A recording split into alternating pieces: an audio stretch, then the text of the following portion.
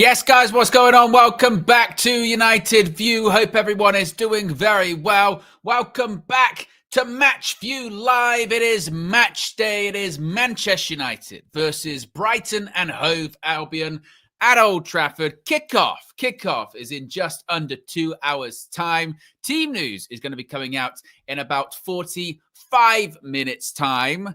How are we all feeling? Are we feeling good? Let me know where you're watching from in the chat. Let me know your predictions, your team lineups, etc., etc. This is going to be a big one because, as we said in the match preview, Flex and myself, that maybe, this could be a situation whereby we're asking for progress.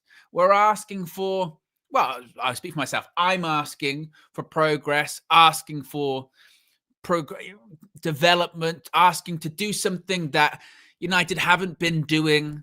Win back-to-back Premier League games, tick. Win at Anfield, tick. I think we've won our last 3 home games as well, tick. Won, 4 out of our last 6, 5 out of our last 7, something like that. And today you're now asking, you've gone back-to-back. Can you go back to back to back? And can you do something that we haven't been able to do for quite some time, which is beat Brighton? Beat Brighton at home as well. We've lost 6 out of our last 7 to the Seagulls. 6 out of our last 7. The only win we got was on the final day of the season when Roberto De Zerbi, like the day before, was like, oh, I'm leaving Brighton. They didn't care. We were focusing on the FA Cup final. We didn't really care, right? It was a whole thing. When it's been proper competitive, when it's really mattered, we haven't really done that much, have we? I think our best performance, I'm thinking, against Brighton that I can recall of recent note was when we played an FA Cup semi-final, won on pens. But yeah, so this is big today. And you know what? We'll show a bit later on with Flex's in his road trip. But I am feeling a bit optimistic. I mean, look, we've been here before, haven't we, folks? Right? We've been here before, whereby we've had a big win, like at the Etihad against Manchester City, or like against Arsenal in the FA Cup. Big performance, big victory against a big side. And we go, right, catalyst, springboard moment. And then it's not really turned out to be that. But now it does feel a little bit different. It does feel like there's room to be optimistic here, because you do look at some of the players and maybe a bit of a better foundation. Before, you've just beaten a big team like Manchester City, but you've got Andre Onana in goal. So it doesn't really matter how well you play. There's a mistake always around the corner that you can just throw in the back of the net. Can't really build that much of can't build a house without a solid foundation, right? You've then got your attacking players. You've got Brian and Boomer, who is more consistent than we've had in the past with other players. You've got Mateus Cunha, who's been a bit unlucky with injuries so far this season, bit on and off, but last couple of appearances looking better. You've got Benjamin Šeško. He's still young, but I tell you what, prior to the Liverpool game, 2-2, people were questioning why he didn't start.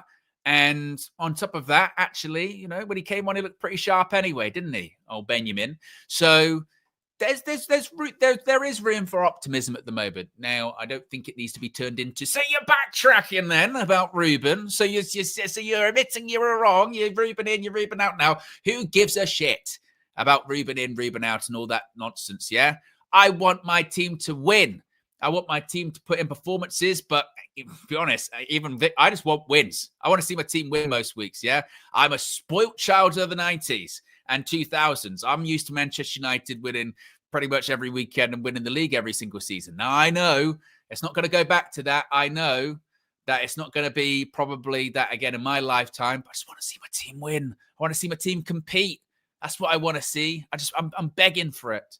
So hopefully Manchester United can deliver that today. Now, before we even talk about the match, we've got so much to get into, because there's actually been quite a lot of news, hasn't there, in the last, 24 hours or so, namely about our captain, Bruno Fernandez. Now, you know me, usually I would do the graphics and all that, but actually I can't even really do that because there's so much. Now, Flex spoke about this morning. You may have seen this, guys. It was this article right here.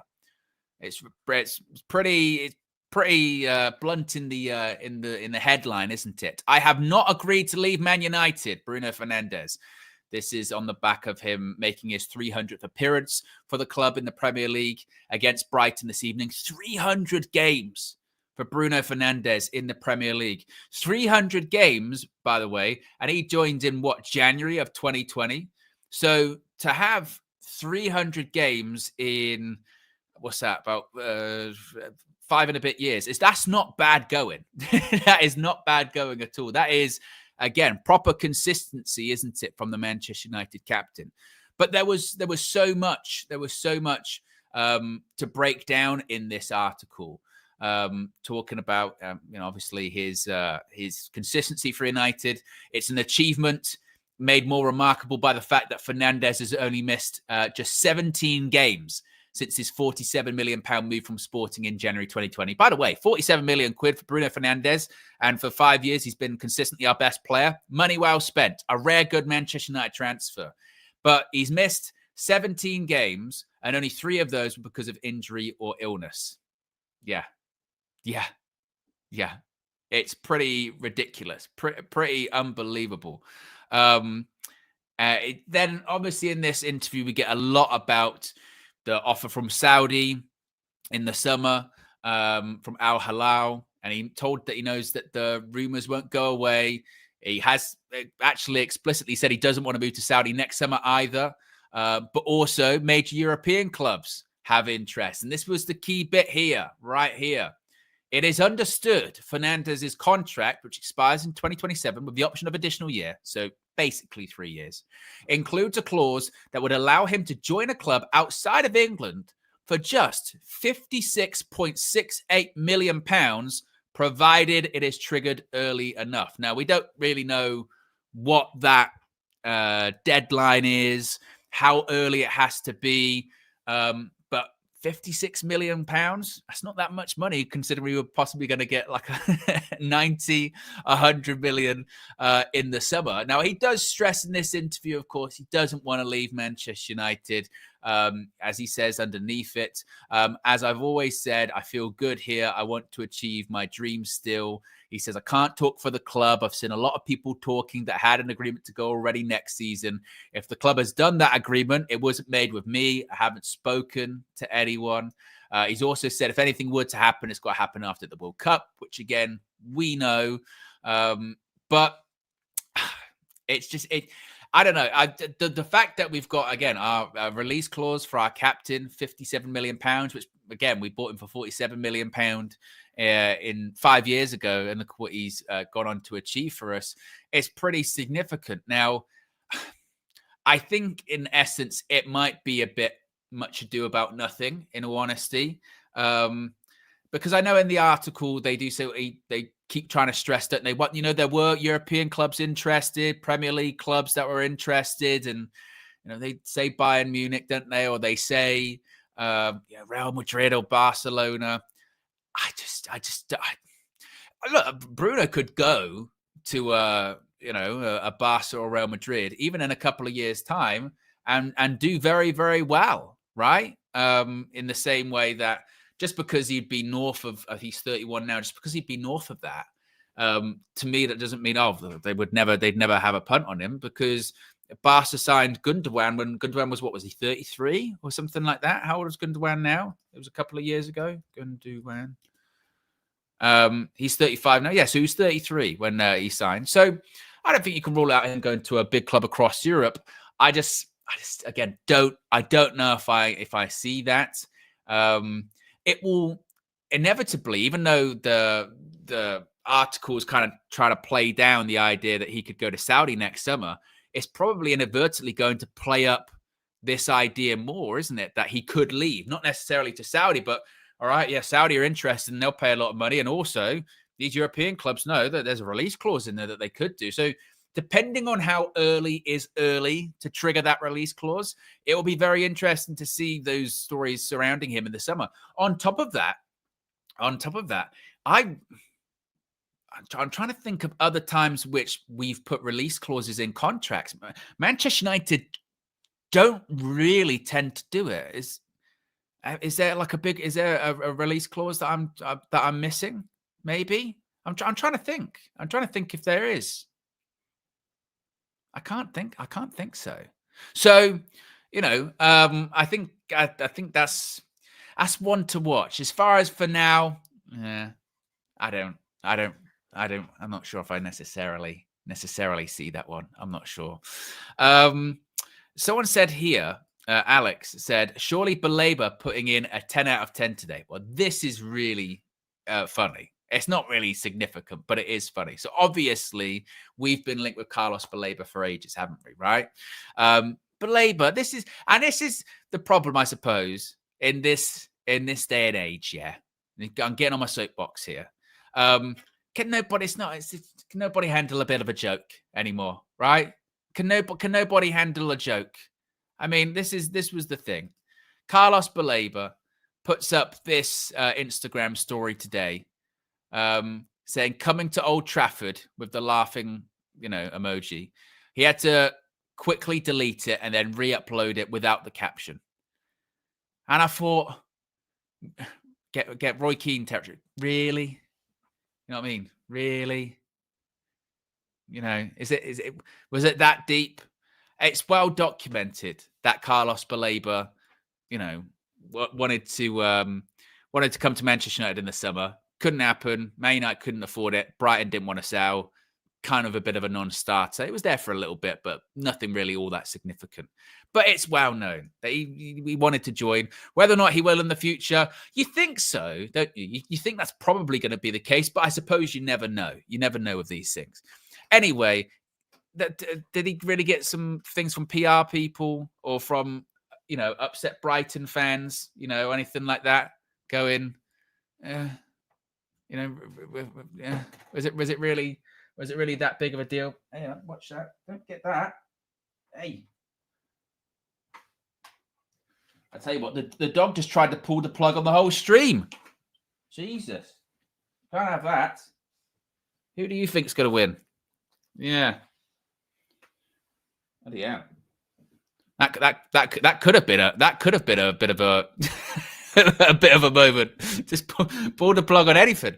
Yeah. So I it's not that big of a deal, isn't it? It's not that big of a deal, in all honesty. But whatever, whether or not like I said, he might not even play. He might be on the bench. He hasn't been really turning up trees so far this season.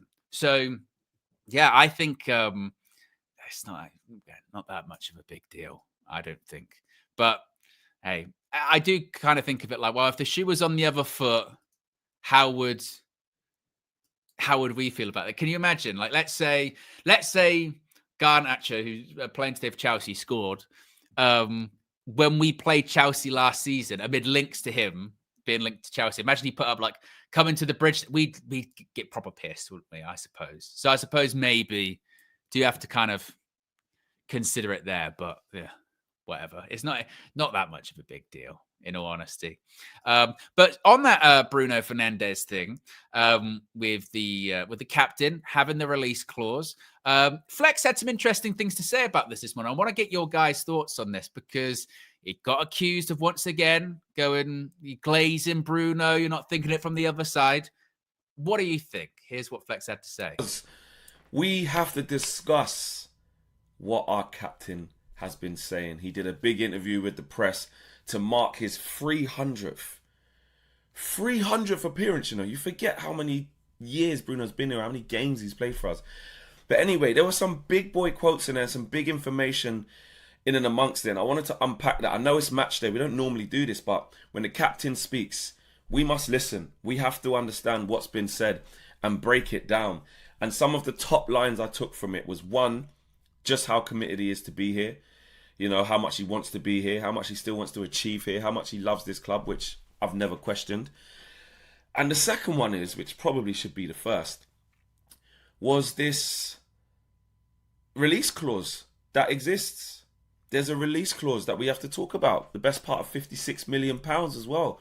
So let's talk about that. And also some of the intricacies and the ins and outs about what was happening with that proposed move to Saudi, etc., etc. Now, to most people, I'm going to say, to most fans, I think they will think this is brilliant.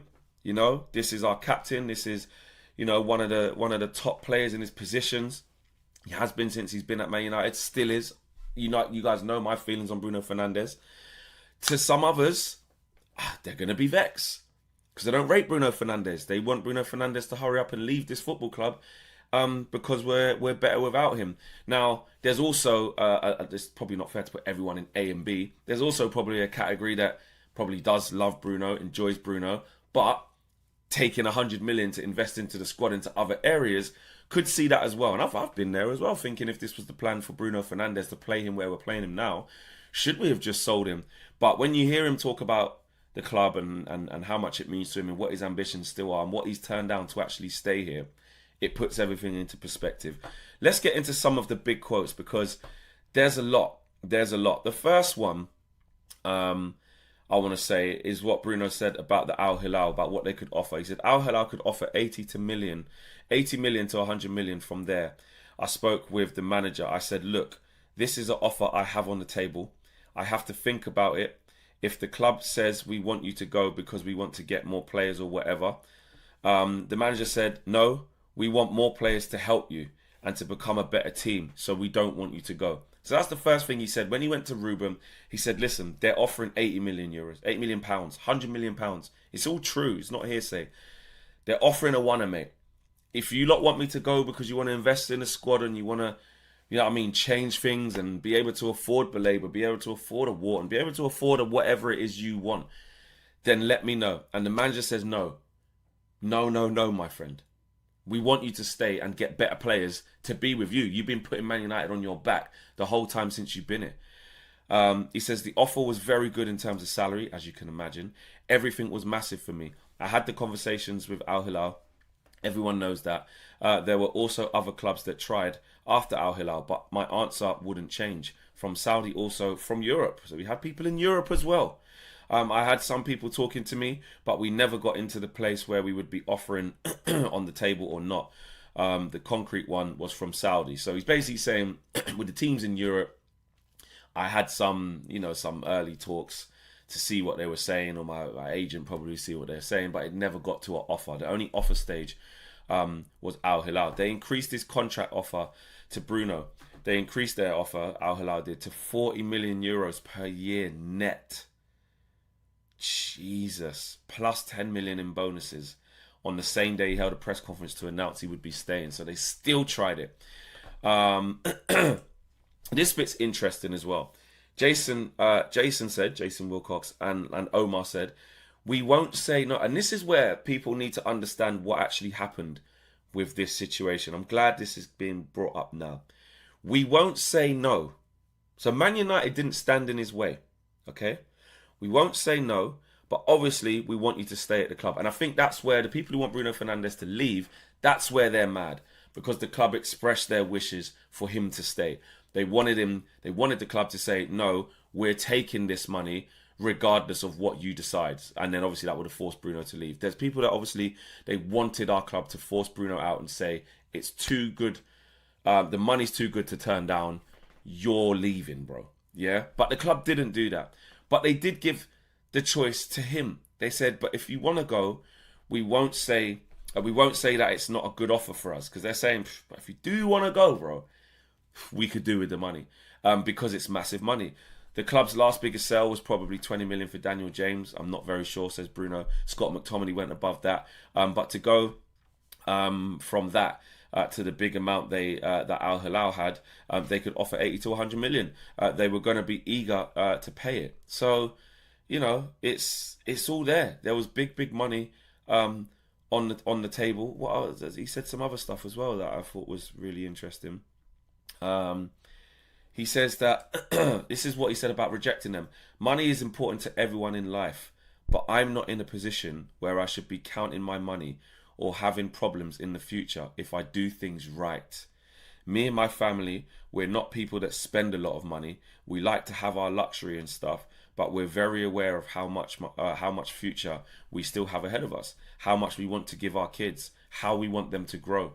We both come from families that were not rich. We never missed food on the table, but we were very aware because we still have family in Portugal. My mum has 9 brothers and sisters. I'm very aware of the difficulties of life.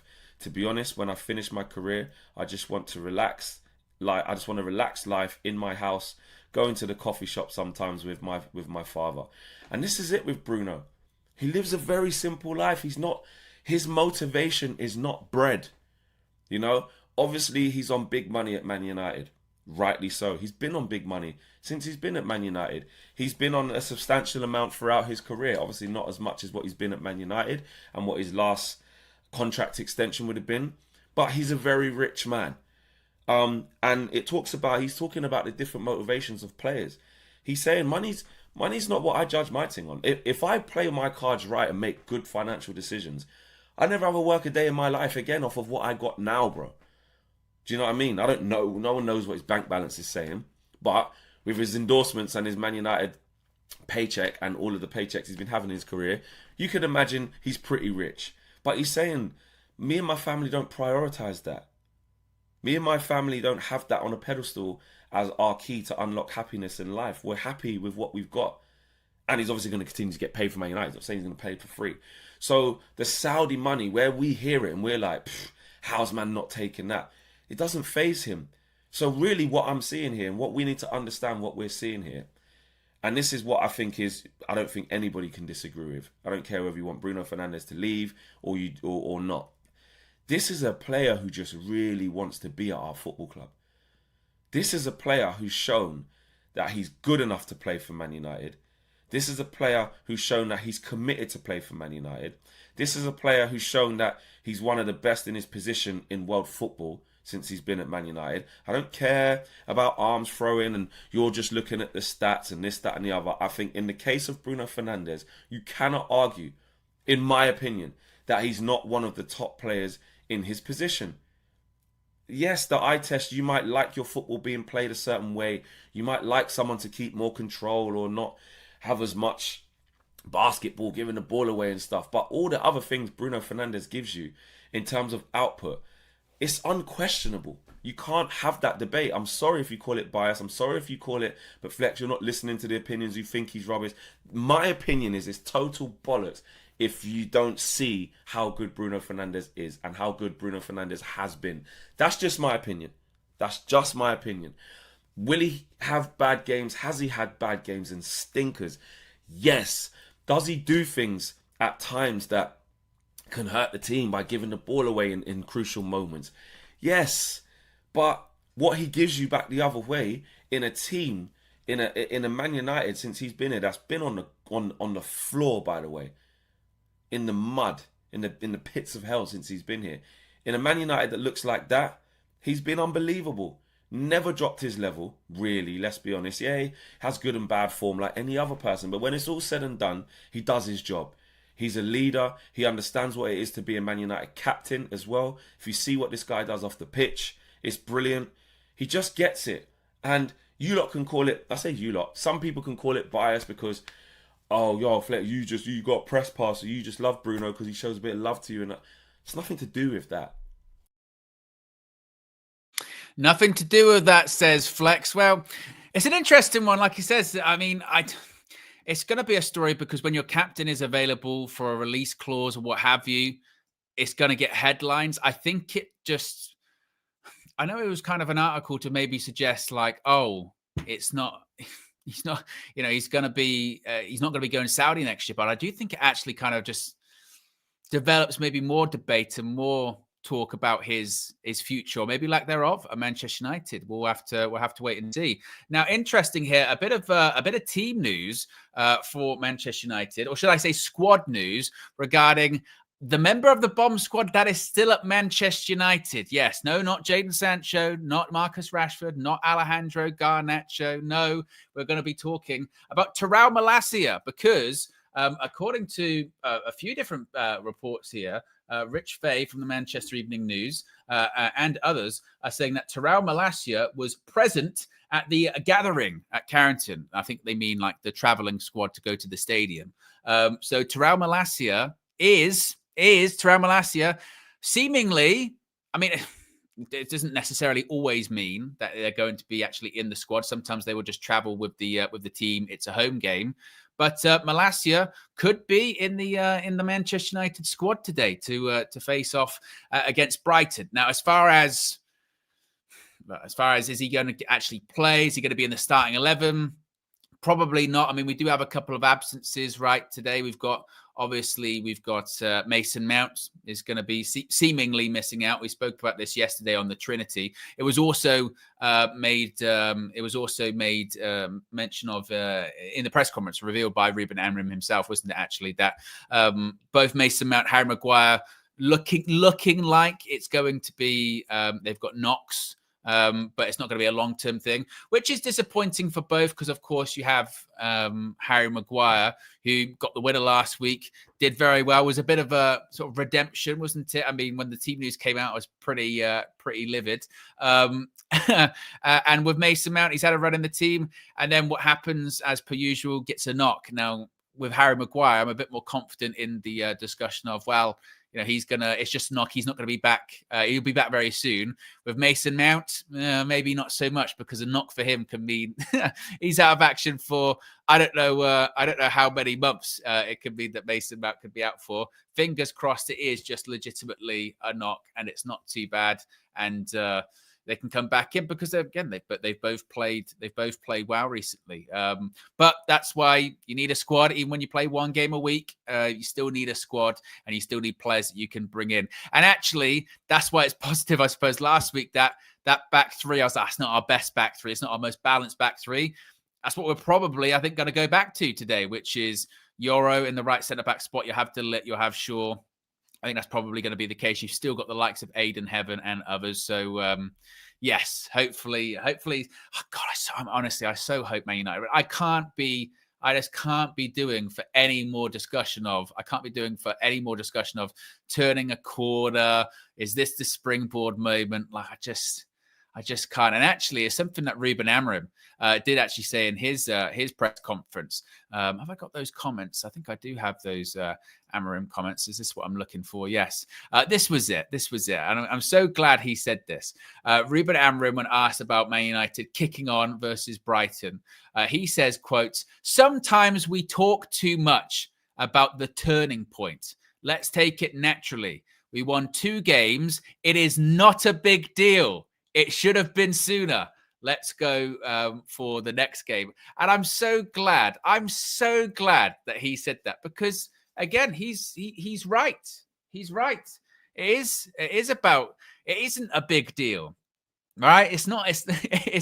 We have the fact that we have these constant conversations about, is this the turning point? There shouldn't have to be a turning point, right? At Manchester United, there shouldn't have to be a point where we go, we stop losing now.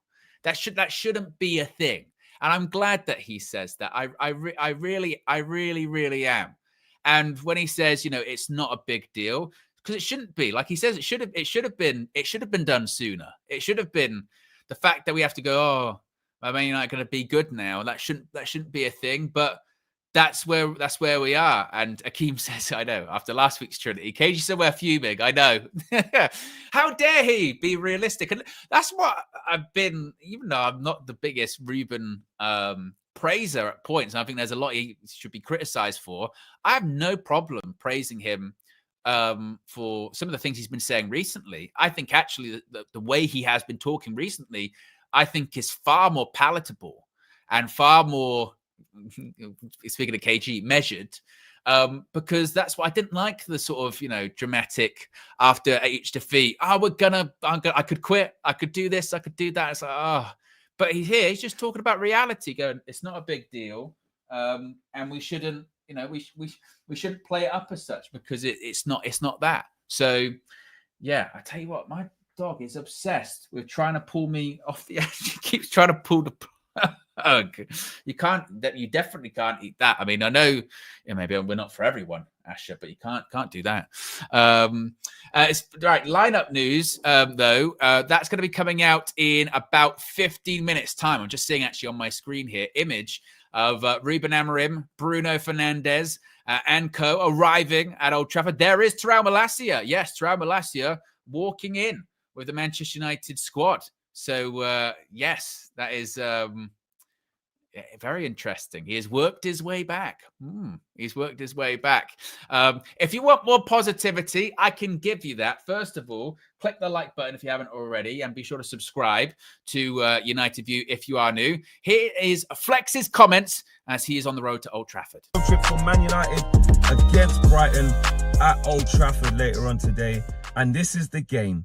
This is the game that really matters, man. This is the game that really matters. Yeah? The celebrations are over, okay, from Liverpool. We've had our fun. We've enjoyed to the max. Trust me. Trust me, you lot have seen how much we've enjoyed. We've enjoyed every single day of this week, even when we weren't playing in midweek and everyone was playing games and moving on from last weekend. We were still stuck there. So we've been oozing every little bit of joy out of that Liverpool result right up until now. But guess what, people? It's gone. It's done. It's happened. It's in the past. It's a tick in the column. We have to move on to this game. Brighton have beaten us 6 times out of the last 7, bro. We owe them 1. And you know what? It's so true what some people are saying. The truer test, okay, the truer reflection of Man United potentially turning a corner is games like today. It's games like today, bro. That middle order, you know what I'm saying? That we've been bottom of, you know? Gone are the days, or hopefully, gone are the days of getting licks at home to Brighton and Forest and Bournemouth and these type of guys who are good teams. They've been way better than us in seasons gone by, especially in the moments of actually playing them. We cannot get a win against Brighton for love nor money. So these players need to show it today. They need to take that confidence, all of that energy, all of that feeling into a good week's training, which supposedly they've had, into this game today. Old Trafford needs to be rocking. We need to do our best as fans, which I know we will, you know. And the players need to respond. They need to show to us that they're serious about improving. They're serious about not having just a little quick purple patch. They're serious about turning us around and making us a decent football team again, at minimum. No one's talking about the title and all of these madnesses. We're just talking about being a decent football team again. A competitive football team again in this division with 1 game a week. And I'm confident, man. I'm not going to lie. For the first time, I'm confident. Listen, if you know, you know. What I will say is this. I was talking to Owen the other day. We were talking about post-Liverpool. One thing we can all agree on. Guys, I'm sorry, yeah. You lot can get to hell with your reverse judge. I'm never doing that again. Yeah? The amount of pelters. And I know people can say, but Flex, we won, so it was worth it. I ain't going to lie, bro. I was dragged through the mud from that decision. So we're never doing that again. Because all people do, they're questioning your loyalty as a fan. You're a disgrace. My phone won't stop going off from a loud minority, to be fair. But also, I'm just not doing that. Because the whole time, I did always believe that we could get something out of the Liverpool game. Maybe not a win, but I definitely thought we could draw. And I had a lot more chest than obviously the judge. We agreed not to, but I'm not doing that again. No chance. But hear what though? I'll be honest though. Today, I do feel confident. I feel like we're finally gonna get that win over Brighton. It's not gonna be easy. It's not gonna be easy at all. You know, Brighton is such a good team and they've proved it many, many times as a club since they've been back in this division. But they've also proved it again this season under Fabian Hurtzler. You know, they've beaten City after coming back from 1-0 down at home. They should have beat Spurs. They were 2-0 up against them. Kind of threw it away a little bit. They beat up Chelsea 3-1. Red card. But was it a red card? Did they get a red card? I think Chelsea did get a red card in that game. But you know, they beat them. Who else did they beat? They beat someone else. Is that it? That's it so far. And they always beat us in terms of the big games. But listen, having said that, we've made a slightly better start to the season than them. It's not like we're looking up at them, but none of that matters. I think they're like a point behind. It doesn't matter. We need to start turning this corner. And if we're serious about turning this corner, we have to beat teams like Brighton at home. Well, we have to beat near enough everyone at home. It's home. We need to turn Old Trafford into a fortress again. Obviously, the first game of the season we lost against Arsenal was a bad start. But now, you know, we've beat Burnley.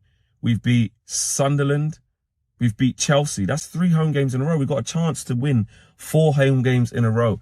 And the next couple are away from home as well, which are going to be difficult games. So I'm confident, man. I'm feeling good about this. Like, I really am. I don't think it's going to be easy, but I think we'll get the W, man. I do. We know that Mason Mount's already out, or is a doubt, along with Harry Maguire. If they're doubts, they probably won't start. Maybe one or both of them are on the bench, or obviously potentially none of them are involved in the squad. They said they're going to wait, but it suggests that they won't start. So you're expecting Lenny Yoro to come back in. You're expecting Benjamin Sesko to come back in. I can't see it being any different from that. I'll be stunned. Unless, because again, we do find different things out about Ruben at different times, unless he really wants to keep Matheus Cunha in that false 9 and brings in a Kobbie Mainoo in the left 10, or puts Bruno in the left 10 next to Mbeumo and keeps Cunha up front and brings in Kobbie Mainoo or Ugarte into midfield alongside Casemiro. Maybe we could see that. What's going to happen at left wing back as well? Is Dalot going to continue there after we won against Liverpool? He wasn't good, but he was part of the team that won. But when Dorgu came on, he did okay. Mazraoui's back as well. So there's a few things that could change. I'd like to see Benjamin Sesko get back in the team. I think he did well when he came on. I think he did well against Sunderland. Obviously, he scored in that game as well, in the last home game. These are the games where we're going to be on the front foot a bit more. You'd like to expect that anyway. You'd like to think that we're not going to be able to beat Brighton the same way we beat Liverpool. That's for sure. We've got to be on the ball, and can't give Brighton too much respect. Brighton aren't Liverpool as well. At the same time of them being a good side, like, we're at home and we're Man United. They're still Brighton. We shouldn't be scared and fearful and be sitting back. Absolutely not. We need to be on the front foot. So that's why I want to see Benjamin Sesko starting. It is going to be interesting without Mason Mount though, because off the ball, he gives us so much, and the balance he gives us is really good because he can drop into the midfield. He can lead the press. He's good on the ball. And just for the team, he helps the team play better. He might not always get the plaudits in terms of the goal or the assist or setting up chances or getting shots. He might not always get that. But he actually did. He had a left foot shot actually that was saved actually against Liverpool. But he gives us that. And against Brighton, they can start bopping it in midfield. And if you leave Bruno and Cass on an island without that protection, because, Cunha is too far away, and, you don't have Mason Mount there, and you've got Sesko up there, I don't know. It's something that we have to be aware of, because Brighton can get into a stride and keep the ball very, very well. We know about their threats. We know how good they are. But weirdly, I'm nervously excited about this game. I haven't felt in this positive vibe, in this positive mood going up to Old Trafford in a long time. Now, don't get me wrong. It can be, and this is why this game is so important. We lose today, bro. We even draw.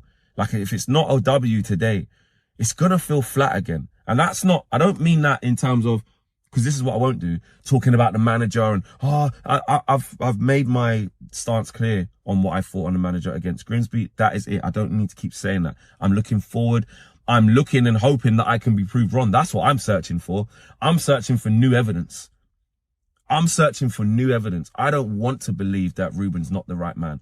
I want to believe he is, but I cannot believe he is until I see sustained evidence. I don't care what anyone else says. I don't care about other people's opinion on what we should feel towards the manager. Everyone's different, and everyone has their criteria and remit of what they can get behind. And I'm sorry, the first 50 odd games, call me crazy, I don't care. Call me premature, I don't care. It was not good enough for me to think that it was the right thing.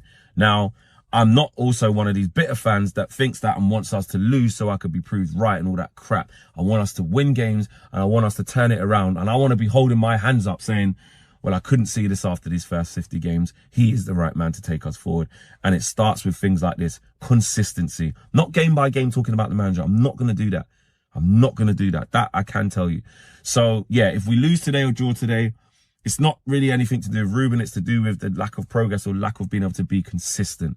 And I don't want to be doing that. And I'm confident that I won't be doing that. I'm confident we're going to win this game. Smash a like on the video. Well, yeah, he goes. Look, he's confident. He doesn't care about the opinions. Yeah, well, interesting stuff as always from Flex. We've got close to 700 people watching, folks. If you haven't already, click that like button. We're nearly at 200 likes, so let's get it going. Let's see if we can get to 400, 500 likes. Some big developments, actually. Right, so first of all, the Manchester Evening News, I think, were first to go with this. I've just seen it being reported by some other people as well.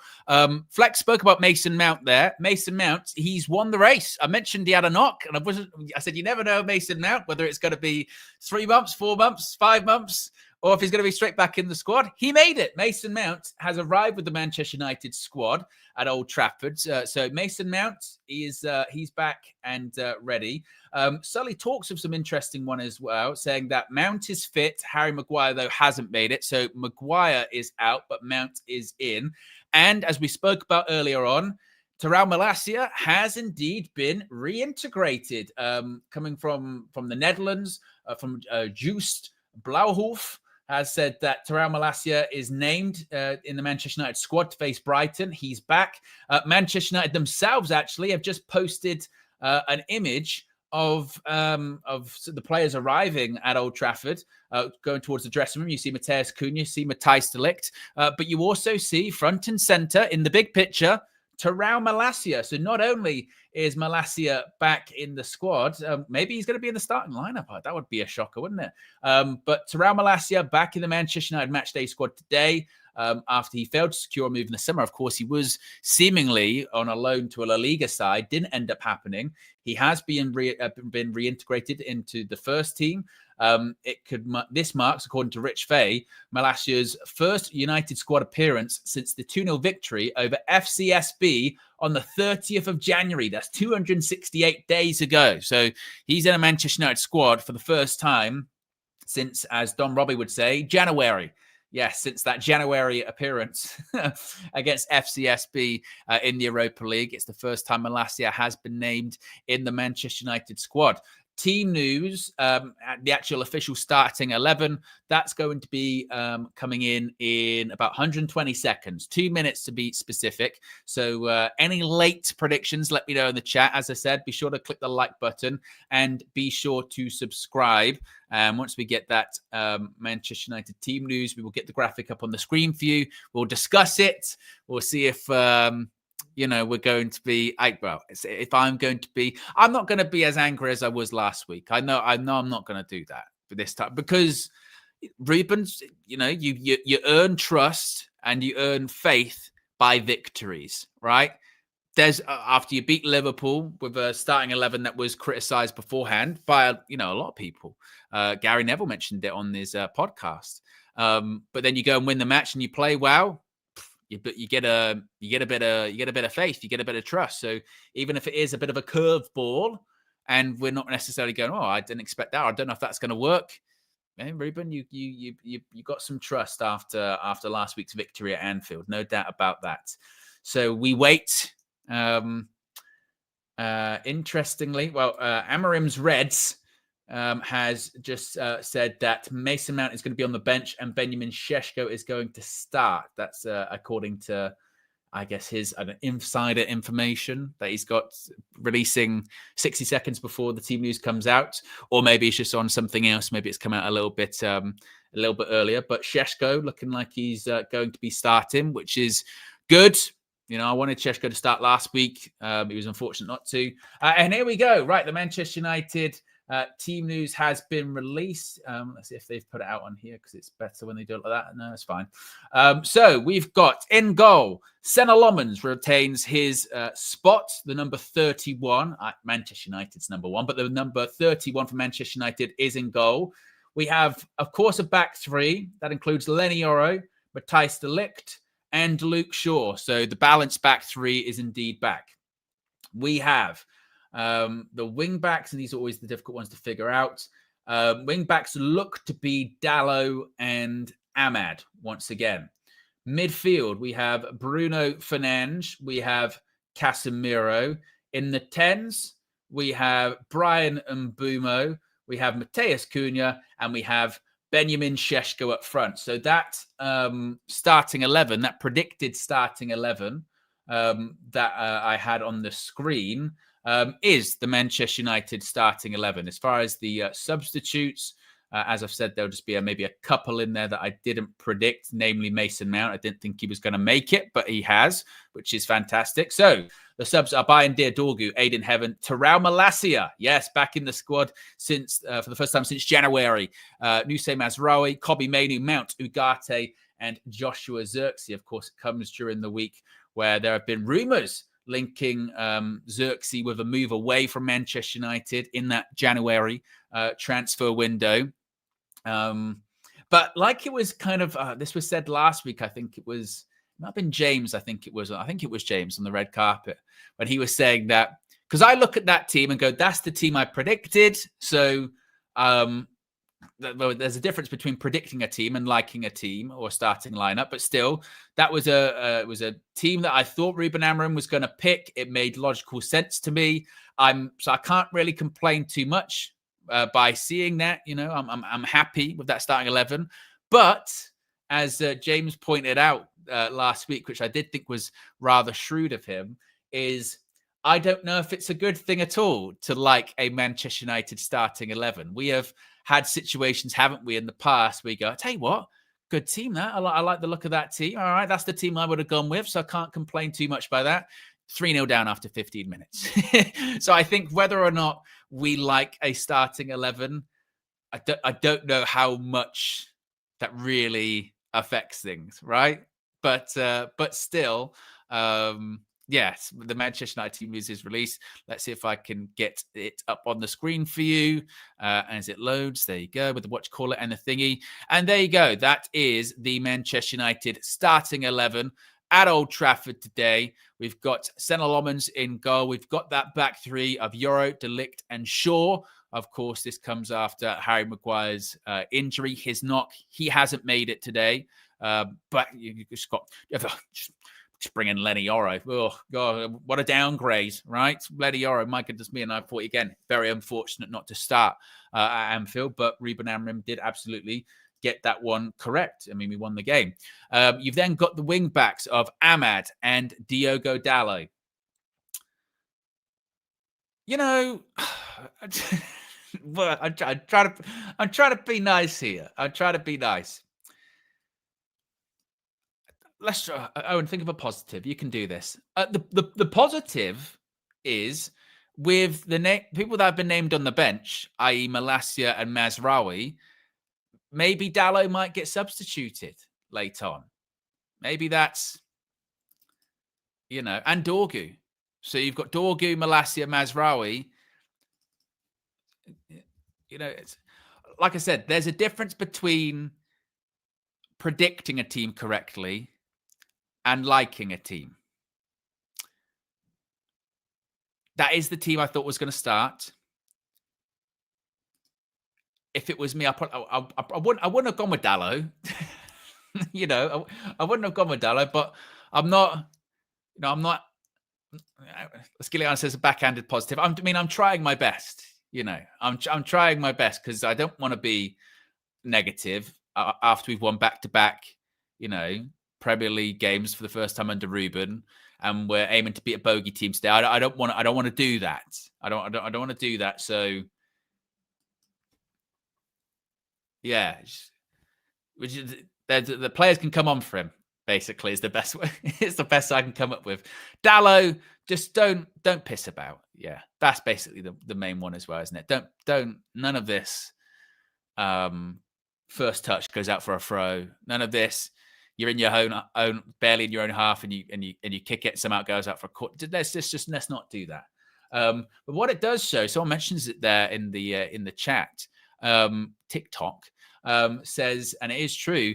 It does. Whenever these team news lineups rather come out, you do realize still we haven't really addressed that wing back situation sort of properly at all in terms of the options that we've got.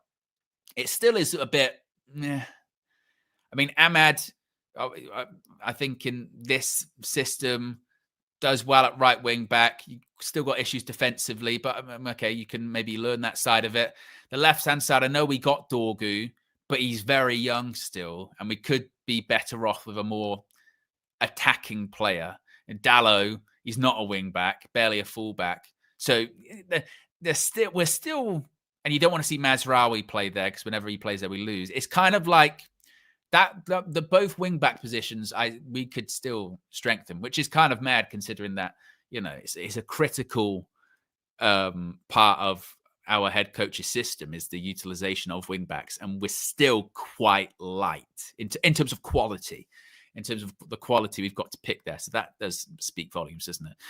In the midfield, you have Casemiro and you have Bruno Fernandes, who, of course, is making his 300th United appearance today. Bruno Fernandes, 300 games for Manchester United in just over 5 years.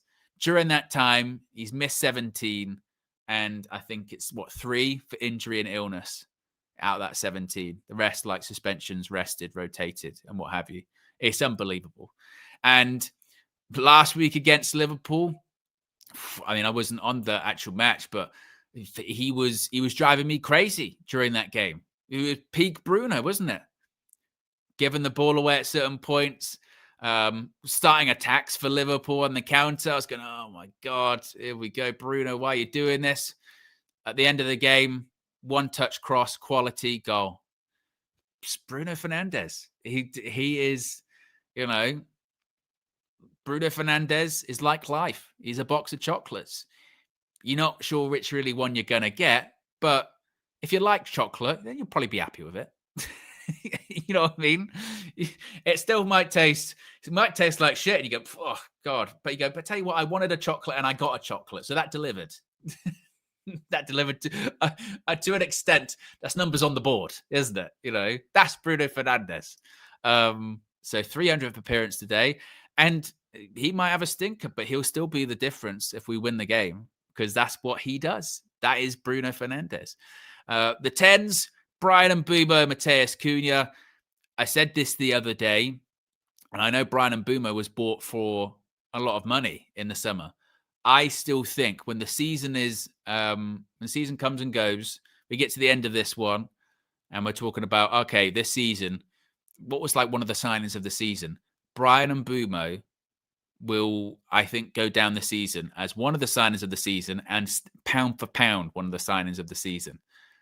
He is, I talked earlier on about trust and Ruben Amorim and trust. Already, I have a lot of faith and a lot of trust in Brian Mbeumo. I know that even if he's not in the best form, which his bar is very high, and he doesn't really dip that much below it. He is very, very consistent. We talk about Bruno, and obviously he can, the range in which he can go up and down. You're like, oh my goodness me. Brian Mbeumo don't really do that. Brian Mbeumo, very consistent. Obviously, some days are better than others. If he's through on goal, you fancy him to score. He doesn't waste chances. He doesn't need 5-10 chances to score one goal. He can only just need one, and he'll put it past the goalkeeper. He's reliable. He presses. I've so far I've been so impressed with him, and I really like again that the difference between him and Matheus Cunha, that they're very different players. Cunha is maybe another one whereby Cunha's maybe his sort of range of where he can be really good and maybe not so much, can kind of disappear at the game.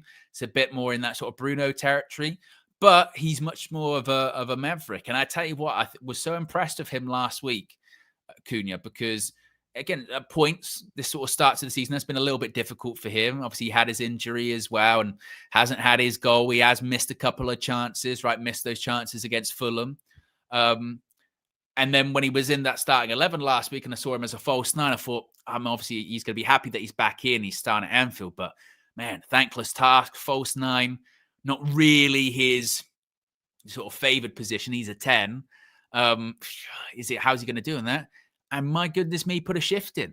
And that's really, really important. We've seen situations with other players in the past at United where they're on the pitch and they're starting the game, but because maybe they're not in their favoured position or their favoured role, you can see them sort of phoning it in. You can see them half-arsing it. As for someone that there was so much talk about Cunha and walking stats and what have you last season, and maybe that will come later on. But I again properly put a shift in, and I really hope the goal is coming for him soon, because I think he really does deserve it.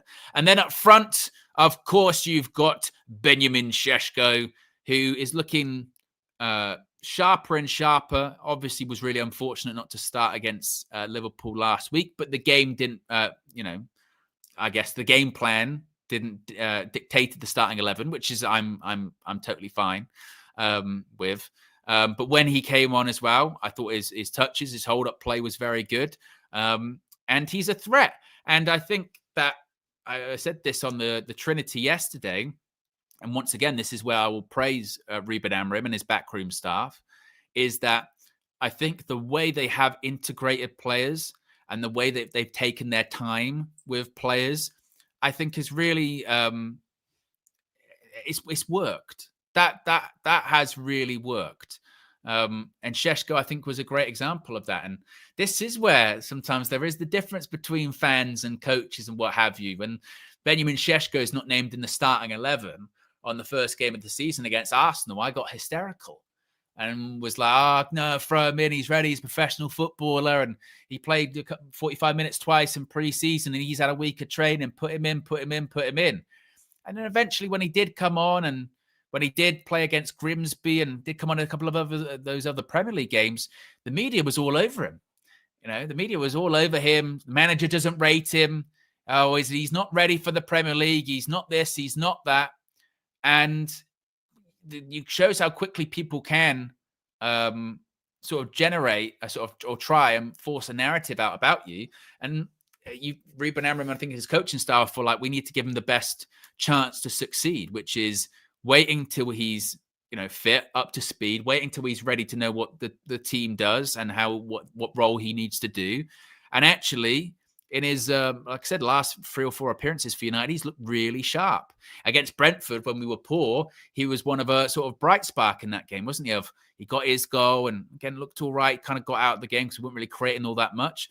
But he's a handful, and he's only going to get better. He's also a young guy. He's a young guy, so obviously more experience, more time. Hopefully, he's gonna really start to score even more goals for us. And I think actually the fact that Amorim is now going with this more direct, I'd say long ball. There's nothing wrong with that. A direct long ball strategy for United.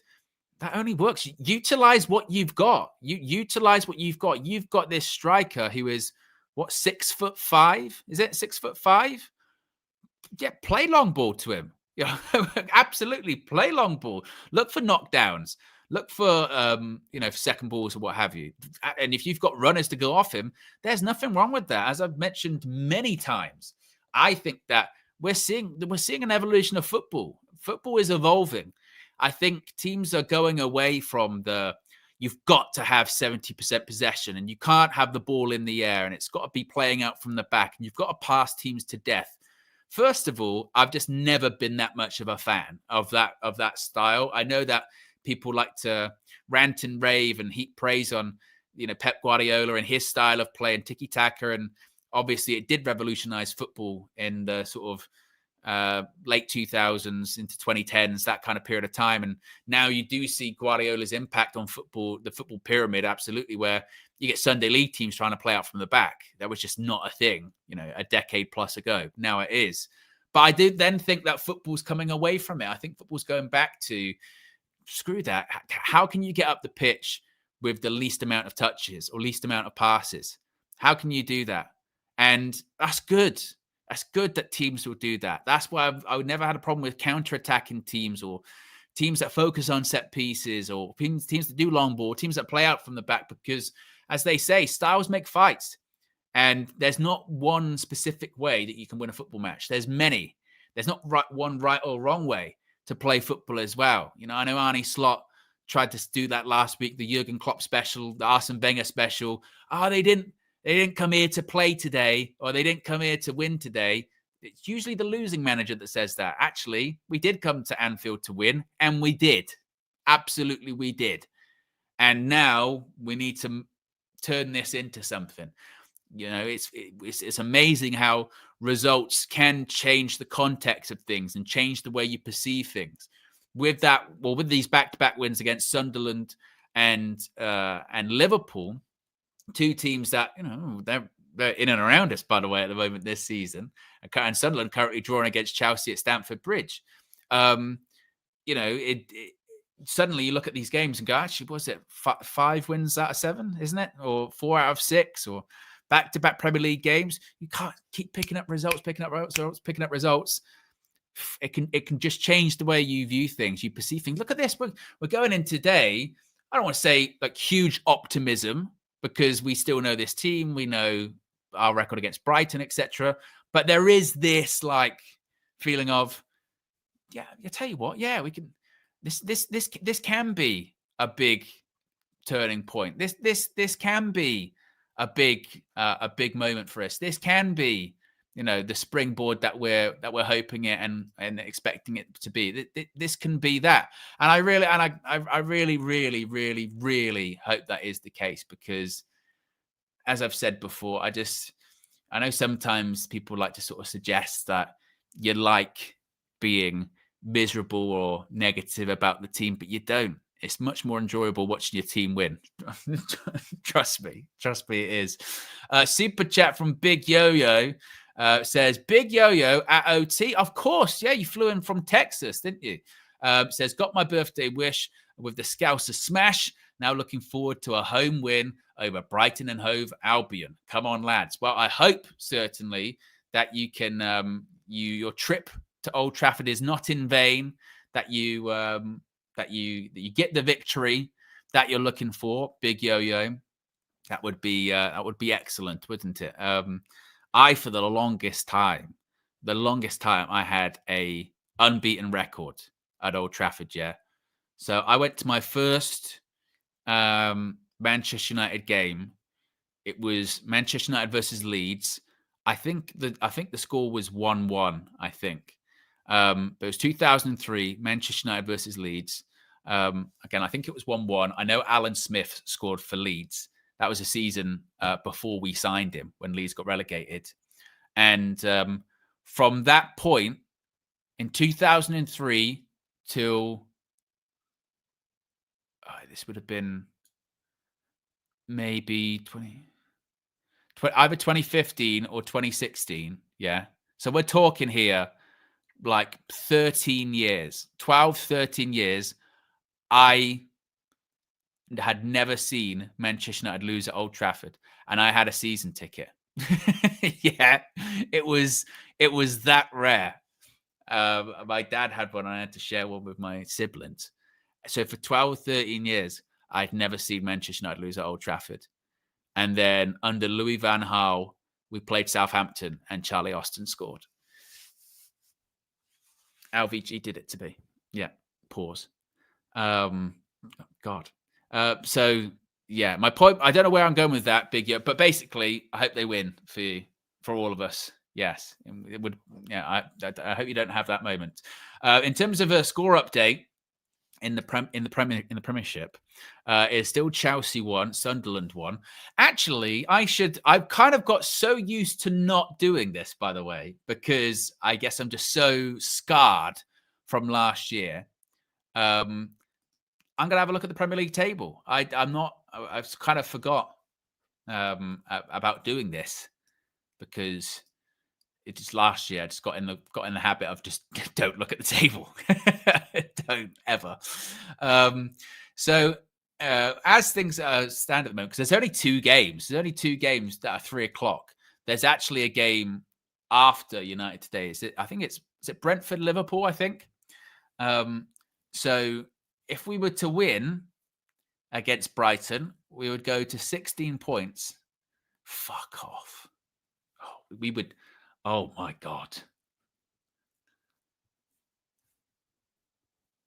Obviously, things would change, so wouldn't get too carried away. If Manchester United won today, we would go up to 16 points, which would put us 3rd in the Premier League. And then obviously the other games would happen. Actually, no, we'd be 4th. No, actually, we'd be 3rd. Yeah, we'd be third. Because as things stand, Chelsea are drawing 1-1 with Sunderland. So as things stand, they're on 15 points. If we won, we would go to 16 points. City would be ahead of us by goal difference. Arsenal would be only 3 points ahead of us.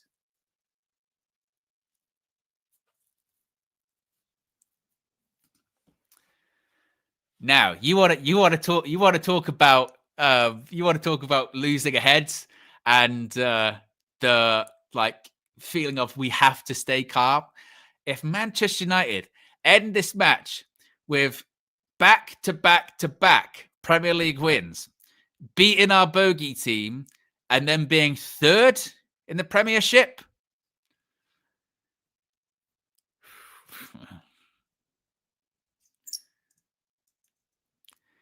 look, like any transfer, when they say "I'll believe it when I see it," I'll believe it when they're holding up the shirt. Look, okay. Let's wait for the game. Let's wait for the game because holy shit, if that actually happens, after all the other results, we'd probably go down to I don't know, 6th or 7th or something. But even still, if we end this Premier League weekend in the heights of 6th or 7th, knowing that could get us European football next season, and we don't have to wait Saturday to Saturday every single week. Do you know how shit it? Well, you do. If you're watching this, you're most likely a Man United fan. Guys, isn't it shit when now all of this football gets played in the week and you can't participate in it? I've never cared less about, Champions League or Europa League or Conference League. I'm like, oh, who would watch that? I'm like, oh, I can't even be bothered. Like Flex said the other night, he was like, oh yeah, I watched Nottingham Forest versus Porto. And I'm like, oh, no. But I just because the football's on, I can't really bring myself to watch it. So I'm like, oh no. If Man United were in those competitions, because we kind of did this happen to you as well this week? I thought in my head that I was going to stretch that Liverpool win, sort of the feeling of joy coming out of that. I thought I was going to stretch that further than a couple of days. But after sort of Tuesday, obviously I kept still watching the highlights because, you do. But I was still then at that okay, right, on to the next one. Brighton, got to focus on Brighton. And then seeing those other games, seeing those other games midweek, the European ones, I was a bit like, oh, that would have been nice. That would have been nice. But hey, like I said, if we win this game and we end up third in the Premier League, holy balls. Oh my God. That is something else. Let's bring in DJ. DJ, welcome, my friend. How you doing? I'm doing good. And then I like I said, I did the thing that I'm not used to basically doing. I kind of got in the habit last season of not looking at the table. But now looking at the table, I win today. There's a possibility. Obviously, other games to play after us, but we could be third in the Premier League as things stand. Owen, let's not do that. And the reason is the hope that kills, doesn't it? It's the hope that kills. We've been here time and time again. Let me move this actually. Am I central? No, not there. We go. A bit central. Yeah, there you go. Yeah. We've done this time and time again where, we start looking at the table. We start getting a bit giddy. We start looking at things we shouldn't right now. I just want to see consistency. If we can win today and win the next one after that, okay, we can start looking at the table then. But Brighton, bogey team, as everyone knows, has been well documented. Brighton is our bogey team, or one of our many bogey teams at the moment. We need to get something from this game. I don't even want to draw. I want to win. I think the boys can do it. Liverpool surprised me. I'm not going to lie, guys. I thought he was actually going to get thumped by Liverpool. I did. I was one of those. You fake fan. How dare you? Do you know what? It's because for me, it was up until that point, I just hadn't seen anything that was going to tell me any otherwise. And then lo and behold, Ruben pulls it out of the bag. You have to give him his props for that one. But Brighton, as we know, they've been a problem for us for a little while now. So yeah. After today's game, I'll feel a little bit better. But I'm excited for today's game. I think we can win. Yeah, I mean, what do you make of this starting 11? Obviously, a couple of changes. Namely, obviously, Maguire, he's out because he picked up a bit of a knock. So we're back to sort of the more normal back three of Euro, De Ligt and Shaw. Wing backs, we've got Ahmad and Dalot. Yeah, we'll talk about Dalot. Casemiro and Bruno in the middle. Bruno's 300th game for Manchester United already. Mad. Brian and Bumo, Mateus Cunha in the 10s, and Benjamin Šeško up front. Some interesting names on the bench, namely Mason Mount. Even though he thought he was out, he's back. He's made it enough onto the bench. And Terrell Malacia, for the first time since January, is on the bench. He is out of the bomb squad and back on the bench. What do you reckon of that starting 11, DJ? So the starting 11, I kind of predicted as much. I heard about, through the knocks and injuries beforehand, and I think this is the strongest team he could have gone with. A lot of us would have liked to see Kobe feature at some point. He'll probably get some minutes today, but you mentioned Dalot, Owen. You mentioned Dalot. Yeah, he has been very, very shocking. He has been very, very shocking this season. I can't even remember the last good performance. And there's going to be someone that's like, no, DJ, he played well against so-and-so. I can't remember it. That's how insignificant it probably was. But look, he's got to do the business today. To be fair to him, he's not a left wing back. He's not. But let's just hope, man, that he can actually do. He needs to put the ball into the box. Do you remember the Wan-Bissaka debate? And yes, I'm rolling back the years. Remember the Wan-Bissaka? Yeah. Hello. Yeah. Which one? KG's son. Yeah, he adopted, then put him up for adoption. Then they put him back up for adoption again. Diabolical behavior by KG. Diabolical. But with Dalot, we was all thinking, who's better? Dalot crosses the ball. We've seen none of that. We've seen none of that. And when he has done it, it's been shocking. Dorgu, I do like Dorgu. He's just not a starter for me. I do like him, but he's just not a starter for me. I think we need to invest heavily on that side. Ahmad's done an amicable job, I think, at right wing back. He's not his preferred position, but he's kind of transitioned very well and adapted very well. So this team, I think, is the strongest team he could have gone from.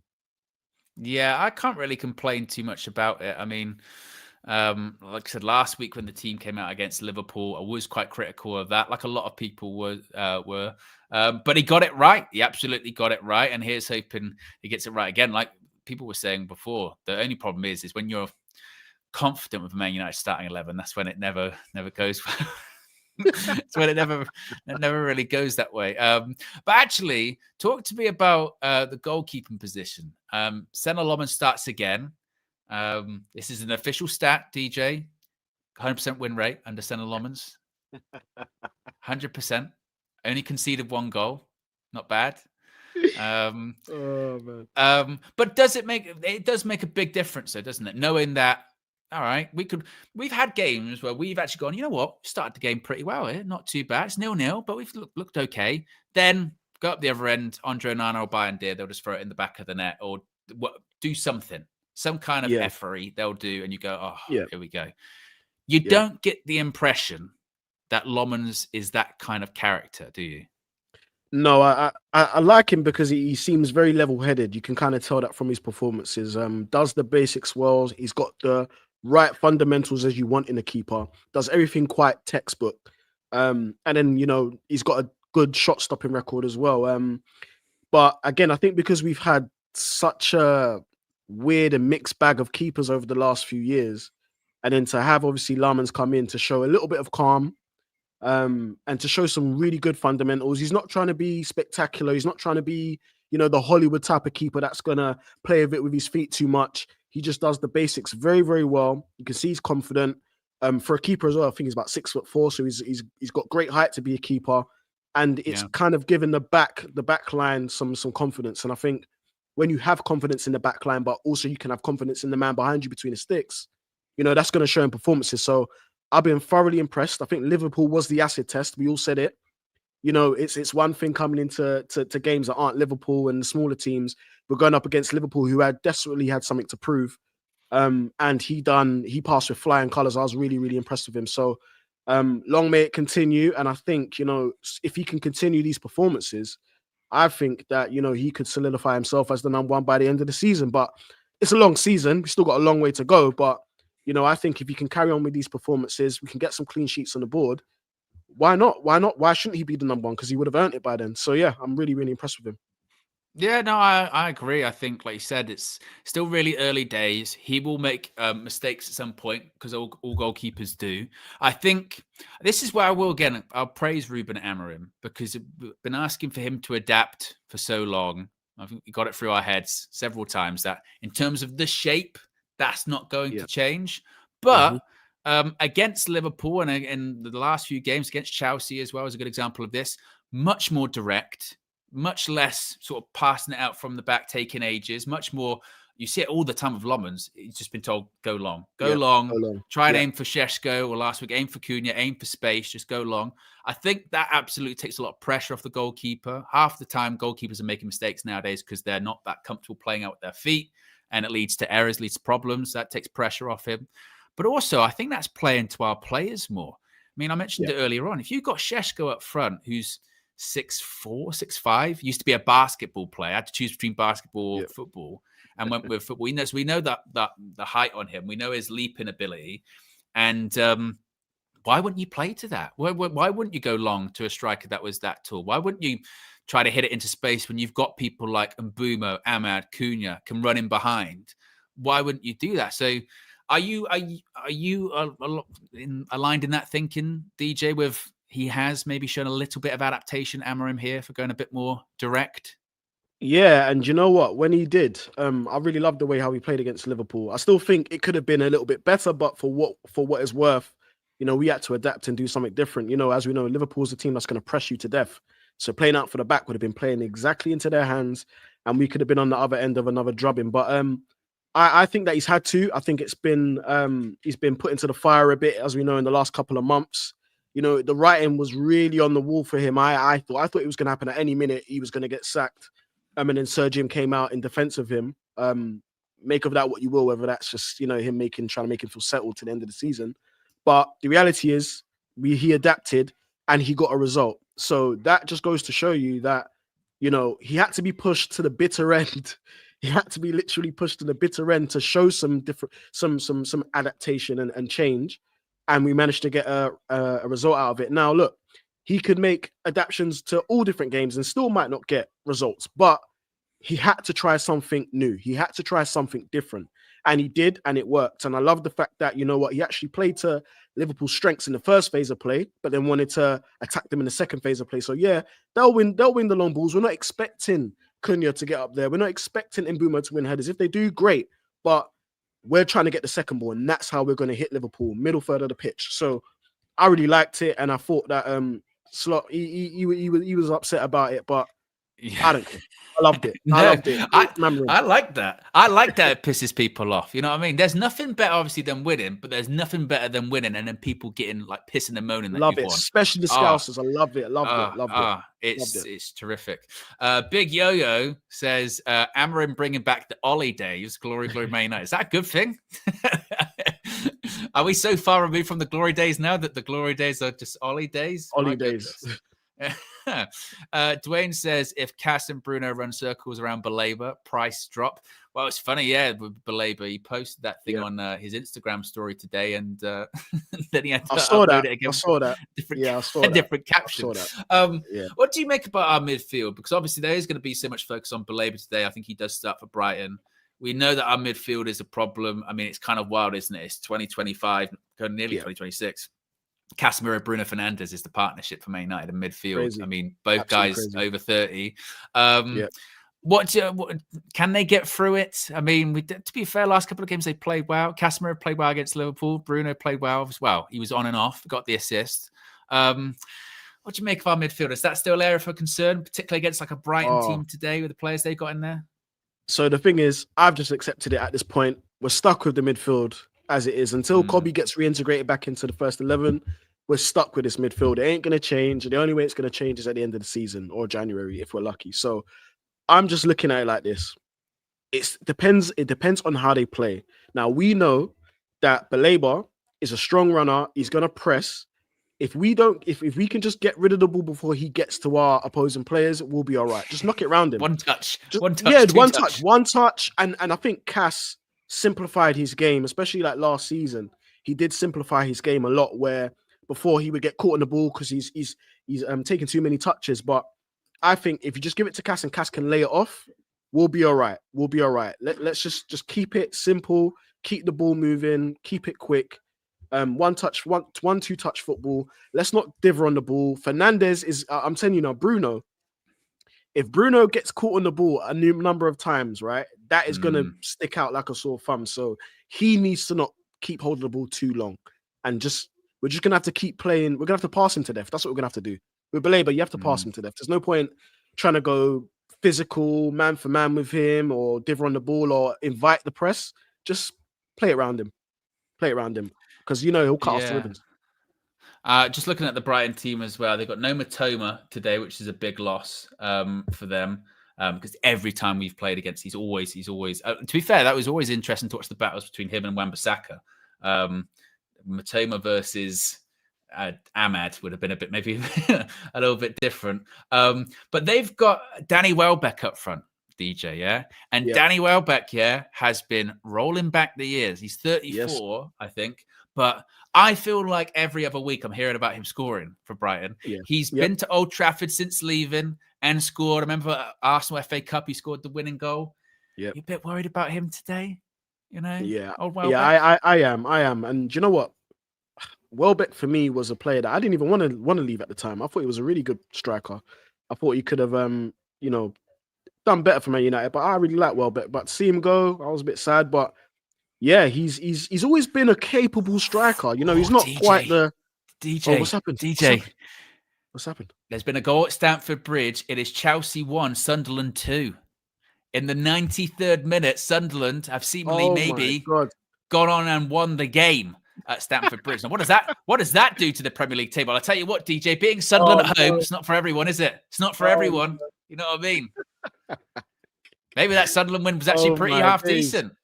Yeah. It looks like it, but you know what? I'm glad.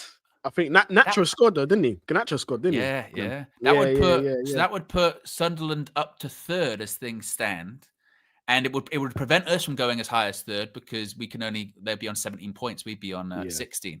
So Sunderland, I tell you what, if Sunderland end up like 3rd by the time this weekend ends in the Premier League, we suddenly look at our result against Sunderland again and go, that's not bad. You know what I mean? That would have bad win. Football can change in a space of 7 days. The footballing world can change on its head. We know that. Yeah. Just look at our situation. Amram was out the door a couple of weeks ago. Gets a big win at Liverpool, and if we can pull it off today, and that's a big if because Brighton are tough. If we can get a win today, there is no reason why we can't go forward and think we can win every single game, and we should be thinking that. But look, we've got to get through this game first. Oh, even better. They're second. They're second as things stands. Sunderland are second. That is crazy. So they're second as things stand in the Premier League. They'd have lost how many games? They'd have lost only 2 games in the Prem. One was against us at Old Trafford. It's like you said, it's funny how after several weeks removed, it can make a result look even better or worse, can't it? You know what I mean? For instance, if you struggle past a team, like it's the same way that we beat Fulham on the first day of last season, yeah? And I bet Fulham went on through last season, went, how the fuck do we lose United on the opening day of the season? They're shit. You know what I mean? By the time you go, Man United. Us, we beat Sunderland at Old Trafford, and it's like, yeah, I know Sunderland have started the season well, but it's Sunderland, newly promoted side. They've won the playoffs. Yeah, let's not get too carried away. Yeah, it's the basics. Next thing you know, they're second in the Prem, and you go, that win against Sunderland was pretty good, wasn't it? I was one of the people that said, oh, guys, it's only Sunderland. Let's not get carried away. I was one of those people. I was hands up. I was one of those people. It's only Sunderland. Why are we getting carried away? We shouldn't even really care about that. But Oh my god, it's yeah. Yeah, and it goes to show, just I suppose, how open things are and tight they are already at the top. I mean, Man United can win today, as I mentioned, and end up being 3rd in the Prem. We're currently 9th. The fact that you can jump 6 positions at the moment does speak volumes. But I'm happy that United are. The worst thing that we could have is that we could win a game and it doesn't mean that much in terms of getting us up the table. As long as we're in and around those conversations where all you got to do is win a match and you can get up into the top 4, that's fine. Then I'm happy with that. I'll take that. Yeah, points are up for grabs. And look, if Ruben's going to make anything of his career as a manager, now's the time. There's points up for grabs in this league at the moment. The form's kind of all over the place for most teams. If we're trying to get some consistency. Now is the time. Like, let's try and do the 4 games, 5 games, dare I say 6, 7. Let's try and get into those brackets of racking up those wins, racking up those consistent wins. It's going to get us flying up the table. Now, look, just imagine, look.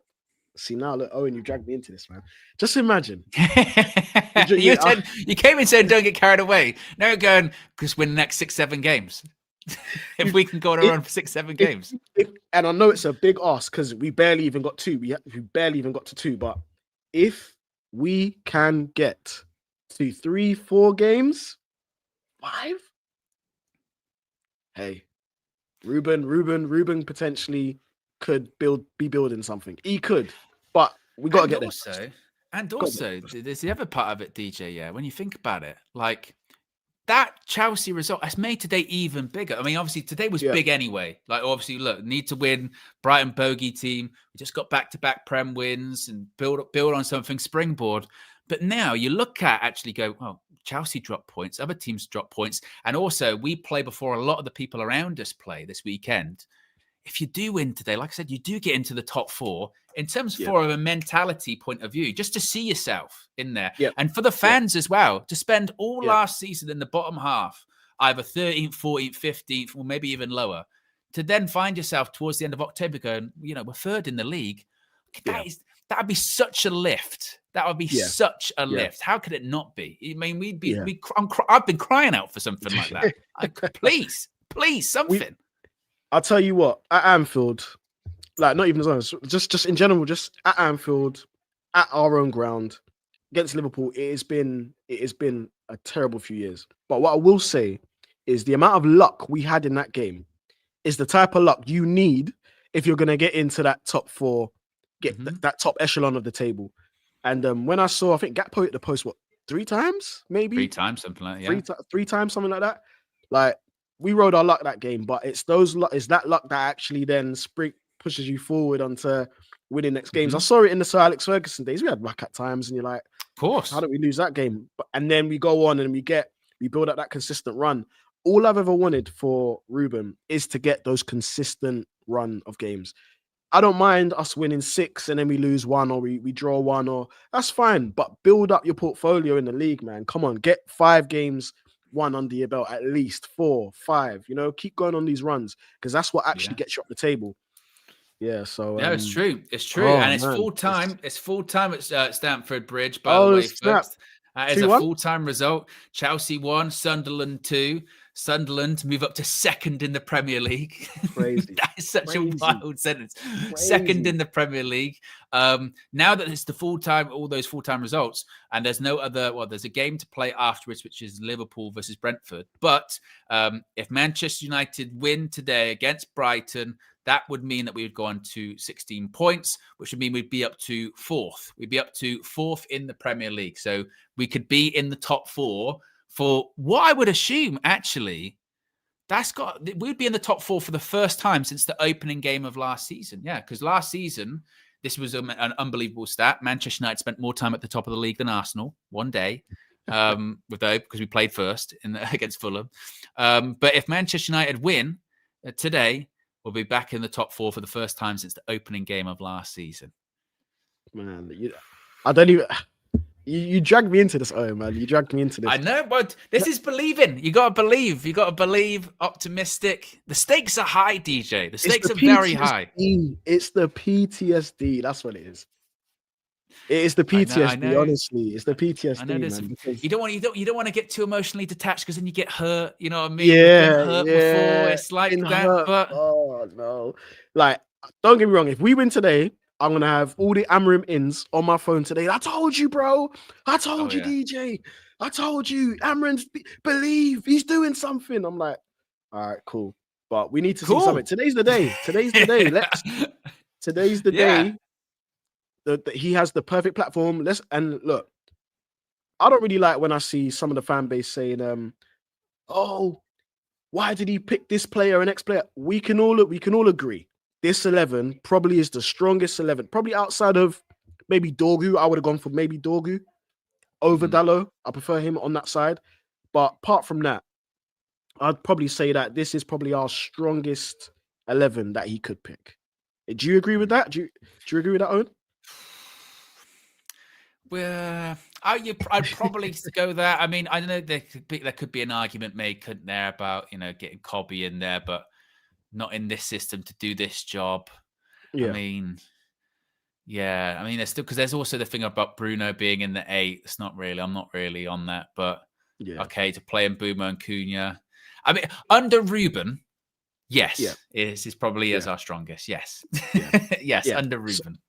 Here's one thing that I was thinking that I was waiting for him to do. I'm going to see if he's going to do it as the season progresses. Is if at any point, if say Cunha is out or even Šeško, you could move Bruno into the 10, Cunha as the false 9, and then have Cobby with Cass. That's what I'm kind of waiting to see if that's possible. But I think what he wants to do, and I think we all want that as fans, is for Šeško to get some more goals, get up and running. Scored the other day. If he can try and score again, get some goals going, because I think we want it to work for him, and I think he's a great striker. I like what I've seen of him. Yeah, just needs to get just score a bit more now, and then we'll see where he can end up. I think like I said, I'm a big fan of his, and I think he will absolutely come good. Already got those 2 goals as well. Super chat here, Lil Yo-Yo says, "There's death, taxes, and DJ wearing a hat. Always. Trademark." What people don't know is actually it's glued to his head. It doesn't come glued. off. I sleep with it on. I sleep with it. I sleep with it on, mate. I sleep pajamas and my hat. Never. Yeah. But you know what? If we win today, it comes off. It'll come off. No, come on. You got good luck. You can't take it off, mate. Yeah. And he uses it like a pocket. There's loads of stuff under there. You know what I mean? Carries things around. Pencil case. At school, you used to have the pencil case under there. Yeah, of course. Nathan says Casemiro needs to be a rotational player.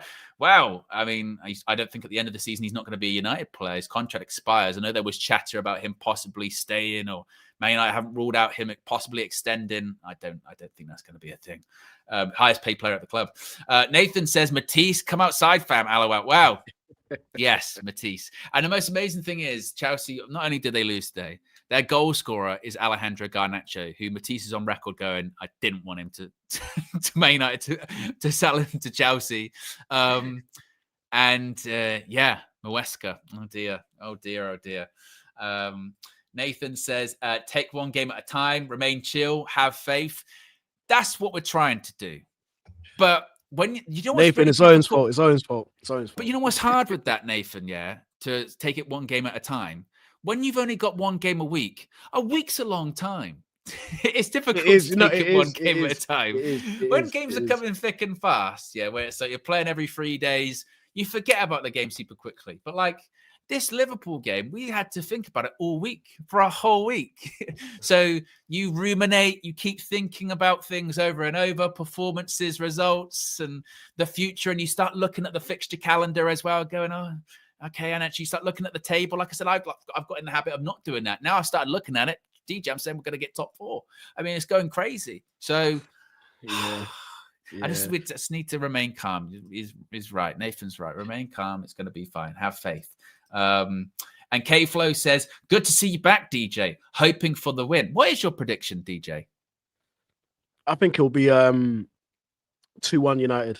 2-1's always my safe score. I think if we either 2-1 or 3-1 United. I think Brighton will make it tough for us early on.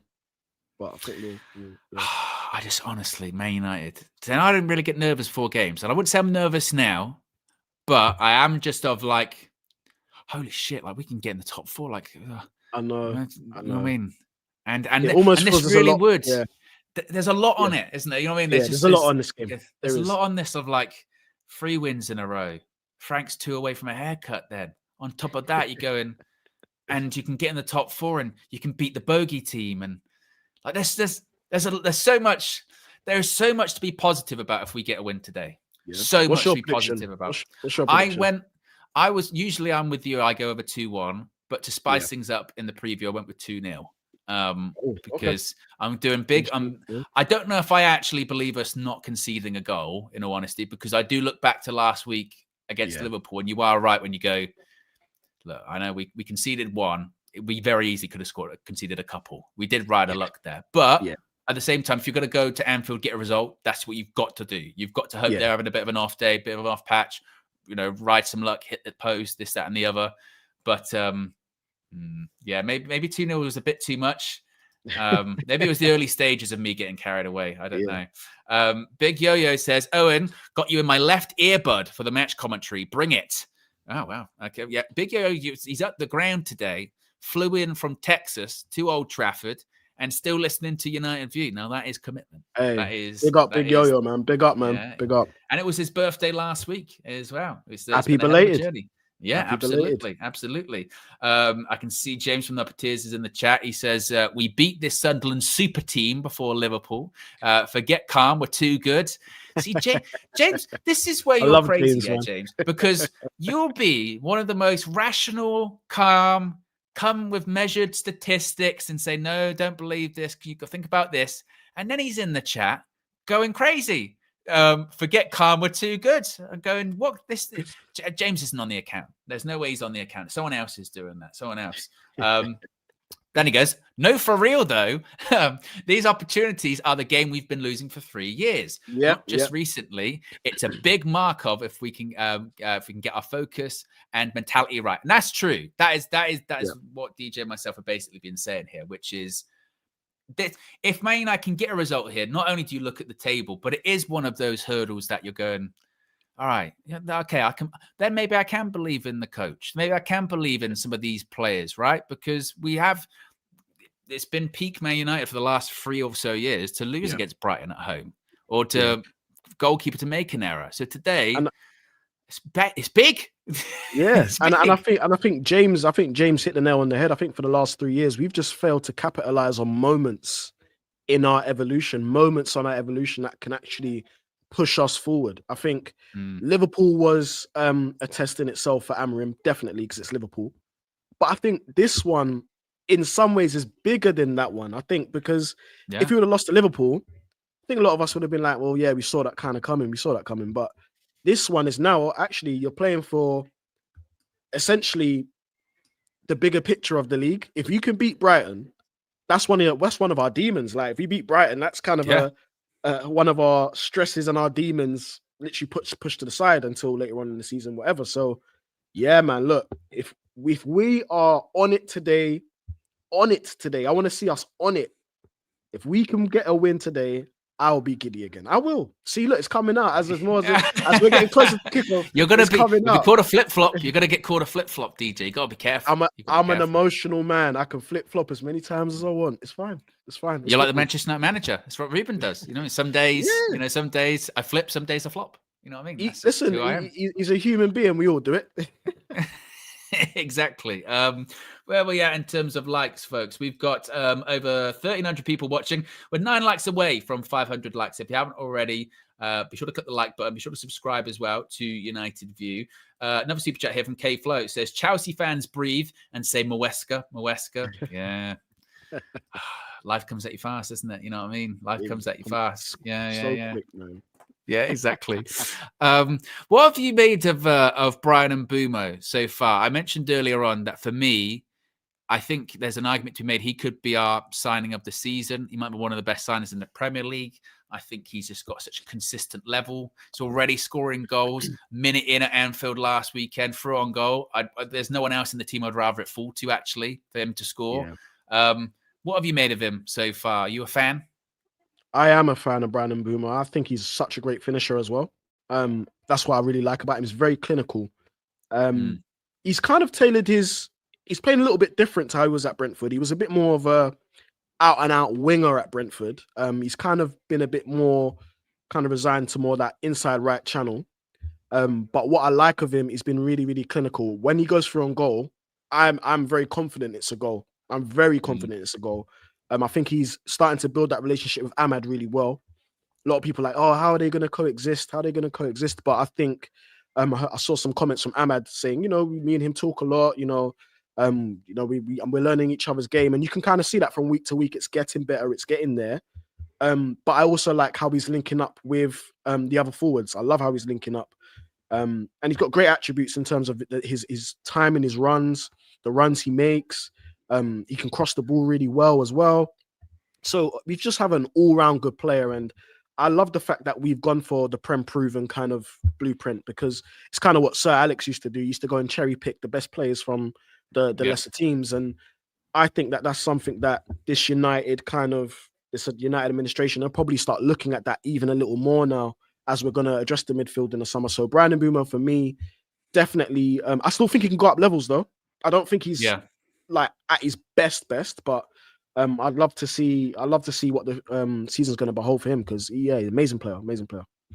Yeah, he's top. I think he's a really good player. I think we are going to miss him during AFCON over the winter.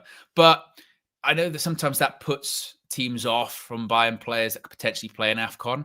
But I think he's one of those players. He's a bit like, Salah and Mane were for Liverpool. That worth the risk, because you're going to have him worth the risk, more often than not. And he's just a top player. And I agree with you. I think there's still levels that he can go up. And I think my hope is anyway that he gets that, like, when you do see teams, players that play for those, like, say, lesser teams in the Premier League. And like I said, growing up, we used to see this quite a lot with Sir Alex buying those players from, like, your Aston Villas or your Tottenhams or whoever. They get them from those sort of teams in the Prem that were ready to make the next step. And then you saw them at United. You go, I tell you what, I thought they were good at that club, but they've got even better now. They've got up levels. They are like ruthless. I think Mbeumo can go into that category 100%. So, and if we score a goal today, I wouldn't be shocked if it was Brian Mbeumo. Absolutely. His partner in the 10 is Cunha. Hasn't got necessarily the goals yet. But last week against Liverpool in the false nine did really, really well. Surely it's a matter of time before he gets that goal and assist, is it not? Yeah, man. I think all our forwards just need to maybe get on the score sheet now. I've been impressed with Cunha in terms of his running ability and his dribbling, and it's kind of got us out of a lot of trouble. It kind of takes the pressure off a lot of the time. But I would like for him to get a goal. His performance against Arsenal was amazing as well.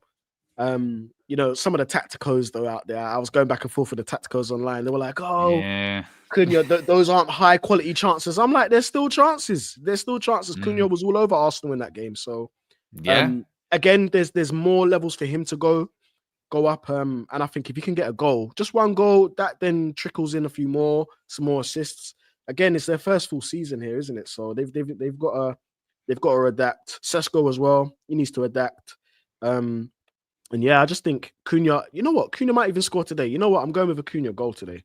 I think it's about time. There you go. I'll go with a Cunha goal. A Cunha goal. I think Cunha might score today. I think God, just looking at those stats again. Last 7 meetings, Man United wins 1, Brighton wins 6. Man United goals 6, Brighton goals 15. It's not good. Like, our record's not good against Brighton at all, regardless of who's the manager as well. We couldn't beat him when it's Graham Potter. Couldn't beat him when it's De Zerbi. That's our last win, though, was at end of the season against De Zerbi's last game at Brighton. Huertzela's done a number on United both times that he's played us. So they are our bogey team.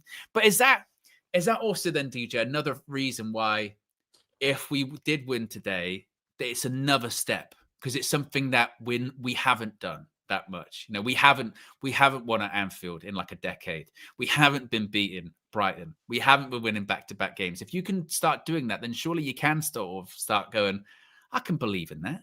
I can buy in that. That's stock, isn't it? That's stock. Of course it is. Yeah, it's Man United exorcism. You're getting rid of the demons, aren't you? I think we're doing burning some sage. There you go. We're doing everything that we couldn't do. Do you know what I mean? But doing everything they said that we couldn't do. And as fans, I think that gives the fan base hope. It gives us belief. It will give Amorim belief. I think Amorim, you can kind of see he's already been kind of emotionally scarred by his team and some of the losses.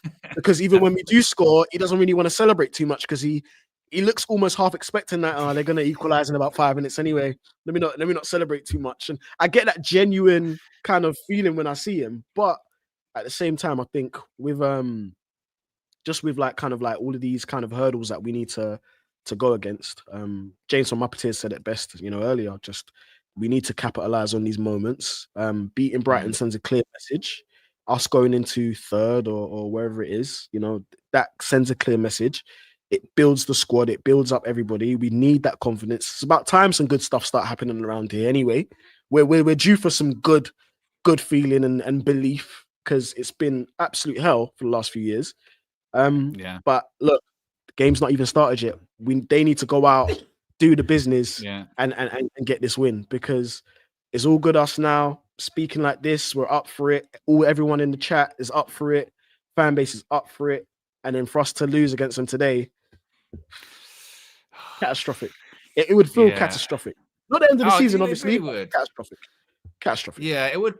It would be, like I said, because it is the hope that kills you. If we lost against Liverpool last week and we went into this, we'd be going into this game going, look, it's big because we need to bounce back.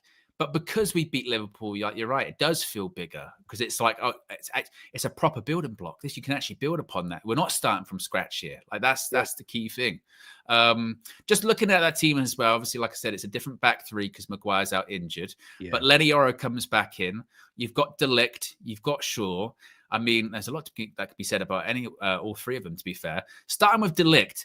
Some have said that he might be so far, arguably our player of the season. What have you made of De Ligt so far this season? I've been really impressed with him, Owen. Honestly, I've been really, really impressed with him. De Ligt, if everyone remembers, probably about 4 years ago, he was kind of touted as the next best thing, the next best centre back. Yeah. And what I noticed about him is that his levels don't, kind of similar to Mbeumo, his levels don't drop too far. I think since he's come to United, he's had like the odd off game. But I think literally now you're seeing that leadership quality come through. You can see him always organising the back line. You can see that everyone kind of respects him. But just in terms of how he plays, he puts his heart on the line. He puts his body on the line. Quality player there. I'm a bit sad that Maguire obviously is out at the moment because I think, confidence booster for him if he would have started again today. Keep that good feel feeling back still there. But De Ligt, for me, I've been really impressed with him, Owen. And it almost feels like he should have come to the club probably 4 years ago, 4 or 5 years ago. Do you know what I mean? When he was on the ascendancy. But I'm happy to have him now. And as I said, that we do need a lot more leaders in the team. You've got Cash, you've got Bruno there. You've got De Ligt now. So, we do need it in this team, yeah. Yeah, well, it's funny actually with De Ligt, isn't it? Because like you said, when he was at Ajax, getting that team to the semi-finals of Champions Leagues and what have you, he was the captain of the side at the age of 18, I think it was, 17, 18. So he's always had that leadership quality about him. You're right, he did become that kind of name that, for whatever reason, it felt like he never really reached his potential because he did bounce around from a couple of big clubs and it didn't work out.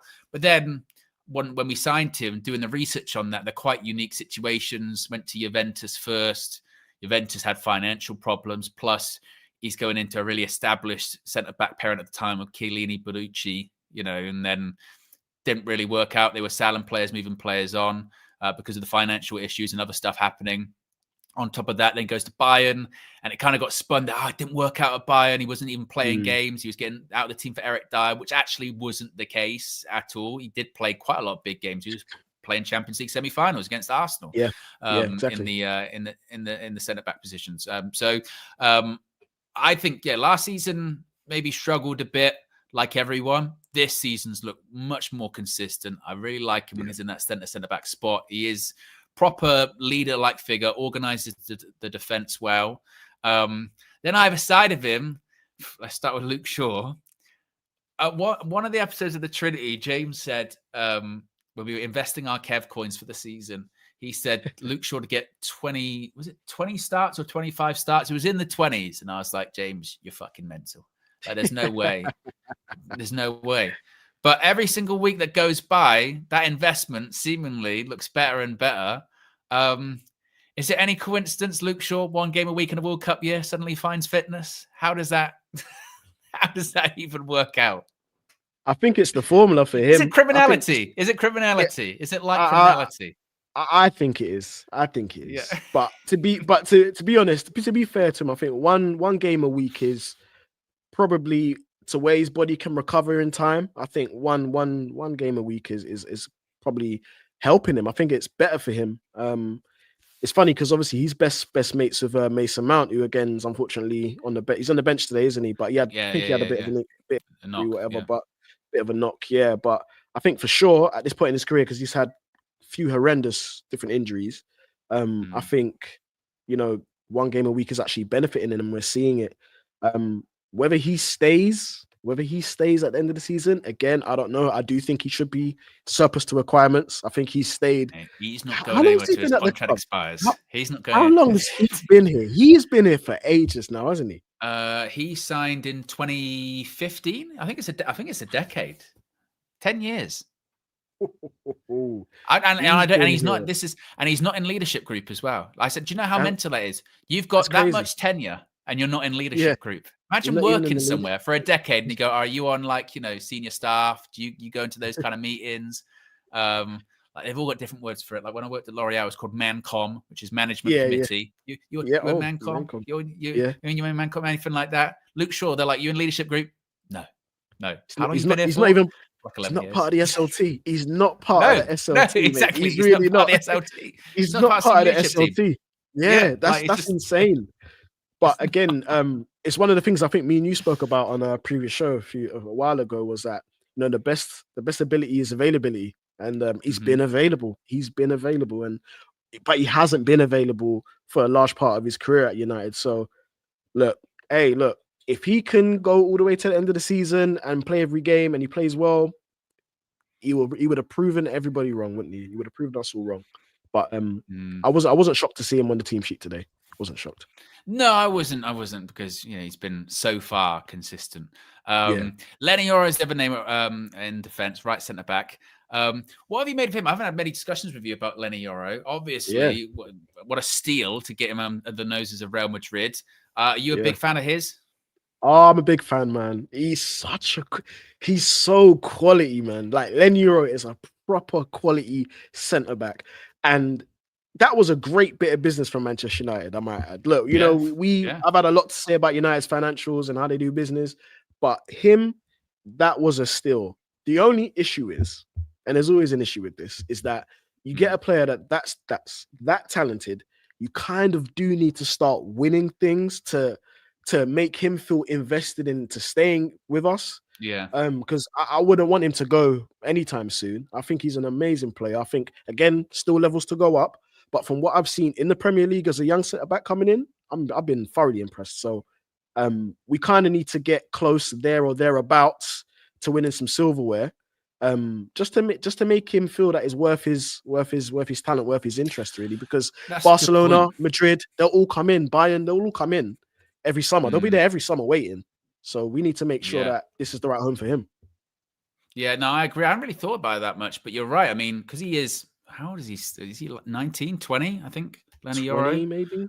He's 19. He's 19. 20 next month.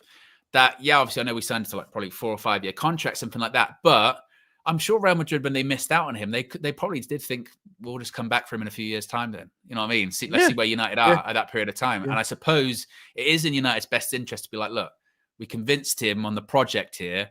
Now we've got to kind of deliver on our end of the promise here. We've got to deliver the project to him and make sure that in 2 or 3 years' time, he's like, well, I thought you were going to, when I came here, you said you were going to be winning stuff. And actually, you've been bottom half most of the time. Bottom half. Yeah, exactly.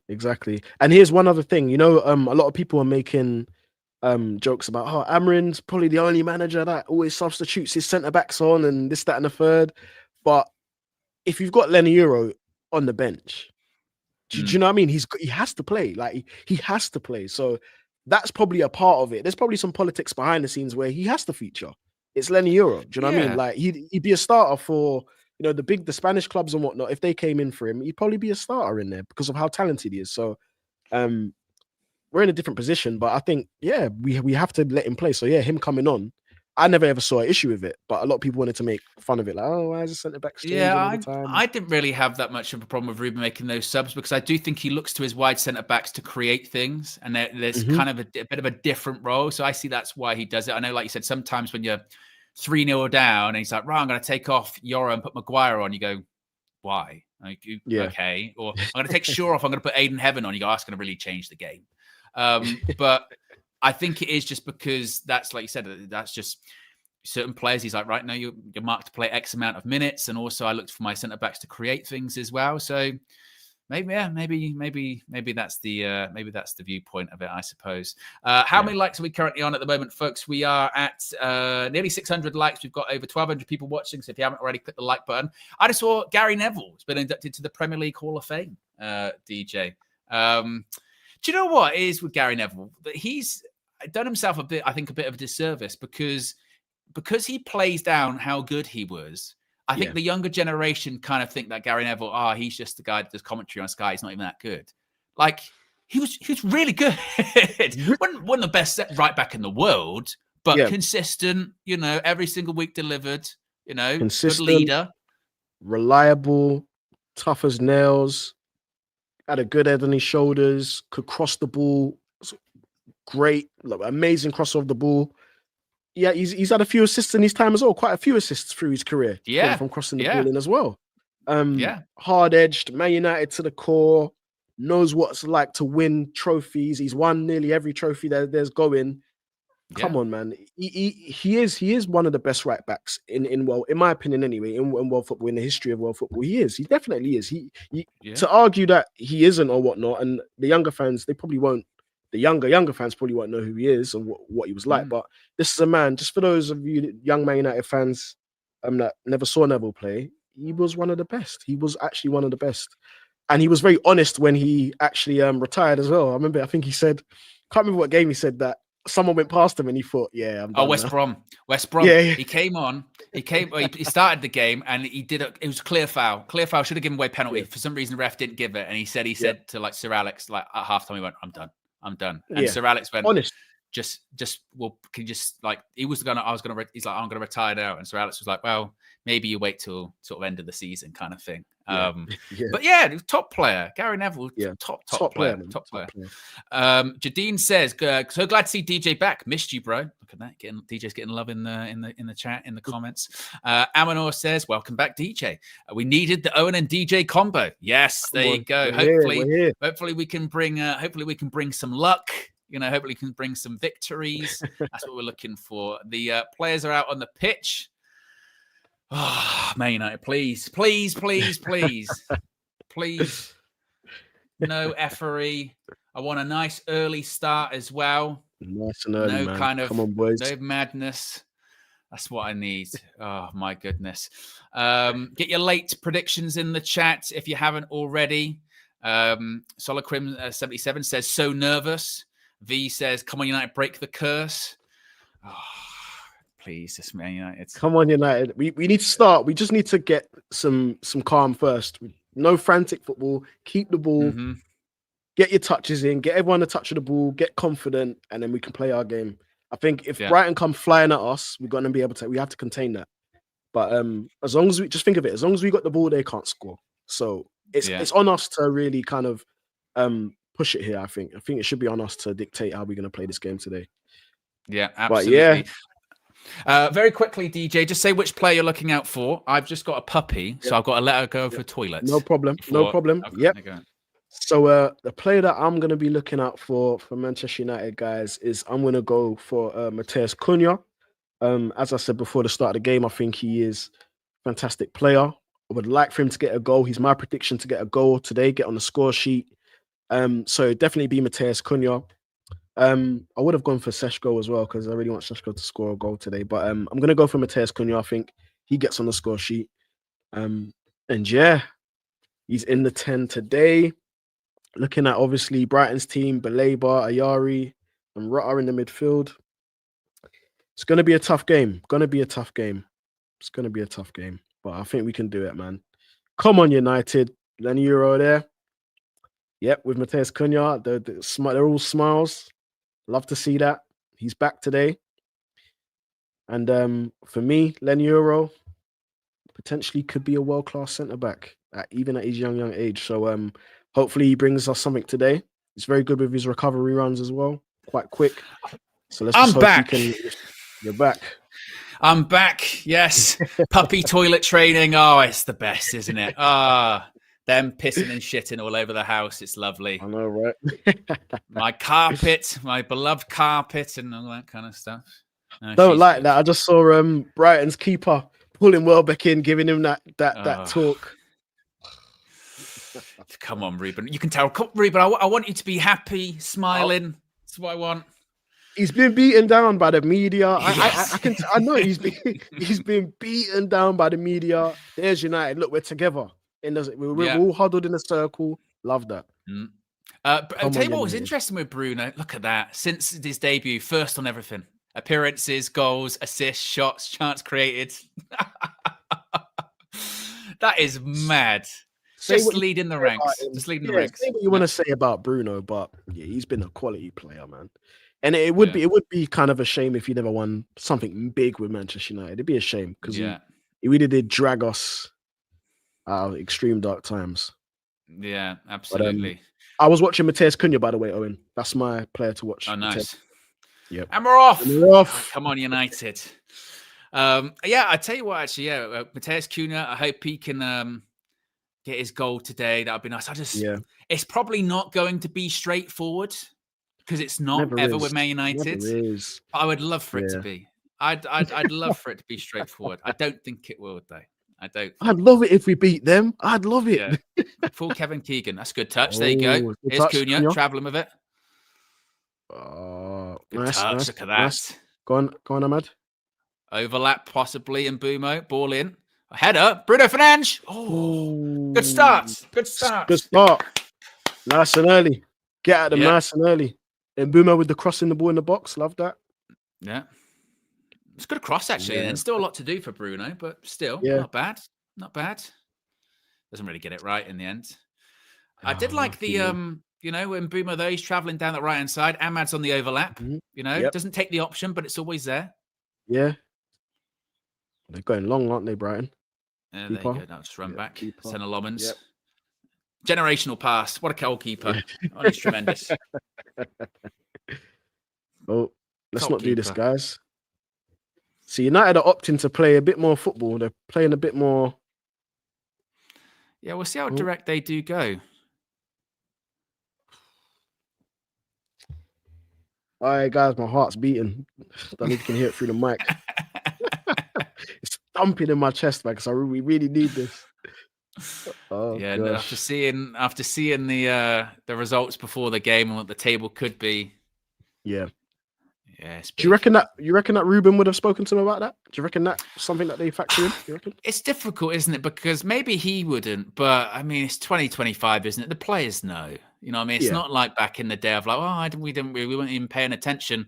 Everyone's on socials, or people messaging them going, I tell you what, Chelsea lost, or this happened, or you got up third today, or whatever. So I suppose maybe it's in Ruben's best interest to kind of use it. You know what I mean? Just use it to just say, look, you can go up to European spots today if you get a win. Show people how good you are. With the best kick by Lommans, but Mbeumo, great touch. Well done. Oh, got to win that one. Yeah, Brighton's midfield, they're very quick, man.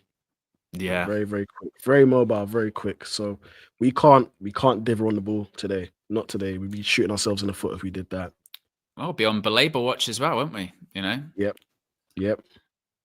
Hopefully he doesn't have the best performance, to be fair. Yeah, and again, you can't give him space to run into. You just can't do it. Lovely with Euro there. Lovely. It's Casemiro.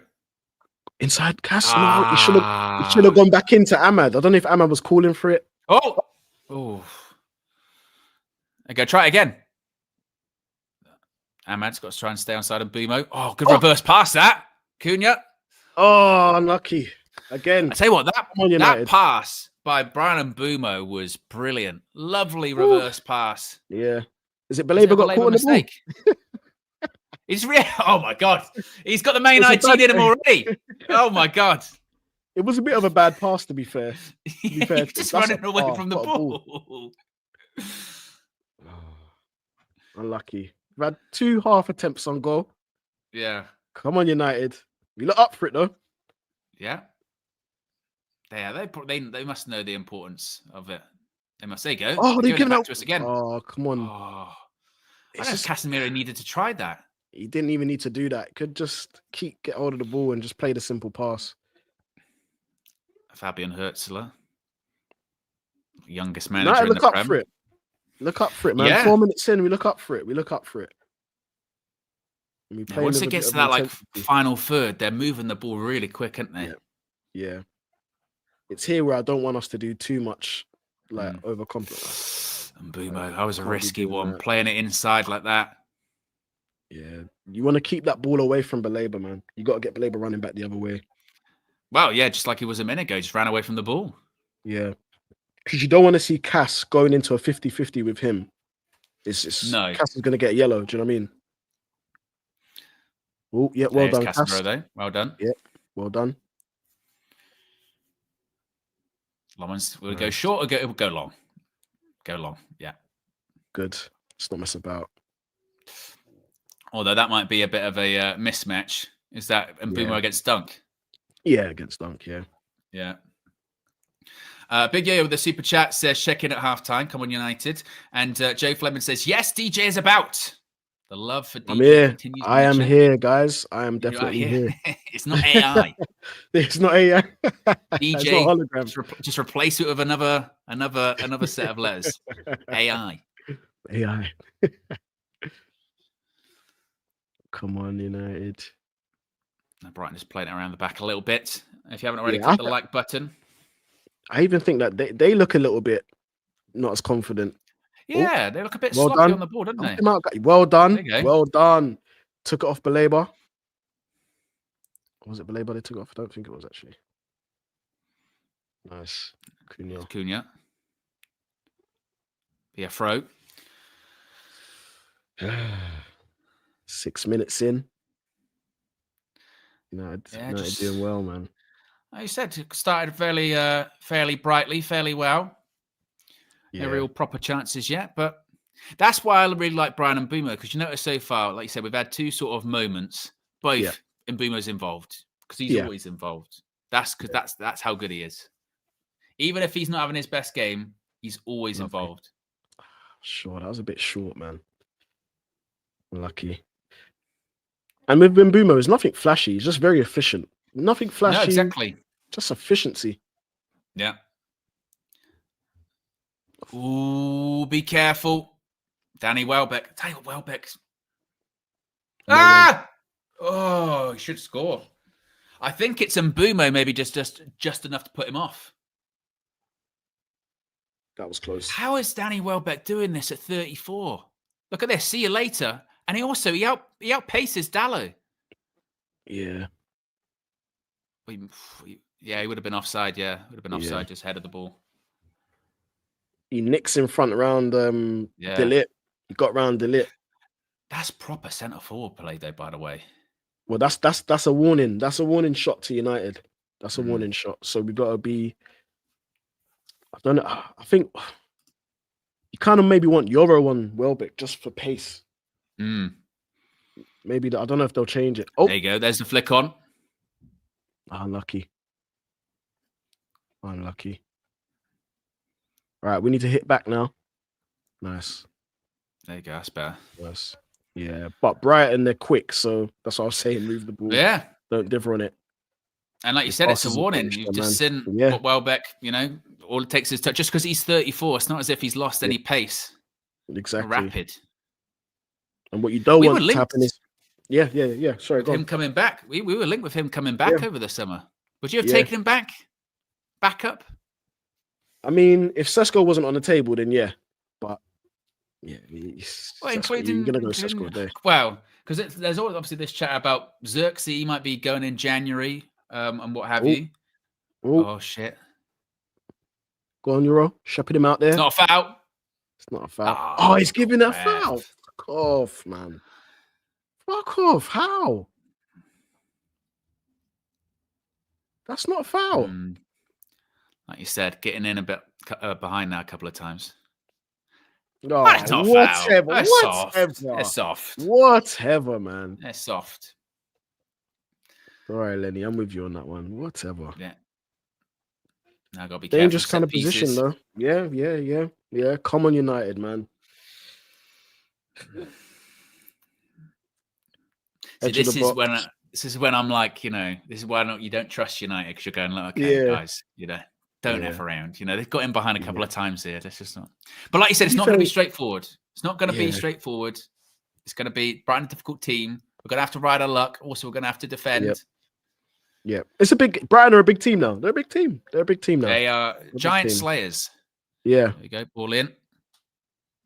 Get out. Edge of the box. Oh. Hate when that does it. Hate that ping pong stuff. Oh, I'll tell you what. Belabor. I tell you, Right. he dragged it. He dragged it nicely, Yeah, actually. yeah. Oh man, I hate when the ball ping pongs around in there. I hate that. Yeah. But well defended from United, though. Well defended. Yeah, I didn't really. Hey, We're not signing him potentially for his striking abilities. He scored some good goals, though. Actually, he scored quite a few good goals, but that's not his forte. Okay, so we're mixing it up now. We're mixing up. We're going short. We're going long. Now go long. Thank you. Yep. Lucky. See, that is a mismatch. That's twice now, isn't it? That's Mbeumo against Dunk, but the size difference there. Yeah. If you're going to go long, you've got to aim Šeško. But this is where I think the forwards should have a conversation and say, actually, Šeško to say, listen, I'll peel out to him when we go long, and then you just alternate. Should have brought that down.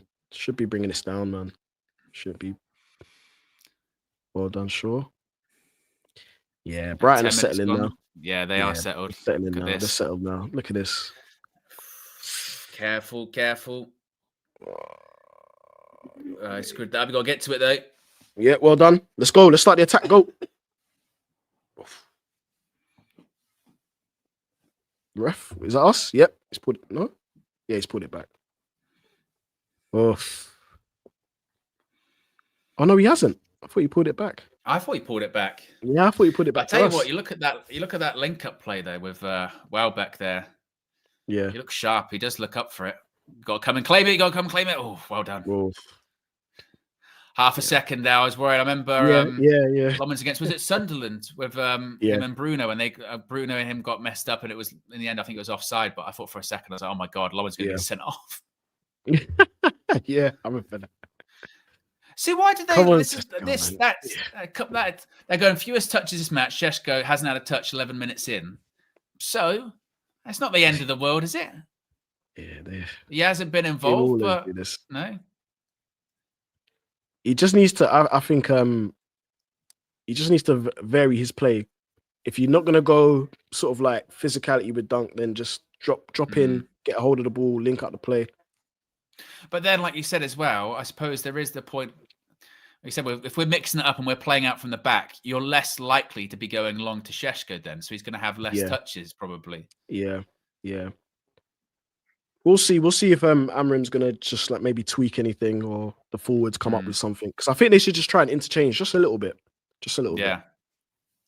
Just to catch Brighton out. Because when they're playing it out like this and it's too slow, you just allow Brighton to get back in their shape. They're just in their shape. You can't, then it gets more difficult to play through. That was what was good against Liverpool. Is like you said, we just moved the ball up the pitch, couple of touches, went long. Yep. Didn't go long every time. Again, you got to mix it up a bit. Ooh, unlucky. But yeah, 30 minutes gone, still 0-0. Man United we've had majority of the chances. Yeah, we've had half chances, if you call them chances. Welbeck looks dangerous. He does, early on as well, full of running. I just don't want it to be a thing where he plays the offside. We try to play the offside trap and he's actually through and go, I'd hate that. Yeah. I'd hate that. That's probably a good thing with Maguire not playing. When Maguire tries to play offside, that doesn't really work out very well. Yeah. Brighton are playing well. Without actually even threatening goal like that. They're playing well without threatening the goal. And I suppose that the difficult thing is as well is if you are going to go long, like we've said, we've seen a couple of times they've gone long to Mbeumo, but Dunk's going to win every single header there. It's not going to be a problem at all. And their midfield is so athletic and quick that they're actually winning the second ball, which is a bit of an issue as well. Oof. Come on, guys. Yeah, it just needs a bit of a spark back in this one. I think we just need to get a hold of the ball, man. String some passes together. Don't give up possession cheaply. And try to put Brighton on the back foot like we did before. See, look, first time just in. Cuts it back. No, oh, beautiful save. Well, I tell you what, as well, Bruno did kind of, I think, clip him at the back. I don't think they'll do anything for it. But again, this is Brighton. Brighton are on top now. They're looking the better team. Yeah, they are. Cuts it back. Bruno, I think, just does enough. I don't see Bruno any. Let's have a look. No, just Nah, not a foul. Not nah. a foul, but just doesn't have to put him off. But like you Yeah. said, a couple of chances ago with Welbeck, that was a warning. Mhm. And now Mhm. he's continuously Yeah. looking like the danger man. Yep. There you go, Mbumo. Go on, Ahmad. Ahmad. Go on, Ahmad. And Mbumo going for the second one. Hey, that's a penalty. Surely it's got to be a pen. What? How is it not? What? I mean, if he's dived over him, it's because he was going to get the contact. So if it's not, Yeah, I'm and they said contact. And they said fouls don't necessarily have to have contact for it to be a foul. That was a rule. Yeah, in the they rule said book. intention as well, Yeah. didn't they? Yeah. They're not going to put it back. Oh, let's have a look. I mean, I thought it was blatant, to be honest. I thought I want to see the replay and go, how ref have you even missed that? Because to me, it looked blatant. That looked like a penalty to me. A VAR will look, but they said on-field decision stands. No penalty. Oh my god, mate. Well, the only rationale there has to be that if you hear it back, then it's going to have to be then like Ahmad's either dived or there's some touch on the ball. Oh, great touch, Cunha. Shoots. Oh, well done. Keep the pressure on. Keep the pressure on. I'll tell you what, that was great feet by Cunha, by the way. Great feet. Proper. Ahmad, take him on again. Lovely. Okay, Ahmad. Mbumo. Ahmad's on side as well, yeah. Oh, good flick, lovely. Cunha. Lovely. All in. Oh. On, Ahmad, keep it on. You can keep it on. You can keep it on. Yeah, there you go. I tell you what, Cunha looks up for it. Couple of touches, couple of flicks. Yep. He looks up for it. Yeah. You can definitely be the difference maker, man. Mm-hmm. Just keep the ball. So that bit of lovely. Hey! Are we having that? Is it ours? Yep, there should be. I was trying to play advantage for a little while there. What are you trying to play advantage for? Oh, here's the pen. Here's the penalty. Well, they say he touches the ball, they're saying, but I don't see how much. What? That, to me, though, even if he touches the ball a little bit, that's just clumsy. You can't just dangle a leg, I don't think, like that. I still say that's a pen, you know, even if he does touch that's the ball. A pen. Because he's not in control of what he's doing. He just dangles a leg out, not really more to play the ball, but just to kind of block the man. So I think that's a pen. Yeah, Ahmad one-on-one with him again. We need to try and isolate him. One-on-one again. So I think you can get a bit hyper-focused on, did he technically touch the ball? But that's kind of, at points, it's a bit irrelevant, isn't it? Yeah, it is very irrelevant. Go on, Cass. Lovely. Cunha. Ball in. Oh. Not bad, not bad. We reacted. Yeah, we reacted. We had a good passage of play. Lovely pass by Casemiro there. There you go. And should have had a pen. I'm sticking with that. Should have been. That's a great touch, wasn't it? Oof. Well done for Cunha. A lot of people in the chat saying they're all saying pen. I agree. I think it's a pen. I don't care if he slightly touches the ball. For me, he dangles out his leg to less play the ball, more block the man. Just make sure he can't get past him, and he doesn't. For me, that's a pen. Yeah. I love that. And Mbumo's blocking the passing lane there. Brilliant. Sure, you're a bit late. Oh, he's got it in time. Bring the ball down. What, go wide? Oh, it's not bad ball, actually. Oh, and Mbumo, good running. Very good running by Mbumo. Is that Cunha? Ball in. Do you know what? Casemiro is so wild, yeah, because sometimes he can't pass for shit. And then sometimes you go, I'll tell you what, you go, that's a good touch by Casemiro. That's a good pass. Casemiro special. Yeah. You can kind of see where, like, and obviously, I know we've been linked with Adam Wharton in the past and stuff, but you can kind of see where his skill set would be beneficial to this 11, you know what I mean? His passing. But I'm happy with United's response to a bit of that Brighton pressure. I'm happy with that. We look dangerous. We do look dangerous. Yeah. There is goals in this team. There's no doubt about that. Yeah. It's just even Stevens at the moment, isn't it? Yeah, it's just they still Brighton have that look of, well, they could go at the other end and score. Not if they pass it out. Yeah. 19 minutes. A lot of people in the chat still saying pen. How is that not a pen? I agree. It's a pen to me, man. It's definitely a pen. Be careful. No way. Did it?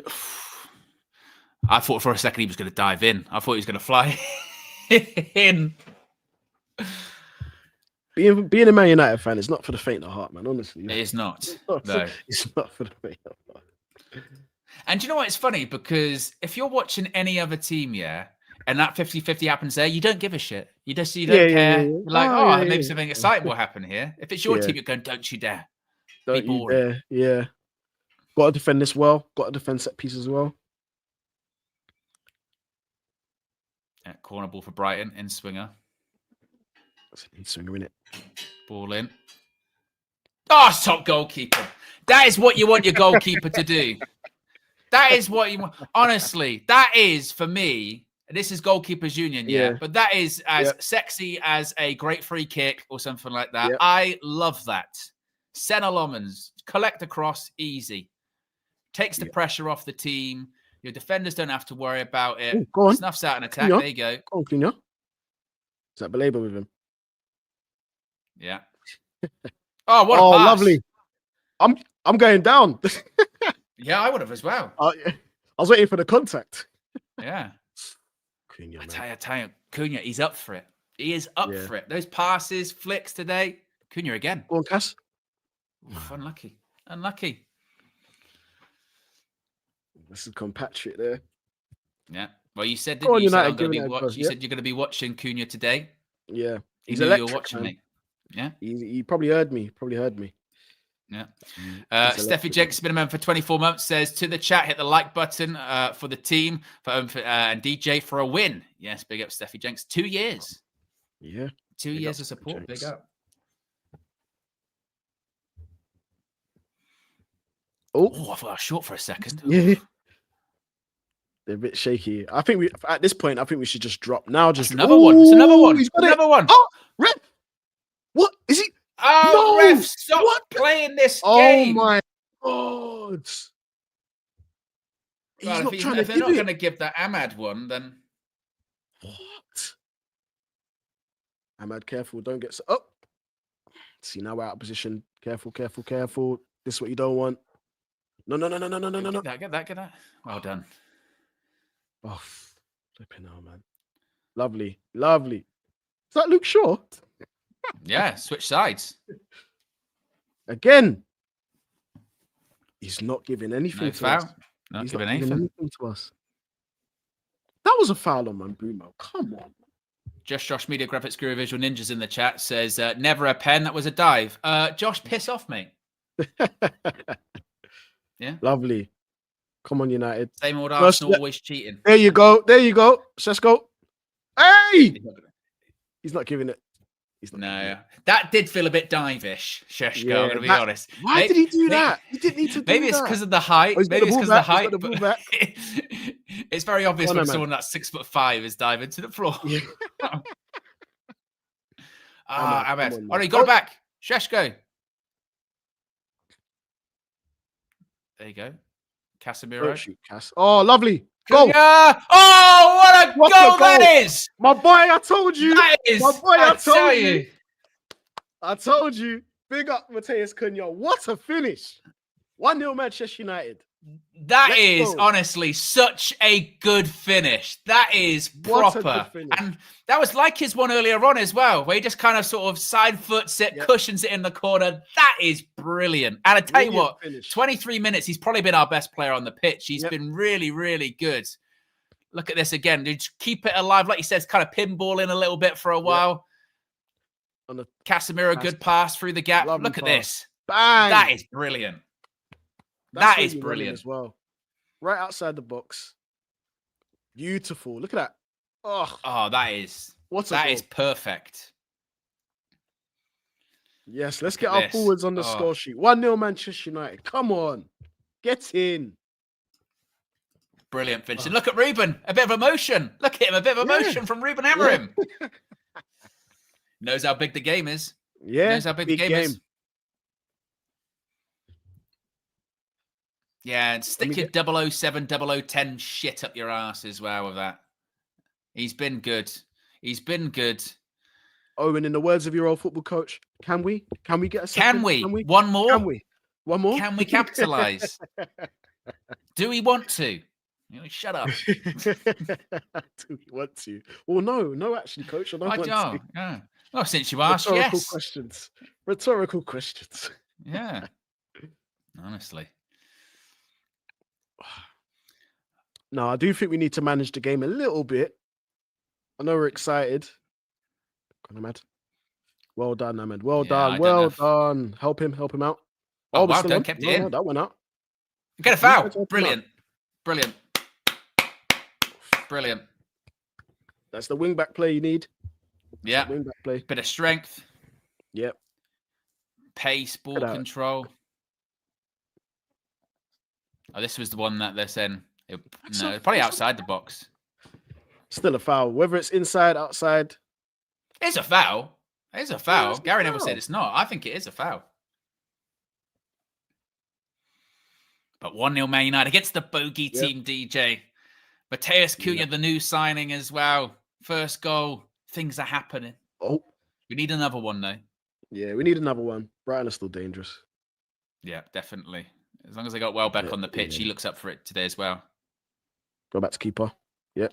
But even the goalkeeper, when we were saying about building from you've got to have a good foundation to build upon. What's Loman's done in this game done so far? He did that claimed cross. He's already made a save as well. I can't trust Onana to do that. I can't. You know heart in the mouth. My heart was in my mouth every time you see Onana, man. Yeah. And that's going to give Larman's confidence as well. It's going to give him confidence. Give the whole team confidence. Win it, Sheshko. If you haven't already, click the like button. Let's see if we can get to 1K likes. We've not got nearly 1K watching. I thought Manchester United 1-0 up against Brighton and Hove Albion at Old Trafford. Yeah. But I think the next goal is the most important one for me. Next goal. I think whoever scores the next one is the most important goal, I'd say. We need that second one. And we just need to manage the game, not try to fly at them too much, not try and force it. Well, and we have seen, and we did this a couple of times to him so far in this game. Let this play out. Well done, Casemiro. Was it Casemiro? Is it Cunha? Who's Cunha? Oh, Cunha. He's doing the work. He's putting the work in. Yeah. I forgot what I was going to say now. I was going to say. Oh, man. I'm too excited. It's gone to the brain, mate. Yeah. Oh man. Another one they've got a corner kick. Is Lama's gonna come? It's Dunk going up. That's what's gonna happen. If he does again, honestly, I'll do stand ovation. Yeah, Dunk's going back post. This time Casemiro with the header. Yeah. I've noticed that you've got the PTSD though of like scared of corners, set pieces. That's Onana. That's an Onana scar. That's what's known as an Onana scar. Yeah. That's the thing that scares me the most, honestly. Takes time to heal an Onana scar, but sometimes it's how it is. I know. It's just I've seen him do some nonsense. Oh, I've seen him do some nonsense, man. We all have. He's done some nonsense, hasn't he? He really has. Proper nonsense. And then people even tried to do Onana revisionism by going, he's gone to Turkey and he's done all right in his first few games. I was like, don't take the piss. Yeah. See, look, Balaba's trying to power through now. Just knock it round him. That's how you play against him. Go out wide. I just don't like us passing up from the back. We just don't look comfortable doing it, do we? We just don't. Yeah. How has that happened? Oh. We're lucky that they did a shit pass, but from all the players involved there, that shouldn't have happened there. We shouldn't have lost the ball there. We actually had the superiority as well. Look at that. Cunha, touch. Look at this. Round the defender. Bang. Oh, that is such a good finish. And I tell you what as well, it's like his shot earlier on was a bit of a sort of sightseer, wasn't it? Because his earlier one, which the keeper saved, wasn't that different to that? That kind of just, what is it? If it's FIFA, the finesse. What's that? RB? Is it RB finesse? Yeah, where's the FC guys? The FIFA guys. RB or was it R1? R1 circle. Bit of finesse. Bit of finesse. That's all I used to do was just finesse. Always finesse. Well done. Has he got it? Well, I'll tell you what. It's Casemiro does it in the end. Well done. Nice. Ah. I knew it. You know, when defenders started in a bit too much, you know they're going to lose the ball. Yeah. I tell you what, Yoro, you've been done. You've been done. Be careful. Be careful. Be careful. Whoa. Wow. The desperation defending from United there is unbelievable. People are flying into tackles. Like Casemiro. No, that was Cunha. Cunha. Was it Cunha? Oh, Cunha my God. Look. He slides and then he holds himself back. Oh. Oh, my God. Shows you the danger level. Go on, Sesko. Is that? No? It's a foul. Having it? Thank you. Yeah. Yes. Well done, Sesko. Brought the ball down. Brighton look a bit shell-shocked at the moment. Still dangerous, but they look a bit shell-shocked. That is funny, the Cunha one. Because if you've ever played football, most people have been there where you slide in and you go, shit. Yeah, I'm not going to get there. I'm not going to get there. You're like, oh, try and pull out. You're like, oh, no. Especially if the pitch is slick as well, you can't stop. You're like, oh, my God. Oh, man. Yep. It's just a one-way car crash, isn't it? It's got hope. Yeah. Used to have double keeping. Used to run out, run to people's feet, slide down and be like, right, I'm either going to get kicked in the face, so I'm going to carry on sliding. This is what it's going to be. Oh, okay. Free kick. What the fuck? What was that? What was that? We've gone short to Cunha and it's gone out. Oh. It's waste of possession. We're recovering slowly. That's what it is. One of my things when I used to play football was I used to hate giving possession away cheaply. It used to bother me, Owen. You know, like if a team's got a throw in and they fuck up the throw in and then it goes to the other team. Yeah, that used to piss me off. I'm like, well, that is your bread and butter. There used to be, particularly in Sunday League, because you've got players there that they're only in there to make up the numbers. You actively don't pass to. You just go, there's no point. Yeah. There's no point. I can give you the ball. It's not cool to come back. I've got to avoid you. I'm sorry about this. You know what I mean? That's all the way, all the time. I remember those days. Well, I get the ball and go, roll it out to me. I give him a look and go, no, I don't trust you. I don't trust no. And you know what? They could. Oh, you're still going. Raf's not giving a foul. Good. Yeah, he's got to even it up, man. We're owed. Take advantage. There you go, Casemiro. Move the ball quickly, please. Thank you. Oh, go on, Ahmad. Help him out, then. I like that link up on that side. Yeah. And Boomo, Ahmad. We need something like that on the left. That's potent like that on the left. Yeah. Do you know what I mean? You got Cunha to start off with. Oh, going long this time. Oh, what's wrong with it? Good touch. Come on, Ahmad. Oh, why? Oh, why did he do that? To. Yeah, take the shot. And Boomo. And he's got to get back on side. Why? I don't know. I'm not even sure who he was looking for as well. As soon as he got that angle, I thought he's going to take a shot.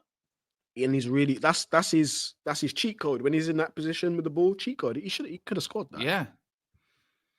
Be a bit more selfish there, lad. Yeah, especially when there weren't really options in the box. I mean, I get it if you're cutting it back to like Šeško or... Go on. United are all over them right now.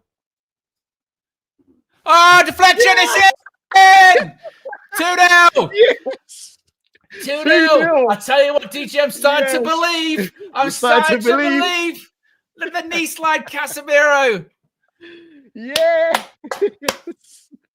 Oh, 2-0 up in 33 minutes against Brighton. Oh, yeah. Up into European spaces. We taking the piss. Come on. Yes. I'm going to have to start reevaluating life. Oh, my God. Look at this. Oh, it's brutal. It is brutal. What did you say, DJ, though? You said about getting a bit of luck. You said a bit of luck against Anfield. You got to get a bit of luck in this league, man. You have to. And we've had the short end of the stick for too many years, man. Too many years we had the short end of the stick. So, yeah, 2-0 up, guys. And you know what? We deserve it. We deserve it. We deserve it. We deserve Casemiro's it. done well, actually, in his first half an hour or two. Yep, he has. Just kept it efficient, got the ball, keeping it moving. I don't want us to overcomplicate. We just need to carry on playing the same way we're playing. Don't overcomplicate it. One-touch football. Play around Brighton. Now you're right when you're talking about game management. Control the game now. Yep. You're 2-0 up against your bogey team. right? Yeah. You've got a bit of a cushion. Now, now you're really going, look, I know it's 10 minutes, but get to halftime. Make sure you get to halftime, a couple goals up. You know, I don't want us to start showboating flicks and that. None of that shit. No. Just we need to be all business. Is he kill off? the game off. Yeah, he's off. He's off. If you get that chance for a third, then take it. I think who do you think scores the third? I was right about Cunha today. You're right about Cunha. You're right about a bit of luck as well. Bit of luck, deflection. I think it's going wide as well, the Casper one. I'm going for a Sesko. I think Sesko. Sesko to round it out. Yeah. I think do you know what? The way this is going. Oh, what a I thought he was through. Yeah, I think the way this is going for a second there. I think Mbeumo will get on there, Sesko, and Bruno.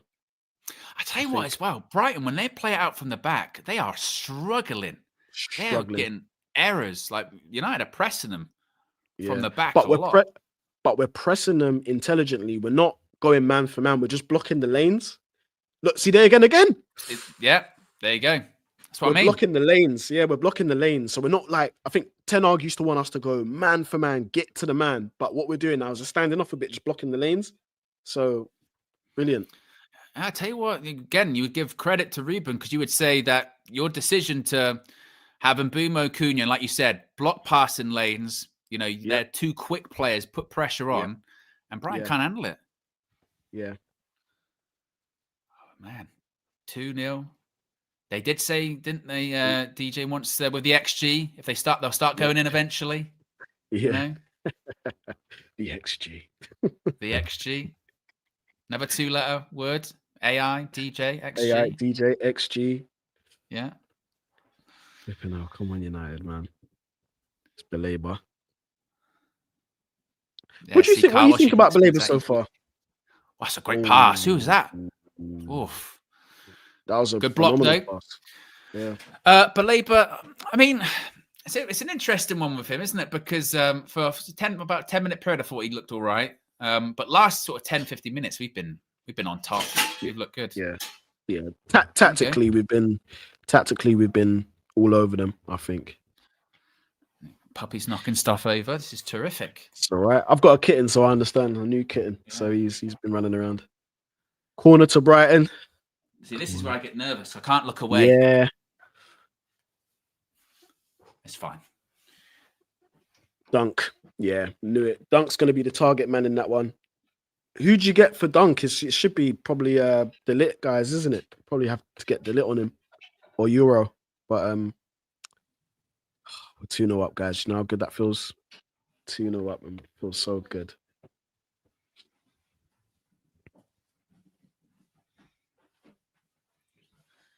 $2-0 to Manchester United. Slices of Sibs, man. Big up, man. Do I believe? Do you believe? It's going to take some games for me to believe, I tell you what, the thing is, though, once you start seeing the table, when you see the table and 2-0 after 30 minutes, mate. Shameless. We're going to be shameless. I know. I just really want to. You can't really beat the flip-flop allegations, can you? You know what I mean? That's when it gets difficult. You can't. I said like 3-4 weeks ago, I was like, "No, Ruben's got to go. I'm done," and I was done. I meant it what I said, but it's up to him to make me a believer. It's literally up to him. Sure, be careful. Sure. Do you know one of the things that bugs me about Shaw? He does that jogging thing, Owen, and it pisses me off. You know the jogging, under pressure, you just be jogging. You're like, bro, you're under pressure, man. Casual Shaw, as KG calls it, casual Shaw. Casual. Big Yo-Yo says Big Yo-Yo is buzzing. Yeah, well, I'll tell you what, in Old Trafford, 2-0. Good luck, charm, mate. Yeah. Brighton fans can't believe it. They're thinking every time we come to Old Trafford, we win. What's this? Good. We'll take Belabor for 42 mil, please. Exactly, yeah. They want to join a team that's 42. European competition next season, mate. That's why we want to play in. Yep. And I was saying this. I know this is probably for another show, but I was saying that we shouldn't even be trying to go for one midfielder. I'd get both Wharton and Baleba. If Baleba's going to go for cheaper, which he probably is after this season, well, the season he's having so far, who's not to say that we go in for Wharton as well? You revamp your midfield. Yeah, I think totally. so. Yeah, I think that's don't well. just When go you look for at one. a season when heavy touch that was Cunha. Who's there? Lovely. Back. Lucky Cunha. He's everywhere, though, isn't he, Cunha? Though in this game, Yeah, he's involved in everything. They're pressing Baleba, boy. Yeah, they're pressing him. What a ball! Good switch. Oh, bad touch. No way. Oh, I was going to say, I thought he was just jogging after it when it's going to go out. That's awful. That's what I thought. Yes. Oh. Unlucky. Ahmad, lovely. Good get it out, please. Just get out. Yeah. Oh, I mean, this is lovely. What a touch! Ref, come on. Yes. I'll tell you what, Yellow that card. is Yep. Brian Bruno. He is something else, isn't he? What a touch! What a touch, man! Took the pressure off on us as well. Look at that. Yeah. Look at that. Touch. See you later. Think. Laters, mate. Guns across him. Who was that? Baleba. Wins a foul. Was that Baleba that took him down? I'm not sure, but he's. It was. Yeah, it was. It was Baleba. Yeah, it was Baleba. Yeah, it's Baleba. Yellow carved.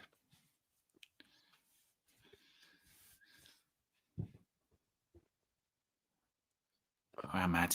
Man, that was blind. That was a blind pass. That.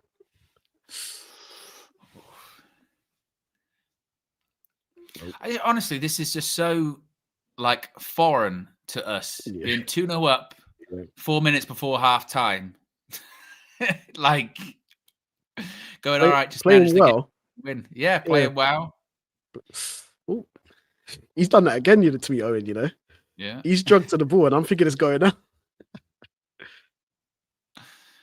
Oh, lovely. Good block. Let's win it. Lovely. I tell you what, there might be another goal in this for us before half time. Yeah, there is. But still got to be careful. One goal can change the mood. You know, with football, man. You know the momentum. If we get the next one, even though there's a lot of the game, there's so much of the game left. There's a lot of there's a lot. There's that's the only worry, isn't it? Where, like you said, there's still a long time to go. This is when you want the game just to kind of fly by. Yeah. Oh, you still need to do that. Dallo, what are you doing? Dallo again. Thank God for that. Oof. Playing well. We're playing well. We are playing well. Yeah, we are playing well.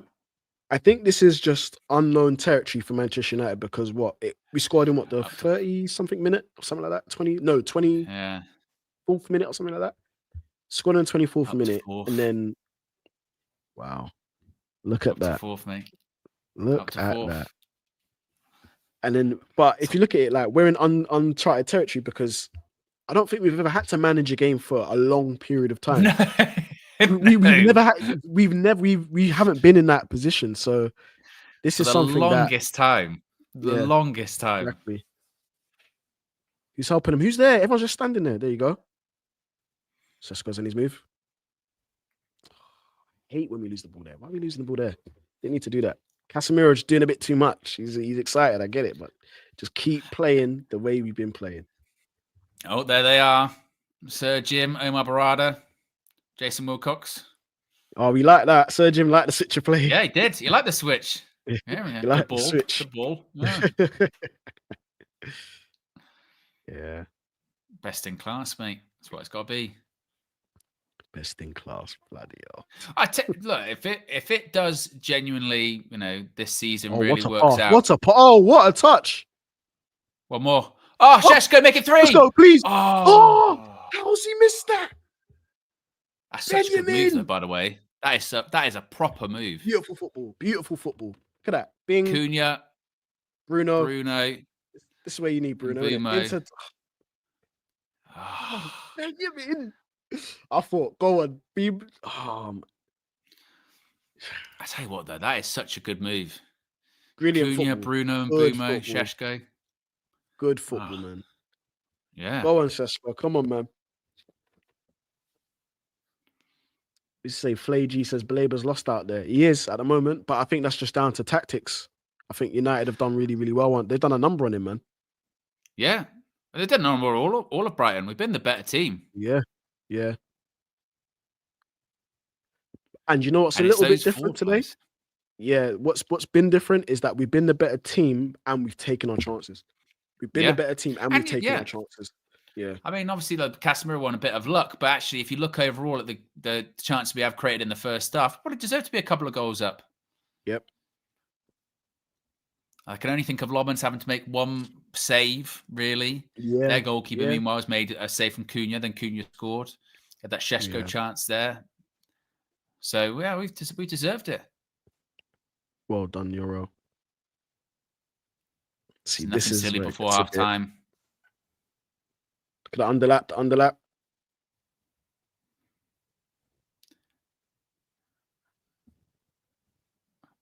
Oof. Get it out. Would he have been offside? I don't think they put the flag up. I mean, he was down. Let's have a look. He was onside.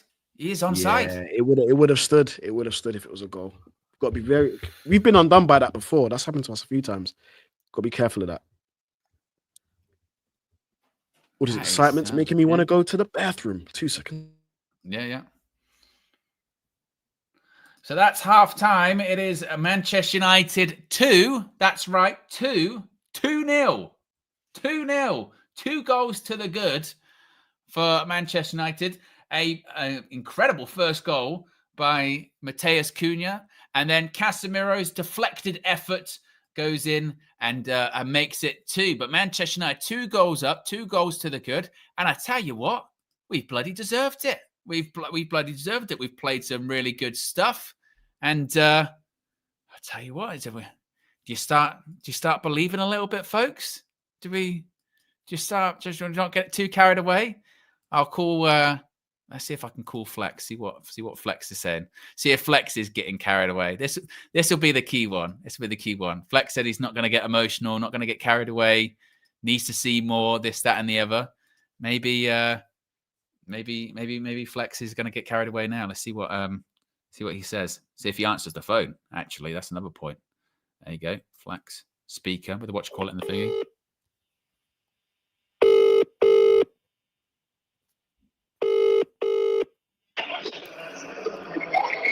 Yes, mate. Flex, you are live on your own channel.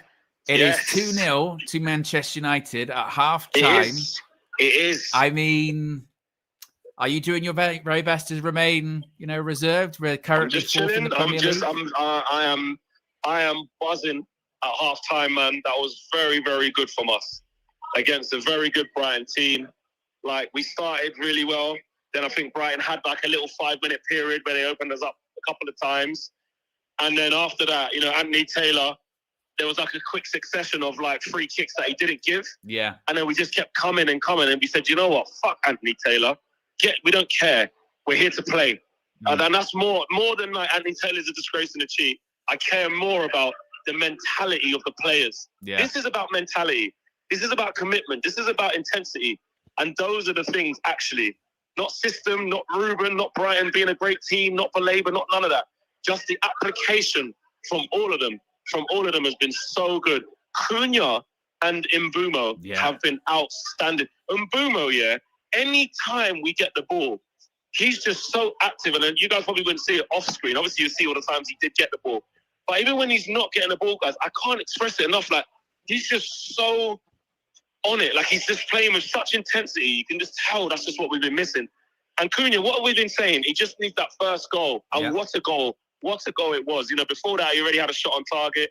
He's getting him down the sides. He's playing well. He just wanted that goal. And Casemiro sets him beautifully. And it's a perfect finish. And Casemiro's playing well as well. Obviously, he gets his goal. I don't know if it was probably going off target just before that got to him. Probably was, but who cares? He's got a goal and assist, if you want to call it that. I don't care. You know what I mean? I think De Ligt, what Brighton were doing well in that little 5-10 minute period where we struggled a bit. I don't know if you saw it. Like Danny Welbeck was dropping really deep. Spun him a couple of times. Yeah, he spun him a couple of times, and De Ligt had to go all the way. And that caused us problems. I want to big up Luke Shaw. Mate, because every single duel he's won. You know, he's been good in the tackle. He's been decent on the ball as well. Ahmad is cooking. He's going at his man. When he skipped past that left back, he should have shot. He should have shot, man. Yeah. But I think he went for the pass. But him and Mbeumo again down that right hand side, just frightening him. Yeah. And this is about mentality more than anything. You know, that if Šeško would have scored that goal, and that was a team goal, brilliant move. That would have been. Yeah.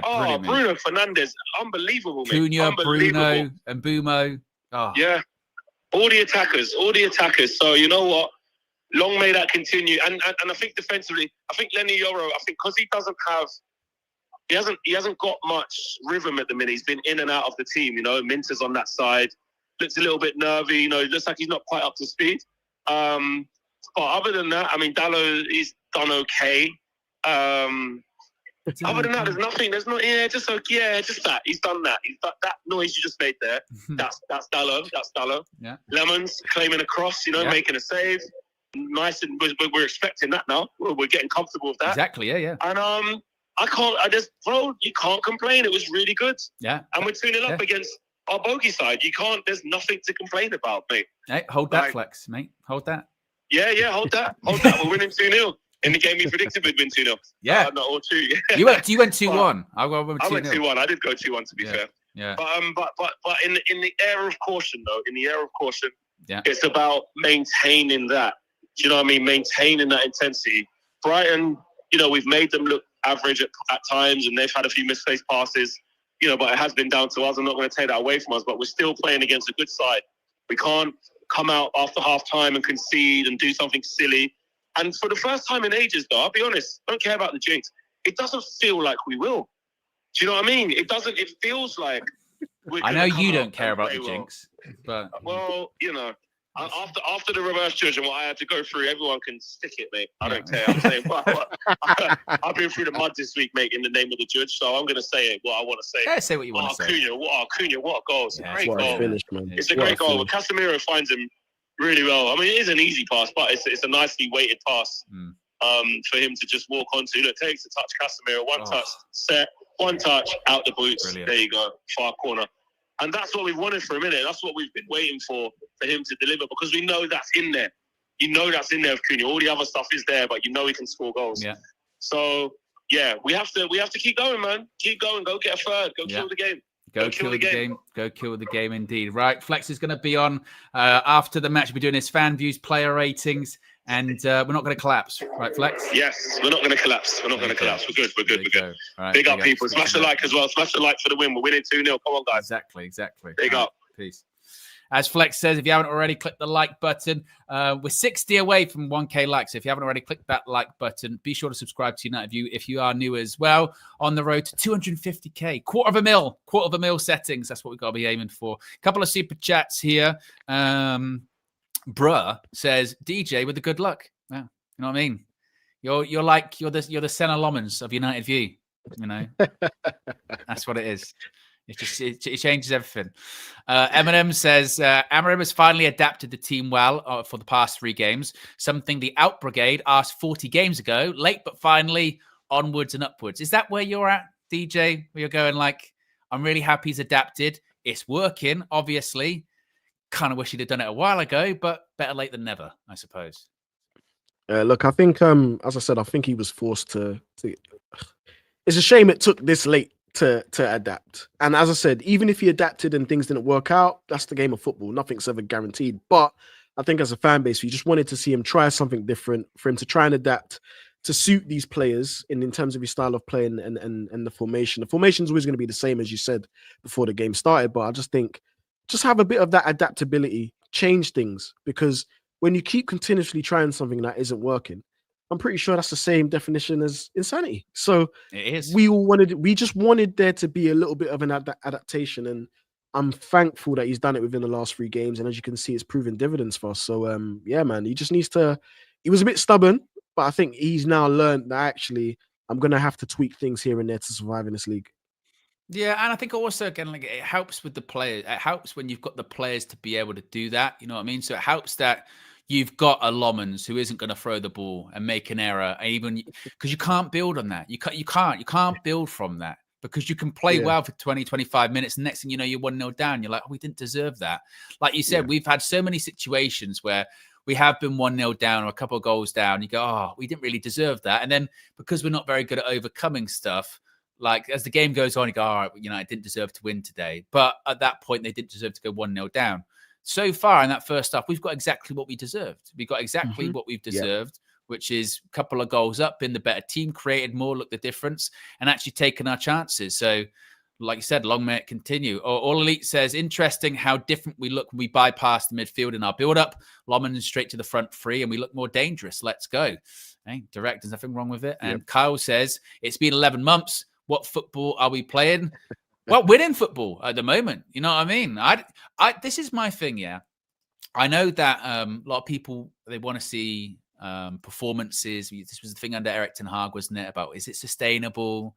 Performances, did they deserve to win, etc., etc. We have been so bad for the last 18 months that performances can come later on, yeah? If they come with the wins, cool. We just need to win games. And actually, I look at this first half and I don't go, oh, United are fortunate to be 2-0 up. I go, United 2-0 up and they've been the better team. We deserve to be 2-0 up. We get a bit of luck with the second goal, sure. But as you said earlier on, you got to get a bit of luck, don't you? You make your own luck as well. Yeah, you have to make your own luck. You have to force your own luck sometimes. And just for me, I'll be honest, I'm one of those fans where we've been so bad for such a long time. Like in the decades, we've been so bad, right? For me, I couldn't care less. And this is, I couldn't care less if the football was boring, if it was exciting, but if it meant that we was winning trophies, I couldn't care less, Owen, because we've been so bad for so long. I just want points on the board. Like that can come afterwards. Once you win the Prem once or whatever, you win it after how many years, then we can, do the magical stuff and the flair and all. Yeah, brilliant. But for me, it's about getting the points on the board. It's about scoring the goals. It's about getting up the table. It's about getting into the Champions League. That's all me personally, I can't speak for everyone. That's all I personally care about, because we've been bad for over a decade. So yeah, that's just me. Yeah, no, I totally agree. Dubs Red for Life says, should be 3-0 also. And Sheshko, well, look, Sheshko could have scored. We could have had a pen as well. I think the Ahmad one, I'm still saying it's a pen. That's a penalty, man. He sticks his leg out. I know they go, oh, he brushed the ball. Who gives a shit if he brushed the ball? For me, that's a pen. Yeah, because it's about, like you said, it's. I mean, I don't even know what does constitute a penalty nowadays. I have no idea. What does constitute the threshold for VAR nowadays? I don't have a clue. Yeah. But for me, just because he brushed the ball there, I think the bigger action is that he takes out the player. So I think that's the important point. Kiwi says, where are the Amorim and system haters at? Well, this is what I was also saying. Yeah, this is what I was also saying. I'm here as well. This is what I was also saying after the Liverpool game. And actually, even when I'm being critical of Ruben, is that if it's in 6 weeks' time, because we've won every single game, and it's like, I have to flip flop or I have to hold that. I'd be so thrilled. I'd be so thrilled. I'd be more than happy to hold that. Never in a million years would I be like, oh no, I hope we lose because that means I'm right. Who gives a shit? You know what I mean? But you also then have to be very careful of running the risk of it's halftime at a couple of games in. It's a long season ahead. You know what I mean? So the system and Amorim can still F up. There's 45 minutes to do it, right? Yeah. So the players can. It's about consistency across the board. Yeah. Just about consistency. That's what you need to have. And and also it can't be shocking that where the system haters or Amorim haters now, that only comes from not winning games. If we were losing at the moment, we would be criticizing Ruben Amorim in the system because it's not working. You don't criticize them when it's winning consistently. Not every once a month. When you're doing back-to-back Premier League games, if you win today, it's back-to-back Premier League games, 3 in a row. Difficult to criticize anything when it's like that, isn't it? You can't criticize anything. But I think it's just proof in the puds. I'm someone that said Amorim wasn't good enough, and I thought that actually he should have been moved on. That was just my opinion. And the reason why I came to that conclusion is from what I saw. I didn't imagine it. It happened. I saw consistently he being stubborn. sticking to the same principles that weren't working week in, week out. We was getting beaten by all different types of teams. We was just so far away from what it should be and what was kind of promised, I'd say. And that's why I thought, you know what, this isn't working. We couldn't win back-to-back games. He hadn't done it in such a long time since being at the club. And that's why I kind of was saying, you know, hammer him out. I didn't see any variation in his attack. And I'd say for me, the final thing which kind of made up my mind a while ago was the whole Manu versus Bruno thing. I didn't agree with it. I thought that wasn't fair to a player like Manu. So that's kind of why I was like, nah, hammer him out. But it's up to him and down to him for us to change our perception of the team and him. That's literally on him and it's down to him. And in the early days, there were naysayers about the great Sir Alex Ferguson and he changed their perception. So it's all on the manager. It's all down to him at the end of the day. We can sign whatever players we need, play whatever football we want. But if it's not winning games, if that means it's not working. And it's getting pressure, and it means pressure's going to be on. And like now, look, when you're winning games, you're fourth in the league. Difficult to argue with that, isn't it? You're not going. Ruben Amorim's not going to be under pressure for Man United being fourth in the Prem. Like that's not going to be a thing. If Ruben Amorim can keep that, of course, then Ruben in. We'll be back in the Champions League next season, right? So, but this is the pressure, and this is the standards that come with Man United. I mean, back in the day, it used to be even fourth place. You'd be talking about, oh, does Sir Alex have it? Maybe he should go. Now we're going. Yeah. We'll take that was the standard. That was the standard. But I remember Sir Alex finishing third, and they were like, he should probably retire because he finished third. Could you imagine? Now we'd be like, oh my god. Yeah. Daniel Luciano says that Old Trafford record is back on the line. Come on, United. That's very true. Dane says title charge is on, guys. And Kamikaze says coach has changed. Players are doing their jobs now. Well, it is quite interesting. I think that Ruben basically has agreed almost that the midfield, unless I've got the perfect players to do it, the midfield is the shits. So what I'm going to do is I'm just going to kind of bypass it. I'm just going to go long. I'm just going to, more often than not every time, but more often than not, I'm going to go long. And then, Bruno and Casemiro can get involved more sort of higher up the pitch. But when the ball's in sort of the centre circle, that's when we lose it a lot. And I think Ruben's just had enough of that. Just going, well, I haven't got that midfielder in, so let's just go long. Have to be realistic. Have to be realistic with your group of players. Have to be realistic, play to their strengths and find out. And that's what good coaches do. You find out ways to try and nullify where you're weak at. And so, bypass the midfield. Eventually, when we do get midfielders, we'll have an extra kind of string to our bow in terms of we might be able to play a variety of different ways. But for now, we're going to just have to do this and it seems to be working. It's kind of caught a lot of teams off guard. Yeah, exactly. And also, I suppose as well is you're smart if you go direct, because if Ruben still is, I want to keep the ball on the floor, I don't really want to go that direct. Well, if you go direct long enough and teams think that's what you're going to do, they'll give you more space to play it around because they'll think you're going to go long. You can keep them guessing. And the best coaches, they evolve. I mean, Pep Guardiola, or someone that's got such a strict philosophy, tiki-taka, I mean, his evolution in football of, with fullbacks or back fours being entirely made of central defenders, playing with false nine, and not having a false nine. He's evolved all the time. That's what the best coaches do. Sir Alex was the best at it. You don't manage Man United for like 20 plus years without changing your tactics or different games have different requirements. That's what Sir Alex was the king with. Yeah, and Sir Alex was really good at making title-winning teams consistently. Oh, I'll tell you what, and Bumo. Oh, we look dangerous. We actually look dangerous. The ball just keeps running away from us. Just that one touch. Who's down? I can't see who's down.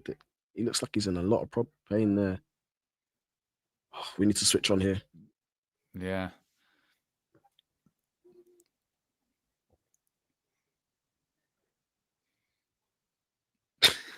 Wow, Belabor. Yeah. Not really. He did that on purpose. He's proper trying to, get some spotlight, get people, Oh my gosh. Yeah. It was a really Bruno's in holding the shin. Took a bit of a knock. Not gonna miss the game. Go, yeah. Mate, his fitness record is amazing. Unbelievable. Player at top. Amazing. 300 games for Man United. He's missed 17, only 4 or something like that from illness or injury. How many's Luke Shaw missed? I know exactly. I'll tell you what, that is a good question. Who's played more games for Man United, Luke Shaw or Bruno Fernandez? That is a really good question. Wow. I bet it's close. Lovely touch. Lovely. Can you take another shot? Do it again. Oh, he's going for Ahmad this time. Ah. I thought for a second maybe they're just overplaying it a bit. Oh. Come on. Bruno! Oh. We look like we can score when we want. Dangerous. This need to kill the game off now. It's there for us. Kill it. It's there for us. Kill it. Yeah. This is what confidence looks like, man. Yeah. We're playing so free. And it's like Flex was saying at halftime, it's these new players that are looking really settled and confident now. You're looking at, Mbeumo and Cunha going, yeah, they look like they're not feeling that pressure of playing for Man United here. Well done, Delit. Got a cross. Ahmad, you got to get back, mate.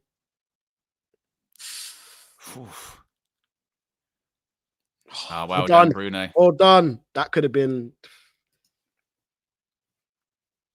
Oh, unlucky. Nearly. Unlucky. Nearly. Yeah, we need to kill the game because what you don't want is like a sucker punch type of thing. So, do you know what I mean? Like we're attacking and then they flip it on us and score. And then, the morale, heads drop. You don't want that. Oh, Cunha back heel, by the way, to Bruno Fernandez is outrageous. Oh, Matheus Cunha is on fire today. Man. His link-up play is so good. Amorati again. Is he off? Again? Stello off. Yeah. I thought it was that looked weird. That was just standing there. Yeah. Oh, gosh. Playing very well. Everyone that clicked the like button. We've got over 1,100 likes so far, which is fantastic. I've got people on my line saying, let him cook, DJ, let him cook. Let him cook. Can't argue if we're winning games. Well done. Cunha, man. Look at that. Well done, Šeško. Well done. We're first to everything now. Yeah. We're first to everything now. There's energy. Yeah. Technique. Energy, pressing, technique, like you said, yeah. Well Flick done. on by Šeško. Šeško. Oh, he's flicked on. That's difficult for him. Oh. Bruno. Well done to their keeper, though, because that's difficult. Yeah, it was a difficult one. But even that long ball flick on by Šeško, nothing wrong with it. Big Sam would be proud. Big Sam's there enough at Old Trafford with Fergie. Might as well play like him. Yeah. But still, get we need to... Big Sam back in the day used to be always sitting in the stands, didn't he, with his big headset on? Yeah. His Janet Jackson microphone.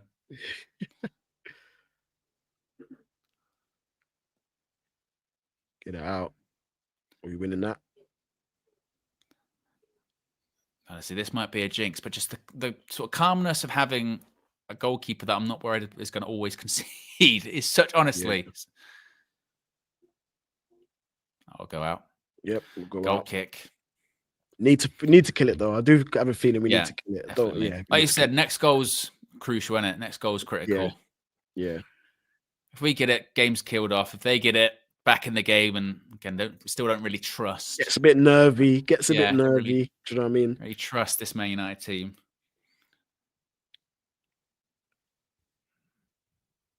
Flipping sure. Get someone. Yeah, sure. Playing games, wouldn't he? Gets on my nerves.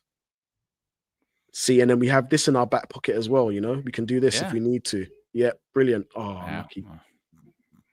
Oh, well done, Bruno. Go on. Keep it going. Keep it going. Is that Ahmad, yeah? Yeah. Go on, Ahmad. Yep. Pass back. Keep the ball. Well done. I'll tell you what, we do move the ball a bit better now, don't we? Like Much a bit more better. Crisp, tempo, yeah, intensity. United look really in control here. Yeah. The local pundit says, ageless Danny Welbeck, respect. I know. No way you believe he's 34. Yeah. Sure. Go on, get that third.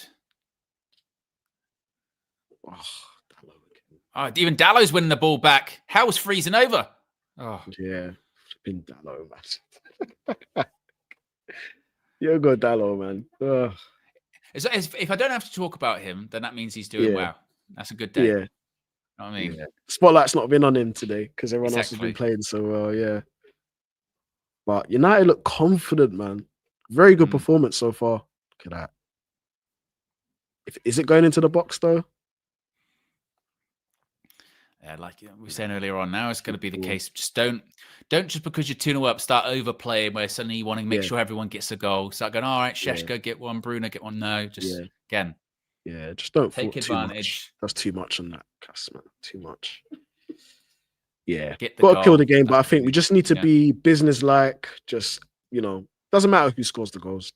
We just need to not force it. Don't overplay. A 3-0. That's I don't even know. I couldn't even talk. If we get 3, it could be 4. Positive goal difference. 4. Yeah, could be 4. Dan with the super chat says Šeško seems to be better at knock-ons and hold-up play than he is at finishing. Best 70 mil we have spent. Hey, when we're 2-0 up, I'm not having negativity. I'm not having it.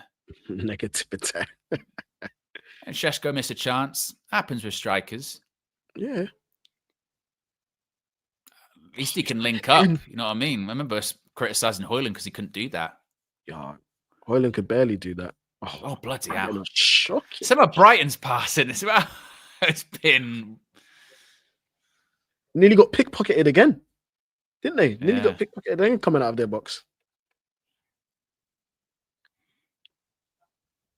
I mean, I know as a coach, you're trying your best to sort of motivate him, but when your players has just kicked it straight out for a throw and you're clapping, going, "Come on, it's all right," I'd be like, "Oh, I'm not really listening to that." I mean, I'll be like, "I know you're trying to motivate, but I'm not really buying it." Oh my gosh! Do you think Ruben changes anything? Probably as the game goes. I don't know again because we're so not used to being in this position, so I don't know if we know what to do. We're like, do you make a sub? Yeah. It's like, when you play Football Manager or FIFA and you're winning, you're like, I don't want to make a sub. Why? Well, it might change things. I'm winning. Yeah.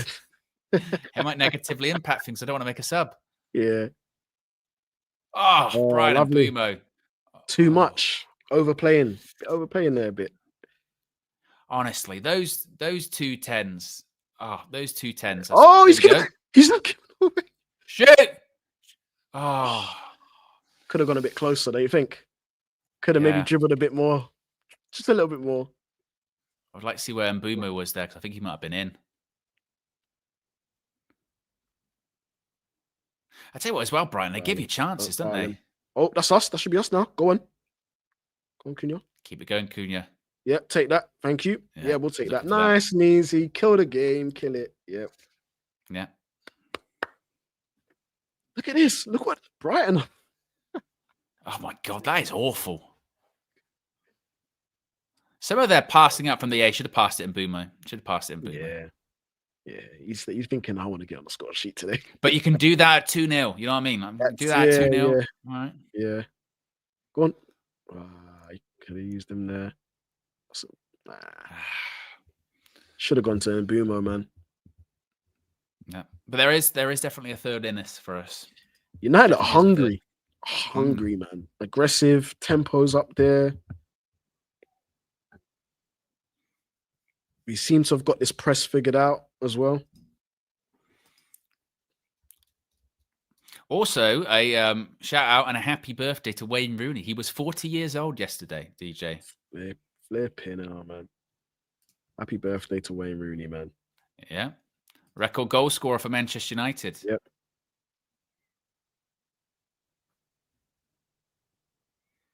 Šeško could have just been simple. Stuff like that.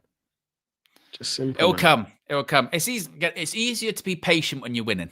That's the key Yeah. thing as well, isn't it? You know what I Yeah. mean? If we're losing or we're needing a breakthrough or whatever it may be, and your striker's a bit of a project striker, or you're going, still develop, you're going, but we need it now. We need it now. As long as you're winning, as long as you're winning, everything's a lot easier. You can be a lot more patient. Yeah. You're going to see all the memes of Baleba soon. People are going to be like, he's doing this on purpose. Or Dallo, it's been done. I don't know what you're doing there, Cunha.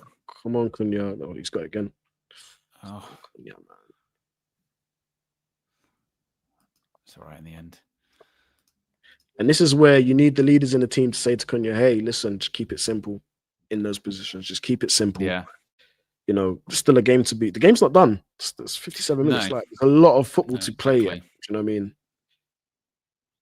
And it doesn't matter if it's still 2-0, it doesn't matter when Brighton get that one, because look, if they got it now, pressure be on. If they got it in the 90th minute, you'd be like, oh my God, pressure's on. Yeah. Oh, no. He's there in a second. Ball in. Oh, danger. Is that a save? I think that's a save. I think that's a brilliant save by Lomans there, you know. No, I don't think he touched it. I think he's saying he didn't touch it. I think he watched thought it. He got a touch. It's a save. It's a save. I tell you what, this will be the one. It is. That is a brilliant save. Oh, and he's got a goal kick for it. It's a terrible Labour's decision. off. But Labour's off. Stinker on it, mate. I tell you what, that is a top save, because that is hard. Oh. Those ones where they whip it in, you're like, I don't know whether to come for that or not. Is someone going to stick a leg Just on it? going to ask you that as part of the goalkeepers union. Yep. What is he thinking there? What is he you're like thinking going, there, I've got to stick on my line, because if someone gets a touch, I've got to spring to either side of me. You kind of have to watch it to the last second and then hope you get down enough. That is a top save. Yeah, you could tell he waited to the very last moment where he thought, shit, this is dangerous. And also, on top of that, the other part of it is, then sometimes if you've made a top save, you want to tell people you made that save. So you'll go, look, it was a corner. Got a touch on that, you know. But you go, nope, didn't touch it. It's fine. They've taken off what, they're 10 and is it 10 and the two 6s or 8, 6 and 8. They've changed the whole midfield. Right enough. Choreo Vibe says people are obsessed with Onana. Mate, I'm telling you now, if Andre Onana's in goal, that goes in. It nestles in, and we have a conversation going, should the keeper be doing better there? Should he be doing? Yeah. I'll piss off Sky Sports trying to put the goal in. Look at them. Goals by subs, Brighton, 5 this season. Sort of trying to will a goal to happen. Not having it. Clear United agenda, as always. Yes. Lovely. I'll keep it going. Yep, let's go. Keep going. Some Bruno hurt there. Yeah, he's limping a bit, isn't he? That's where, see, it's in those moments you don't want Cass there. Yeah. I don't think it was a foul, just enough. Nice turn. Good pass. Oh, it's brilliant. Oh, he's so good. This is why, DJ, I was saying before the match, he is top class. And as you said, he's still got levels to go. He's still got levels to go. But that is brilliant. And I tell you what, shout out Benjamin Šeško as well. Great link-up play by Šeško. Gets it, passes it. Who was slagging off Šeško in the chat? Look at them, they're dancing. Yep. His finishing ability, I'm telling you, and Bumo's finishing ability is cutthroat. Clinical. Nah, it's not a foul. There's nothing in it. Look at that I touch. don't think Let's go. Still has a lot to do, though. Look at this. Yeah. Through the legs. Oh. 3-0 Holy shit. DJ, we're feeling we might be back. we might be a little bit back. 3-0. You know what? I'm going for a fourth. Why not? I think we'll get a fourth. Luke Shaw, man. Luke Shaw. No, Gary Neville, piss off. It won't get chalked off. It might do that. What are you doing? Confirm the goal. Confirm the goal. Oh, yeah. Good. Gary Neville, stop trying to play up. Oh, I don't want to see goals get chalked off for that. That's bullshit. Yeah. United again. Go get fourth. Oh. I tell you what, it is on, Oh my DJ. The gosh. fourth's on. It's on. A Fourth's fourth's on. on immediately. It's on. United look absolutely. Who is this team? Who are they? And again, Who are these? I suppose this is why. You know, your Baradas and your Wilcox and Amrams will say this is why you buy a new front three. You get goals. Yeah. And look at the goal scorers today. You know, you look at, obviously, I know the Casemiro one's a deflection, but we've had chances that have been made by the entire sort of front three. Šeško then gets an assist from Mbumo. Cunha gets a goal. Yep.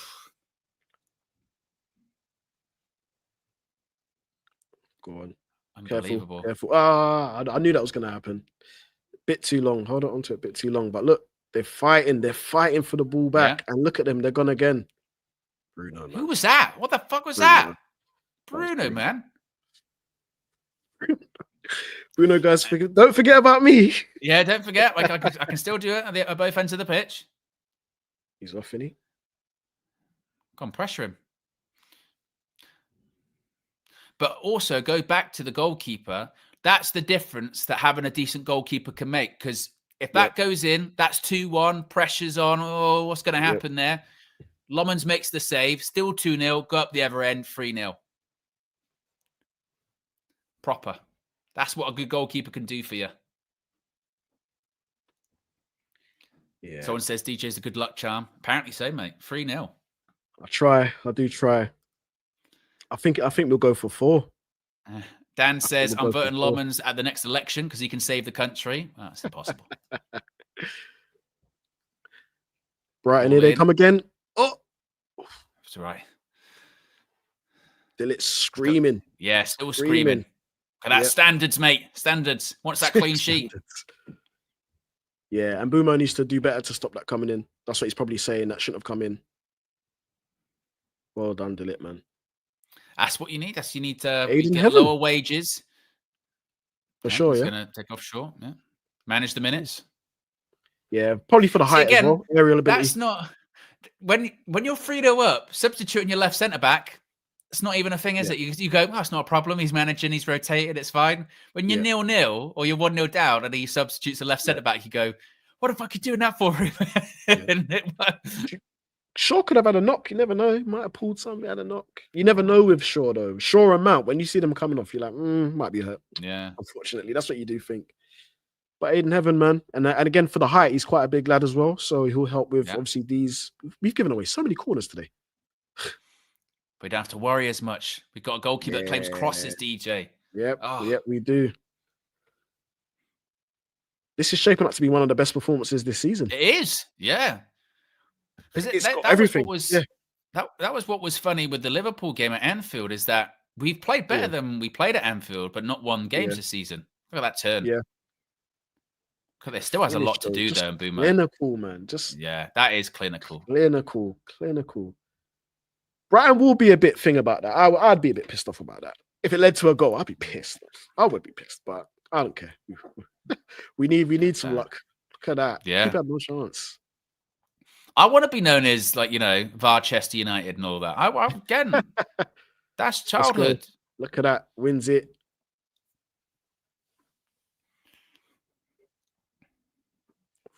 That was good by Brighton. Oh, what a pass.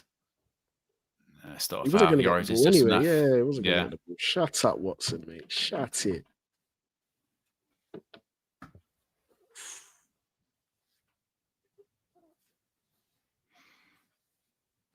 This is good. This feels good.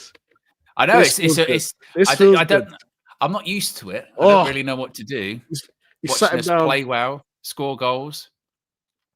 Like, I've seen United play well, but then we're still only 1-0 up, or it's 0-0. To be playing well and taking chances, 3-0 against our bogey team. For Frank to be 2 wins away from a haircut. Oh my God. This is uncharted territory. Yeah. I did say if we're winning, the hat's coming off. So yeah. See, that's why I said you should have saved it for more. Save it for more. Yeah. The only thing missing from this game now is a Šeško goal. We need a Šeško goal. That's what we need. I think he'll score. I think Šeško will score. He'll get a chance at least, I think. you reckon we'll get 5? Am I being greedy? Guys, am I being greedy yeah, in the chat? DJ, Am I being, now you are being greedy. I'm being greedy. Yeah, I'm being I greedy. mean, 5. Brighton look there for the taking. They do. look absolutely there for the taking, man. The only thing that they might do now, Brighton, because look, it's game over for them, isn't it? They might just be like, okay, back off, keep it respectable. Yeah. Because if they try and carry on playing out or whatever, then United will score more goals. Yeah. Yeah. I think Sesko, he's winning the headers now. He's winning the flick-ons. Yeah. Positive goal difference. Where are we up to 4th in the Premier League? A positive goal difference of +2. Oh. Above Liverpool in the league. Scousers, mate. Ugh. You been to Liverpool before, Owen? The City. I've been to the City. I've never been to the Anfield. City, yeah. I've been to Liverpool. I don't even like the air. Put the car window up. I don't even like the air, Owen. No. I tell you what I love, yeah. It's the proper Mancunian northern air when you just sort of get to Old Trafford and it just smells different. Yeah, it does. It does. Well done, United. Mainly it's a lot of the sort of side stalls that are chip shops, but still, you go, it smells different. Bruno, man. Bruno, you didn't even need to do that, Have we got a foul because of that? Yeah, we just about got a foul, but he didn't need to do that. Again, playing dangerous, man. I was just about to say, I wonder when Ruben will make more subs. Dorgu and Cobby coming on. Well, I suppose Cobby, you can get more minutes when you're 3-0 up. Casemiro's probably coming off, innit? Will he take? Well, or does he take Bruno? He's competing with Bruno. Remember? Does he take Bruno Fernandez off at 68 minutes? That'd be insane. If he takes Bruno off, that's insane, And it's insane because it's like I would have never guessed that you would do that. It's confidence. Yeah, Šeško is winning like every header now, isn't he? Yeah, he's winning everything now. Just need a Sesko goal. That will complete. A Sesko goal will complete this performance. 16 for 13. 16, that's Ahmad. So that'd be for Dorgu. And Dallo will move over to the other side. Dallo, honestly, just lives forever, isn't he? It's like a cockroach. He's always on the pitch. Always. How does Dallo stay in the field, but you take off Ahmad? It's probably going a bit more defensive. He's probably going more defensive now, isn't he? I think he's showing up what he's got. I think he's going to take the 3-0. I think he's looking to take the 3-0. Hey, Casemiro's done well, Yeah. Last few games, I mean, he did really well against Liverpool.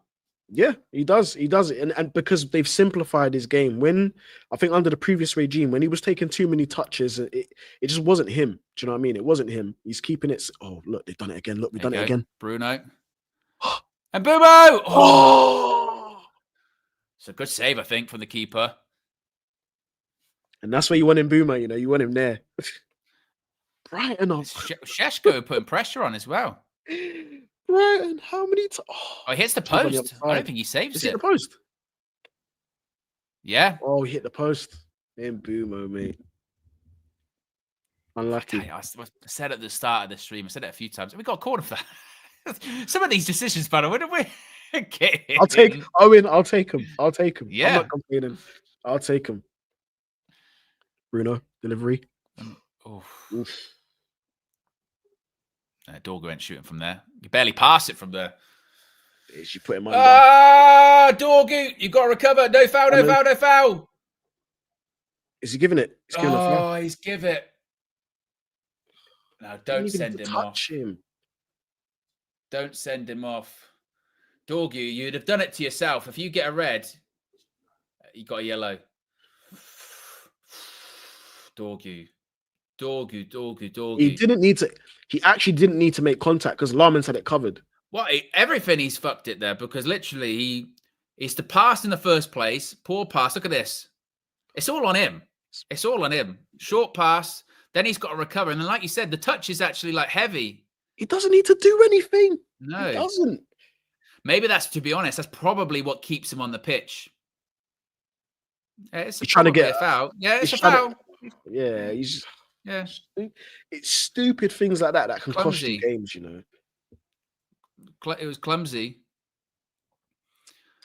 And he's lucky. The reason it's a yellow is because they're going, well, like you said, lost Loman's control had of the the ball, ball. He Yeah. lost the ball.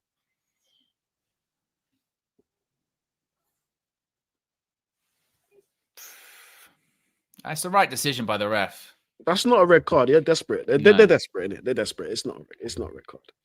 But overall, it's shocking from Dorgu. Shocking. What is he doing, man? Because also, as well, Minter knows, maybe, to be fair, actually, Minter kind of knows that he's not going to get the ball. So I think he kind of slowed down and initiates contact with Dorgu. He does what he's supposed to do, but I just think that Dorgu, man, he should have just, I think the yellow's the right call. It's a dangerous position, though.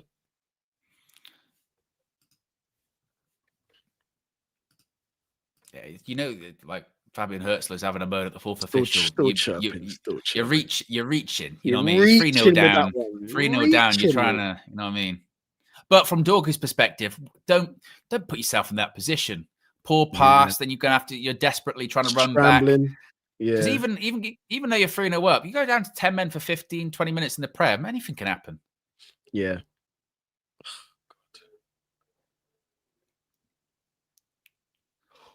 Fucking hell, that is an outrageous free kick. Danny Welbeck. Nothing goalkeeper can do about that. And I tell you what, if there was anyone for Brighton that was going to score today, it was Danny Welbeck. You said at top of the show. Oh, what a free kick. I think Lammers could have done a bit better there, though, to be fair. I don't know. It's a lot. It's a hand to it. It's quick. It's the pace, I think. Yeah. I tell you what, though, Patrick Dorgu, that's on you, mate. Shitty pass, then you end up with a foul. That's a brilliant free kick. Here's the thing: unless, oh God, do you see what happens? The game just changes. Yeah, if they get a second. Yep.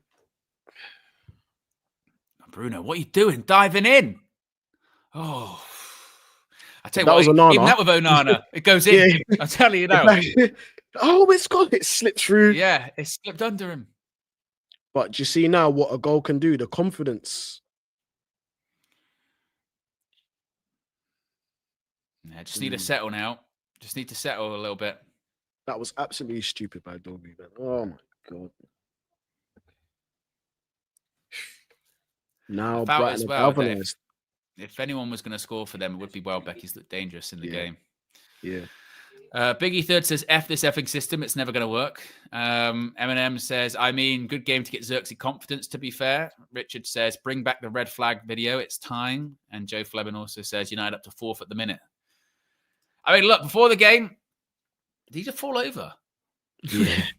he tried to dive onto the ball. Yeah. Oh. What? Oh, Manu got taken out there. I think that should have been a foul, but second ball. You see with momentum now. Now Brighton, they're starting to believe a bit now. They were dead about 10, 20 minutes ago. We've got the psychological scars as well. We can be 3-1 up and know that the game's not over. Yeah, it's true. It's true. I think we just need to get an attack going, man. Get hold of the ball first. Get some confidence back. What a pass. No, they've started playing a little bit now, haven't they, Brighton? Get out to him. Good goalkeeping. Take the pressure off again. Yeah. Someone was saying in the chat that maybe that Loman should do better at the free kick. I think the pace beats him. And again, I'm not even of the thing that he should save every single shot, Loman. He's made some big saves in this game already. The problem with, we'll let this play out. Shit. Well done, Aiden Heaven. He was there like lightning, but he was quick. Yeah. Quick across there. He was unlucky last season because he came in, did really well. Then he got hurt against Leicester and just never got back in. Never got back in, yeah. Well It's a done, good signing as Georgie. well. Arsenal, was it 1.5 million, Yeah. something like that? Good player, good young player, good young player. I think Mm. Rio was saying, Rio Ferdinand, he was saying that he met him, and when he met him, he couldn't believe how actually tall he was, because he said on television he doesn't look as tall as he is in real life. And Rio was like, wow, he's a unit. And when he's quick across the ground as well. There you go. Deal with that. Those, those in-swingers, they're the worst. I hate them. I hate them. those. I hate them. They're the worst type of crosses to defend against. The worst type of crosses. It's any touch can go anywhere. Yeah. Any touch you can't really come for them, because if you do and they get the touch, it's going to go in. You have to just wait, and it's just you have to react really late. I tell you what. Oh no, my days, no way. No, not with a shot like that. Yeah, but against a need better to settle team, down. Yeah, against a better team, you could have got punished there. See, one sort of error from a player always leads to these.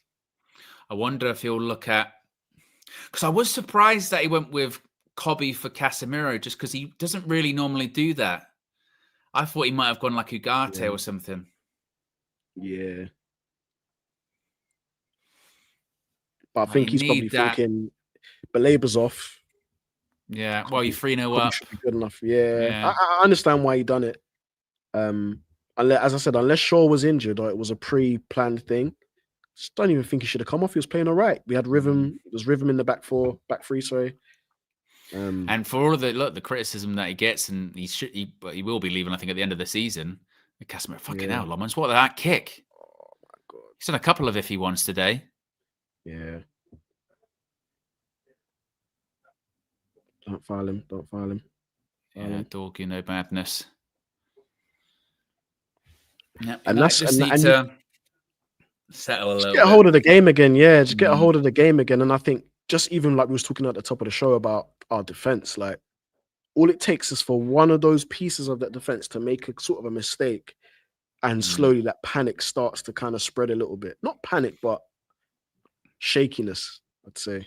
It's one of those ones as well where, like I was saying earlier on, I was saying it a bit sort of facetiously, but it is kind of true, because you see those subs that Amram have made, and not to say, they're the wrong subs to make this, that, and the other, but it does feel like they have changed the game a little bit. Yeah. You know what I mean? It has. Maybe, look, if Dorgy does make the mistake, they don't have the free kick, that changes the game more, I suppose, but yeah, we don't look the same team. Casemiro, I think, was actually controlling the game maybe more than we thought. There you go. I told you, Ugarte, come on. Ugarte on, Xerxes coming on. So what's that? Probably Xerxes for Šeško, perhaps? Yeah, it's probably going to be Šeško.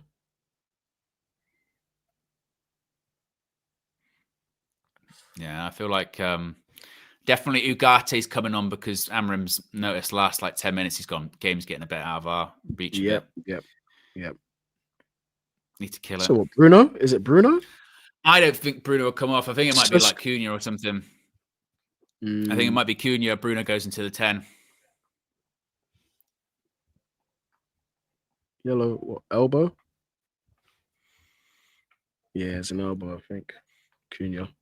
I reckon it's probably Šeško and Cunha off, perhaps. Yeah, he looks at him. He knows what he's doing. Chopped him. Yeah. He knows what he's... Fucking hell. Let's see his head into the ground. Jeez. Look at his head go down. Oh. That's... What did they say in WWE? That's a bump. Yeah, he took a bump. Took a bump there, man. Test Cunha. Well played today. I always actually wanted to see Xerxes link up with Cunha. I think that would have been like good link up play, man. I think Xerxes would have linked up well with the forward striker. Well done to Šeško. We go again next week, lad. But I think well done to Amarim, because he maybe realised that those subs impacted the game not as he intended to. He's gone, right, need to shore things up.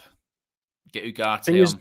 Thing is, though, down the other side, we've kind of lost that momentum with Ahmad. Do you know what I mean? Ahmad was pretty good on that side. Because even though you're still 3-1 up, you still want to have that attacking threat, and you just sort of go, oh, are we going to have that attacking threat, with all the players we've taken off? Yeah. But still 3-1, we should still be feeling comfortable. But again, because we know this team. We know this team. We know We know the frailties, don't we? We know the frailties. Yeah. Do you know what I mean?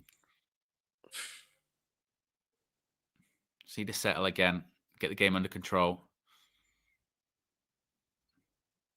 There you go, Lomans. You had a decent kick up the pitch. Oh, go on, Xerxes. Hold on to that. Who's there to help him? It's nice to see him actually get some minutes. Yeah. But this is the other problem that he's going to have is that, and it's kind of the same problem that Cobby's had quite a bit. When you're involved so little, when you do get on the pitch, you're just not going to look that sharp. You know, there's only so much training you can do. Yeah. Oh, how did he get that from there? Don't do it. Don't do it. Oh, Well done, Brian and Bumo. What a player. Got to hold up, Xerxes. Xerxes. Hold up. Oh, lovely. There you go. Well done, Cobby. Go on, get a fourth. Kill the game. Go, get a fourth. Kill it. Dogu's sprinting. Is he going to have a shot? Oh, you know Bruno's going to have a shot from there. Go out.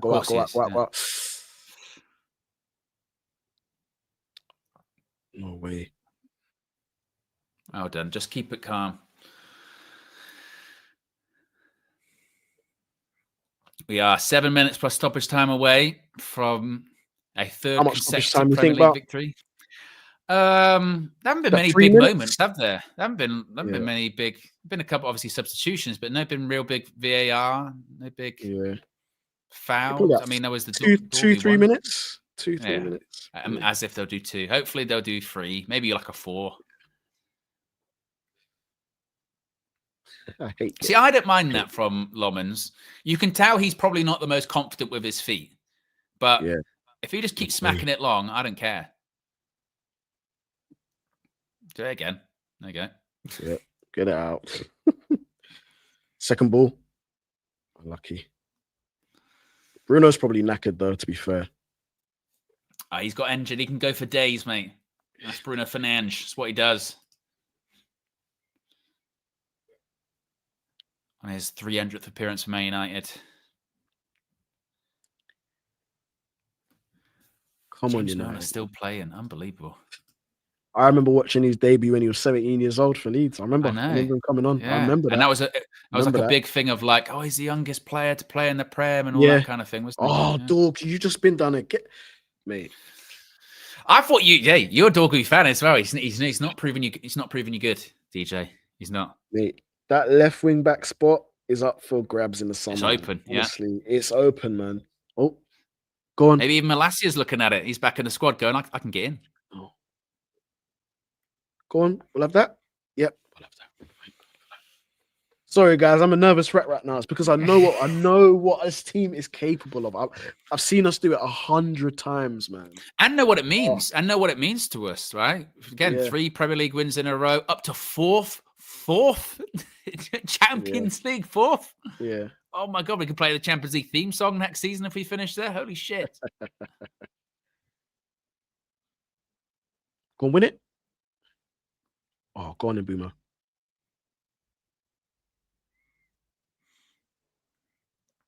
Oh, Xerxes. Ref. No? Is that not a foul? That's what I thought. Go on, Cobby. Oh, unlucky. We need to stop playing that side. Switch the play. And also, we got to get a bit careful that we're not getting too overly try and kill the game off. So we're doing silly passes, trying too much. Again, play the percentages. If it's not on, keep it. I remember Mourinho days at Chelsea. It was like, 08? Something like that. But I remember his team were efficient. That Chelsea team back then, they were so efficient, man. Just killing games off. Their game management was top tier them days. Yeah, they reckon at Arsenal, they're actually on track, actually bettering at the moment the possibility to concede the least amount of goals in the Premier League season. Was it like 15 or something? Yeah. It's our ball. That's us. That's our ball. Yep. Yes. Yep. We're close, Owen. 86 minutes. We're close. 86 minutes. Close. 3 consecutive wins. Yeah. And then we got Sean Dyche's Nottingham Forest next. Again, another tough game, but you'd think just off the attacking play today and the belief. Yeah, if they can replicate this level of performance, that should be enough. I mean, it's away from home, granted, but go on. Zexy, unlucky. Oh my God, that would have been unbelievable. Unbelievable. I'm not sure if I've ever seen that there in the box. I've got it to try and keep the ball in play, but well done, Ugarte. he slid to keep it in the middle of the box. Yeah. Uh-oh. Watch Welbeck. Watch Welbeck. He's the danger man. He's the danger man. Oh, fucking no way. Good save. I tell you what, Danny Welbeck being Brighton's best player at 34 is outrageous. Insane, isn't it? He's a bit. He's actually a bit unplayable, you know. At the moment, he's got all the attributes. He's quick. He's got good touch. He can finish. Strength. Yeah, he's a good player. Yeah, ageless. Oh my God! Ball in and away.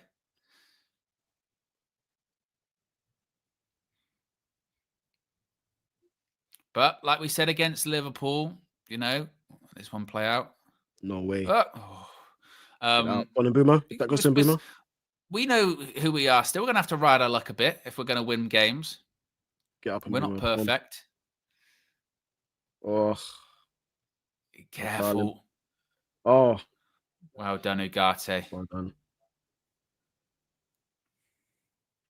Just keep it, Bruno. Is that Bruno? Keep the ball. Yeah. Well done, Cobby. Well done. Oh, well done. Oh, there you go. Go on. Well done. Unlucky. He's knackered. Look at him. He's blowing. Yeah. Knackered. Yeah. He's knackered, mate. Round the corner. There you go. Bruno. He reached top speed. That's his top speed there, you know. He couldn't go faster, didn't he? Tell you what, that is mad. Danny Welbeck has now scored more goals against Manchester United than any other club he's faced in his career. And he played for United. That's crazy. If you remember at the time when he left, I remember thinking that I don't think he should leave at the time. That's how I remember feeling. Come on, Cobby, get it was during that time, wasn't it, when where I think it was who did he get? He just got sold. He wasn't swapped for anyone with Arsenal. He just got sold to Arsenal, didn't he? I think it was during like when Louis van Gaal was just like selling players that everyone was like, because like Johnny Evans was another one. When Johnny Evans got sold, and everyone was like, he could stick around. Like he should be sticking around. Evans was playing good. I remember around that time as well. Yeah. Like Welbeck was the same. Where you go, yeah, he's not obviously our best striker, but you know, still a good player. All right. Jeez, man. Go on, marshal it out. 7 minutes of stoppage time for what? What? Where? From where? Yeah. Ruben Amorim, even though it's a 2-goal lead, he's not confident. Knows anyone in the stadium, mate? 7 minutes. Yo, can someone in the chat tell me where that 7 minutes came from? Please, please. 7 minutes.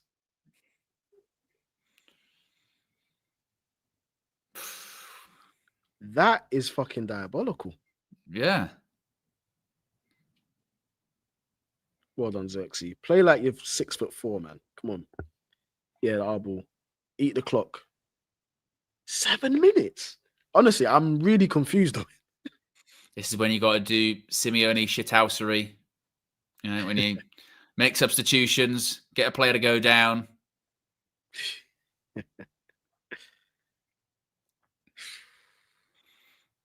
Mate, Brighton have got a flipping just don't drop too deep. That's what Ruben was saying a second ago. He's saying they need to get up. Look, this defender's had a free run. See, I know it's late on the game, but a Brighton player cannot be allowed to run from basically his box to near enough ours. The only worry is now that like 7 minutes might just have invigorated. Yeah, they've just, it's a lifeline. That's what it is. That's another lifeline for them.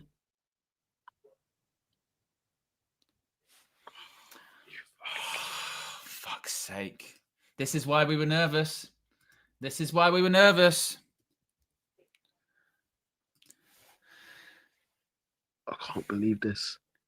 I actually can't believe it.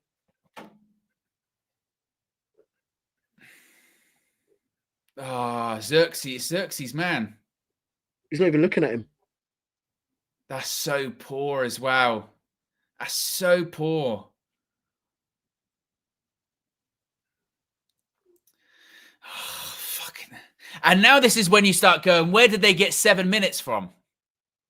I was just thinking that, but where, it's true. Where did 7 minutes come from, though?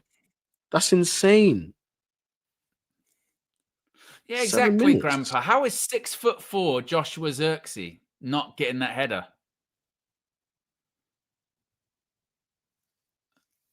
Oh, we don't do No, it easy. That's why we needed 3 goals. That's even why if- we needed 3. Even if we win the game, right, I'm still going to be questioning the 7 minutes because I want to know where that 7 minutes came from. Because the game's been free flowing. It hasn't been stopped that much. Well, I think also as well, yeah, that Ruben, if we win this game, Ruben will, I think, learn his lesson of going, I don't give a shit if we're 3-0 up, yeah. There are certain subs I can't make. You know what I mean? I can't, you know, I've got to take Cass off, but that actually affected the game. Ahmad straight off. Did it go a bit too defensive too early? Yeah. Does it, when you make those kind of subs, are you sending out the message to your team like, it's over, don't worry, we've won the game? But then we're comfortable, and then Dorgy makes the error, leads to the goal. Then pressure's on. But I think Ruben will have to learn a lesson of that, being like, those subs hurt us. Those subs did hurt us. Yeah. Because Dorgu's gone on, had a stinker. You know, too many changes at once, I think. Much. He should have just changed at least one and then stagger it a bit if you needed to. Now we're in a weird spot. It's like, like we said, you're bringing on players as well, like Xerxes, like Cobby, that don't have a lot of match rhythm, so they're a bit cold as it is. But coming on at 3-0, when is the time to bring them on then? You know? It's true. It's true. It's true. Is that Bruno? Dallo. Is that Bruno? I tell you what, that was a nasty fucking tackle, referee. What are you doing? Yeah. And again. Yeah, we'll take that. Bruno's funny, you know. Eat up the clock. I don't care right now. Eat the clock, man. Biggie Third says that was Yoro, not Xerxes. It definitely was Xerxes at the front post. I think it was. It was Xerxes. It was Xerxes. Yeah. Flipping hell, man. K-Flow says they only give 7 minutes to Liverpool so they can score. Where the F did 7 minutes come from? The subs have been stinky. 7 minutes. Honestly, where's the 7 minutes come from, man? I hope Amram speaks about that. Bruno, no ball into the box, yeah. Pass it, go short, and aim for corners. Brighton almost expected it. Look, keep the ball. Bruno, don't. Well, if you're gonna, you got to score. Oh, and you got to keep it. Oh, well done. Who was that? Cobby. Yeah. Got to box them in and box them in. They can't get out. If we create, they can't get out of this. We've got to keep them in there.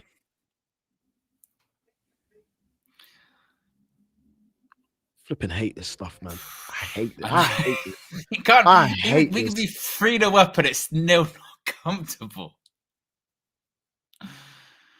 Oh. Because if I'm Amram, like you said, it does change the context a little bit. Because obviously, look, it's still 3 wins in a row, beating the bogey team. I would take it. I don't, like you said, results that matter. But if I'm Amram, I am still getting stuck in some of these players at full time, being like, "You fucking pricks." Go on, Abumo. He's so good. He is so good. Brian Mbumo, he is so good. Hold that. 7 minutes. What? Oh, my goodness. Tried to steal that from us. Well, Brian Mbumo. And he's even cracking a smile, Ruben Amram, now. You've got Brian Mbumo to bail you out, brother. He's phenomenal, mate. He's phenomenal. Oh. He's phenomenal. Mbumo, yes. Look at Mbumo where he starts it as well. He's over there, still makes the run. Has a lot to do. Bang, roof of the net. Honestly, he is so good. Finishing. He's finishing. That's why insane. He's one of the top goal scorers in the Premier League last season. Why? Because he can just he scores. Guy is such a good finish as well. Good finish. Look at that. Roof off the bar. Gotta No give Bruno referee props. fuckery today. Give Bruno the props. Bruno knows when Bumo's running, he leaves the ball. Heaven whizzes it in, he leaves the ball. Yes. We've got it. We've got this in the bag. Yeah, he's got 97 it. minutes are gone. Blow the whistle He's now. proper. He's proper. Tried to Brian cheat Bumo. us. He is. Tried to cheat us, didn't you? Blow the whistle. And there you go. That's Well full done. time. Manchester United, 3 points back to back to back. Premier League victories for the first time under Ruben Amorim. He's smiling. He's applauding the fans. He knows. Big moments for Manchester United. Stormy times, stormy days still came, DJ, but we overcome. We managed to get through the storm. And this is what you've got. When you've got top players, when you've got goal scorers, when you've got creative players like Brighton Bumo, like Mateus Cunha, like Bruno Fernandez, like Benjamin Šeško, you've got chances. And I tell you what, he said it's a springboard. We saw maybe the best and the worst of Manchester United points today, but I'll take it. 3 points again, DJ. Yeah, 3 points. And look, that 7 minutes, I'm still going to talk about it. But I'm still going to talk about it because where the hell did that come from? I asked people in the chat to tell us. I don't think anyone's still come up with an answer where that. There needs to be an inquest into that. But that aside, Brighton Bumo, how good is he, Owen, man? How good is he? So good. And this is what I said before the game. I've mentioned it many times. When the season ends, we'll have the conversation about who is our signing of the season. I think that answer will be Brighton Bumo. I think when the Premier League talks about signings of the season, even pound for pound, and he was a lot of money, I think they'll say Brighton Bumo. And you mentioned about he's still got levels to go. I think that even at Brentford, when he's one of the top goal scorers in the Prem, I don't think the Prem's done the best of him. I think we're going to see him on another level. He is playing with better players, and he is someone that thrives under pressure. He's someone that, look at the 7 days that he's had. Scoring at Anfield, now scoring 2 goals at Old Trafford. He's putting every single game numbers on the board, goals, assists. He's a top player. Look at the players together. They know it's a big one. As you said before the game, it was a big one. We did make it maybe a bit more difficult for ourselves than we needed to. Maybe Ruben might look back and say, a couple of those subs I might not make next time and a couple of errors. But when you've got players that can score goals, DJ, it makes a difference, doesn't it? Makes a massive difference. It does make a difference. And it shows why the investment was made in the striking department. It shows why the investment was made and why we needed to make that investment, because that is what you get. When you spend the money, you should be able to get the quality in needed to push your team forward. We knew that goals was an issue last year. And, you know, we've still got a lot to go. This is a new complete front three that need to obviously get to know each other even more. But today was, I feel, the first true step in them actually gelling. Some of the link-up play, aside from the goals, but some of the football today was absolutely amazing. Some of the best football I think we played under Ruben Amorim. I think one of the best performances. Now, actually, I can't say that, can I? For 80 minutes, it was the best performance. Well, you could definitely say like attacking moments, you know, in terms of putting moves together. You know, at the start of the season, in fairness, we were creating chances like that, but we weren't scoring the goals. Today, we have been able to score the goals. We saw it against Liverpool last week, been scoring the goals.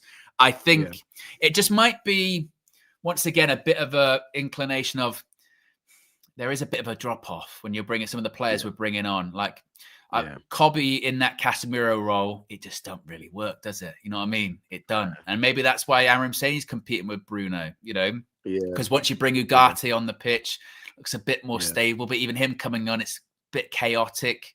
Once Ahmad came off at right wing back, then you don't really have that outlet anymore. Just there are frailties in this squad. There are frailties in this team. Dorgu, when he came on, was shocking. He was really poor when he came on, and he was a big part of that first Brighton goal. So we're not there just yet. But I tell you what, we can beat teams. You beat Liverpool, beat Brighton here. You know, beat Sunderland, who've just gone to Stamford Bridge. Actually, if you look at the last 3 games of the teams we've played, I mean, it's back-to-back Premier League wins. Beat Sunderland, who they're up to like second in the Premier League. Good team, clearly a good team. Chelsea can't beat them at home. You're then facing Liverpool at Anfield. We haven't won there in a decade. We've done that. I know Liverpool are struggling at the minute, but they're going to be there and thereabouts this season in terms of Champions League, you know. And then you're looking at this game today against Brighton, who we don't beat that often. They are our bogey team. Chelsea couldn't beat them at Stamford Bridge either. And we've got the 3 points and we scored 4 goals doing it. And we're up to 4th in the Premier League. I mean, couple of weeks ago, I could have never dreamt of this. I could have never dreamt of that. Listen, Amarim was, excuse the pun, on death row. These set of games, and I remember them saying that this run of fixtures was going to kind of tell us a lot about him, and maybe even force the owner's hands. Obviously, Sir Jim came out in defense of him, but we knew that these games were, because we knew it was a bogey team and then it was Liverpool. We knew that actually this is kind of the gauntlet to run. And honestly, in the Liverpool game and in this game, what we've seen is actually some of the best of what Amarim can offer us. Again, still a long season. But as I said, if we can string some wins together, Owen, if we can go into Nottingham Forest, beat them, beat whoever's after that. I'm not sure who we've got after them. But Spurs. Yeah. Why not? Why not? From what I've seen today in terms of our front players, why not? These teams are going to be there for the taking. There's points to take advantage of. Let's just try and get ourselves nice and ahead where we can and see where we're at the end of the season. We're not going to win the league. We know that, but let's give it a go and see if we can get into the top half of the table, into the top 4, into the Champions League spots, because why not? But you know what? I have to give a shout out to Amarim, man. I think the formation, the tactics today were spot on. They were, except for the subs, which we'll talk about in a bit, but spot on. Yeah, no, I would agree. I think you look at him the last week or so. I mean, Gary Neville said it on commentary. It's probably the best week of his Man United career so far, which again, it's not really that there was many good weeks so far, but still, it's a win against Liverpool. It's a win against Brighton. And coming out of this last international break, if you'd have said, I mean, it was probably only the likes of Marcel that would go, yeah, we'll win the first 2 games, Liverpool and Brighton. You'd be like, no chance, mate. Not going to happen. Yeah, but we win today 4-2. And I think the important thing is, despite the stumble and despite sort of the stuttering and the nervous last sort of 10 minutes, we did deserve to win that game today. You know, if it had ended up 3-3, that'd have been like, what a collapse. I mean, what have United done there? Because we deserve to win. We deserve to win that game. We've got players now that I think you can rely on. You know, we've spoken before that I only felt like at points, you can only rely on Bruno to do something magic. Now you've got Brian Mbeumo can do something. You've got Mateus Cunha. You can do something. Yeah. You've got Šeško, got an assist for Mbeumo's first goal as well. And the goals that we conceded, I don't think the goalkeeper can do too much about it. So and also with the goal conceded and a bit nervy towards the end, as I always say, this is why results are the most important thing. In 2 or 3 months, do we remember, oh yeah, it was really nervy at the end against Brighton? No, you just remember we won 4-2. No. You go 4-2. I tell you what as well. And if someone didn't watch the game today and someone said, oh, how'd Man United get on? And they went, oh, they won 4-2. You go 4-2 against Brighton.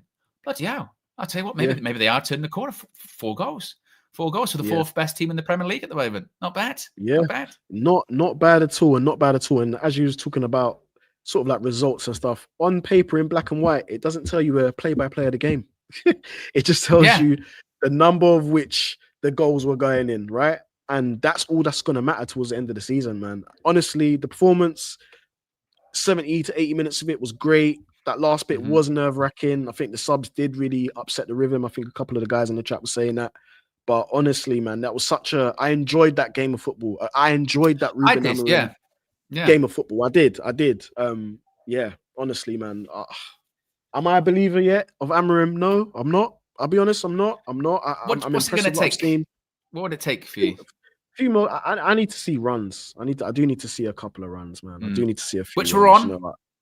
Which we're on a run. 3 games on the bounce. You know, I think you kind of got to get them in sort of 5s.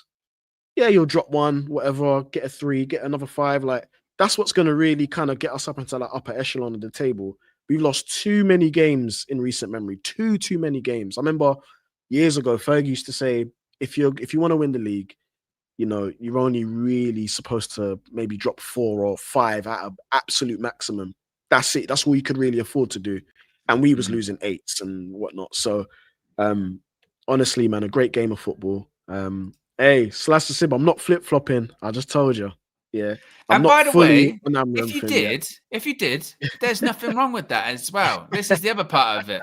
This is the bizarre part of like football fandom is you said this before. Well, then yes, you're stuck now. You're stuck now. You can never change your mind. You can never ever never change your mind. Imagine that in life, just in general. You go, what do you want for dinner tonight? I tell you what, let's get Chinese. Let's have a takeaway. Well, you've stuck with that. So that's what you're going to have forever. Now, Forever. Yeah. wait a minute. I can change my mind, can't I? No, you said. That's all you can do. Super Chat from Super Art says player of the year or player of the year. That's already. That's pretty soon. Says tie between Lommans and Mbumo. Amanor says man of the match. Mbumo, please send me a United shirt. Oxford Natural. We're not running that, Amanor, and you know it. I'm not sending you a shirt. And Steffi Jenks says thanks everyone. Thanks Owen and DJ. Beautiful stream. Yeah, mate, DJ's lucky charm. Apparently 4 goals. 4 goals. I'll try. I mean, my goodness me. My goodness me. Someone call me Jey Uso. I know who that is. He's from the bloodline, you know. Yeah. He's part of the bloodline. They said you look like Jey Uso. Someone said Jey Uso smiling and that.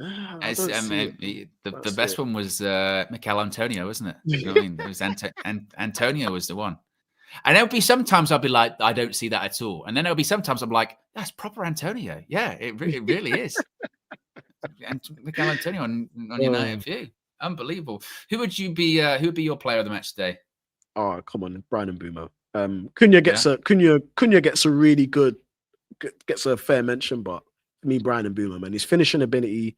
Anytime you get him that close to the goal in those positions, he's deadly, man. And he ran all game. He was running non-stop.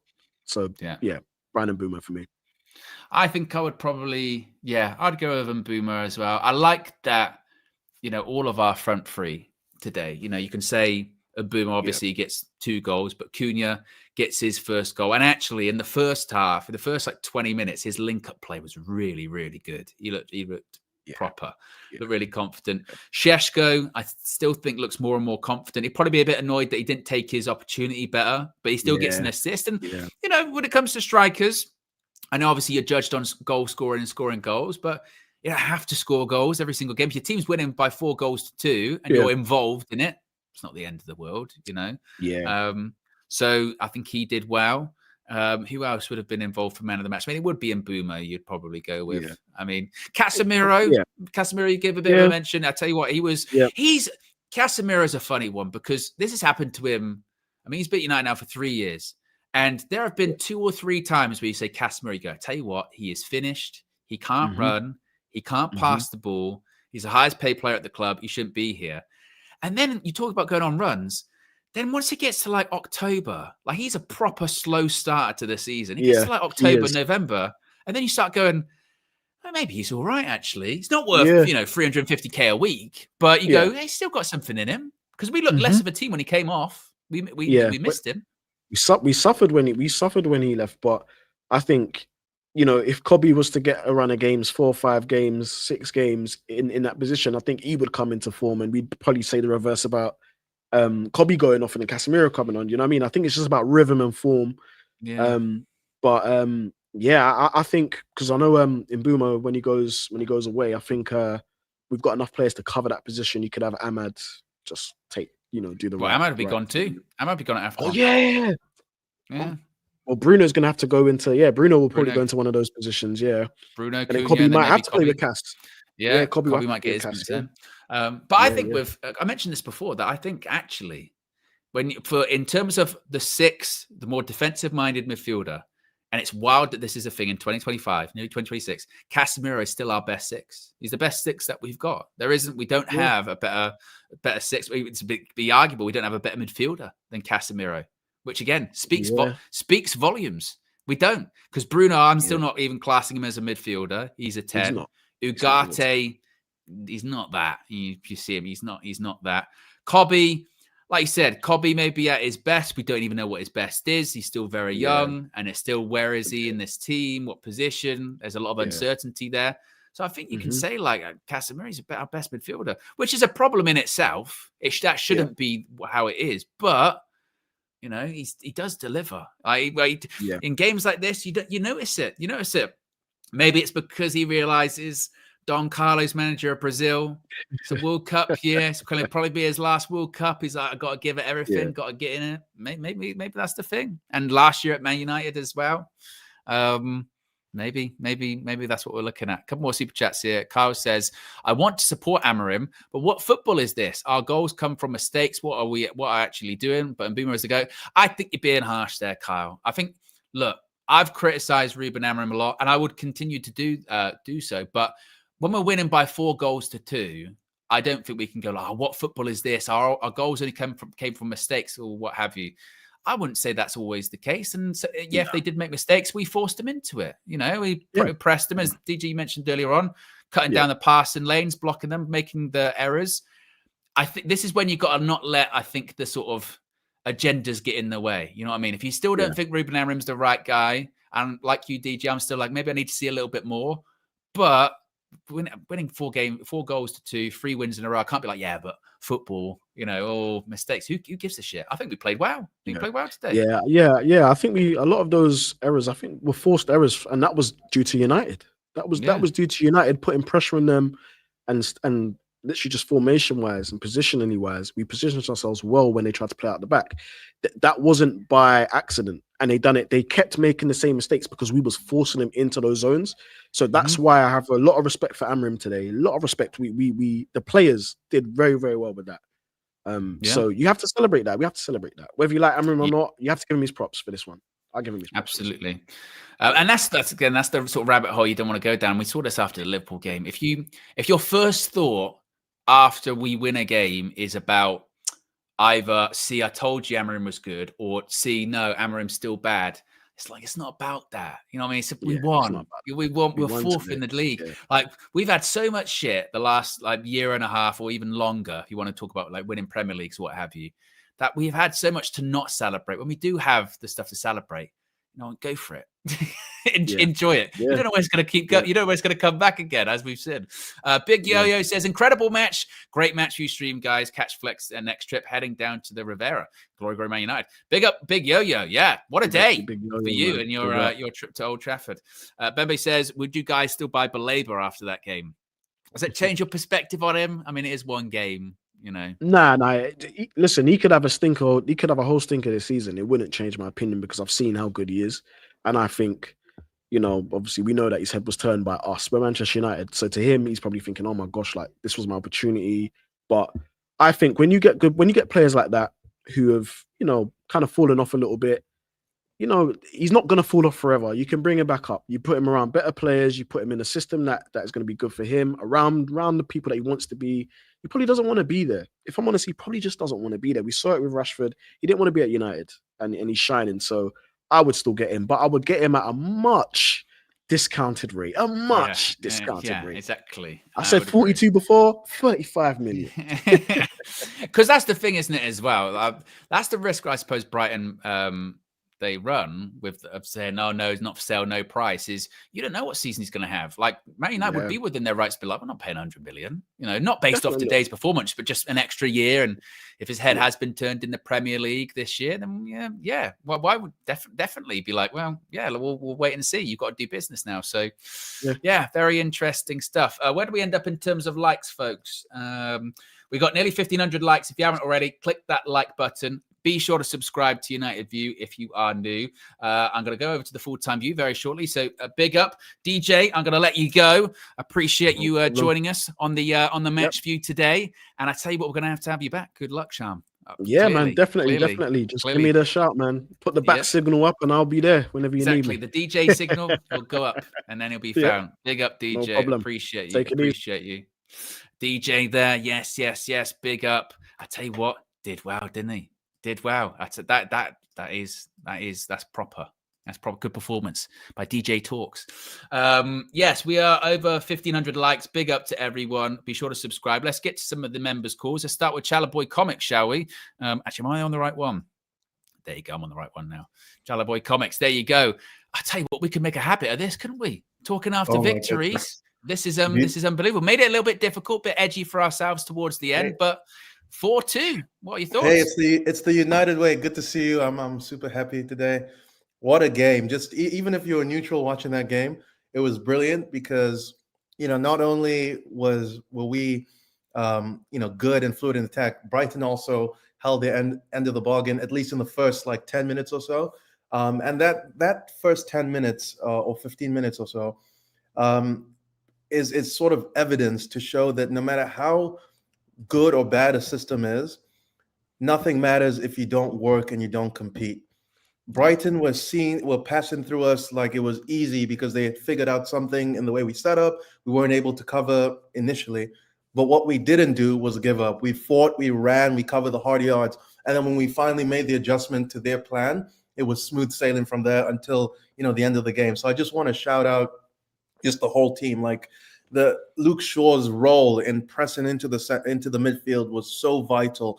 Brian and Mbumo's discipline and angles for pressing made it so much easier for us to contain them when we forced them one way. It was poetry in motion, and I just want to shout out everyone, but special mention I think should go to Mr. Brian Mbumo and Mr. Bruno Fernandez. I thought they both had virtually flawless games. Mbumo never stopped running, never stopped working, and was so clinical and smart as a decision. And then Bruno was orchestrating everything. He was the link between every phase of play, and I thought he did that to such a high level. And how many times have we watched the Bruno game where he hasn't given the ball away? I think I remember him giving the ball away like once, or maybe I'm misremembering, but he was phenomenal. Now, obviously, there were so many others. Cunha was electric. That finish was wow, yeah. Scrumptious, delicious. Every tantalizing, everything. It was such an exquisite finish. But yeah, props to everyone. And let me just say this, Owen. Remind me, did we beat Liverpool at Anfield? We did.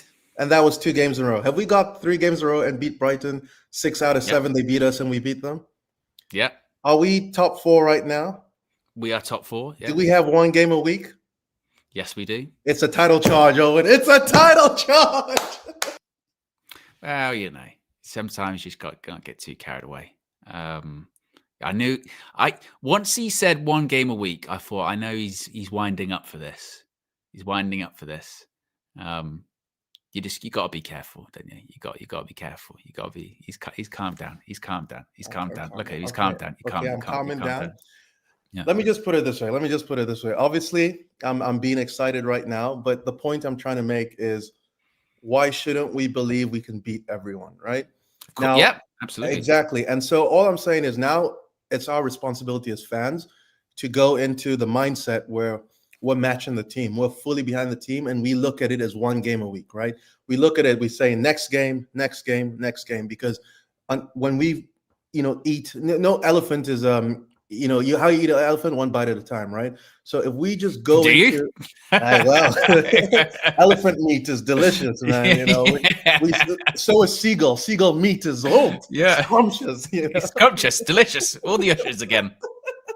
But the point is that we have to just look at it and say, look, we're going to back the team. The time for people still questioning this or that, sure, you can have your opinions, but we need to project unity as a fan base, right? And obviously not get carried away. Like the thing about like something like Lamens, right? I think he's a brilliant goalkeeper, but now for me, I don't want to be talking about Lamens again. He doesn't need that pressure. I want him to be ignored. We shouldn't even notice him. He just needs to go on and do his job. I don't want to put more pressure on him. We know he's good, and that's the last thing I'm going to say from Lamens. I'll just say congratulations, but I'm no focus on him. With the rest of the team, we just need to demand from our team that they fight, that they push every single day, because that's all what it's going to take. And because what we're trying to do right now is to accumulate as many points as possible before Brian Mbumo and Ahmad leave, because that's going to be a test in time once the AFCON comes. So I'm just proud of the boys, and I'm confident we can beat whoever comes in front of us. Yeah, that's what needs to be. Big up Chala Boy. Comments again. You got rational towards the end. You got rational. There you go. That's proper. We all get carried away. Clifton says we're finding our belief again. Come on, United. I honestly, I so hope so. Like, I know people like to do the whole fan channels and negativity and all that kind of stuff, but I'd much rather my team wins. This is better, isn't it? This is nicer. This is better. We're not going at each other's throats. We're not doing, all of this kind of crap. And we won. It's lovely. It's lovely. Speaking of lovely, Amanor's here. Amanor, another win, back-to-back Premier League victories, beaten our bogey team. What did you make of it all? Oh, good evening, Owen. It's the best credit I can give is that I know we had a bit of a twitchy bit in the second half, but throughout that game, about yeah, throughout the game, can honestly say I felt comfortable watching the game, in terms of I wasn't panicking that we're going to lose. Well, towards the end. No, but even then towards the end, once Ugata came on, etc., and got a bit of composure in the midfield, I thought, okay, we can see this out. That belief that I think for me, that Liverpool win has given these guys belief in mentality. I think the mentality changed, and the fact that and we would deserve the manager match, and we could talk about the first 15 minutes of the first half, which Chalaboy comments talked about. But for me, I want to spend more time talking about the mentality of these players and the fact that got to give credit to the manager in terms of coaching. For the first time, I can now see coaching patterns of play on the pitch. For example, Jamie Carragher did an analysis last week. I don't know if you saw on Sky Sports, Owen, where you talk about the throwing. How Mbumo picks up the marker, each plays, and how the throwing works, how they not transition, but how they sort of pack out the midfield, etc. And I'm seeing those coaching that they're doing on the training pitch translating now onto the pitch. I mean, for me, the most sweetest part was obviously in the first half. After the first 15-20 minutes, there was a passage of play whereby we were pitching in their half the pitch on the final third, and they were doing little triangles, a little bit of flicks. The Sesko chance that we had in the first half, I can't remember. If he scored that would have been one of the goals of the season for us in terms of the interplay. So, credit to the players in terms of understanding what needs to be done and implementing that. So I just want to say that first.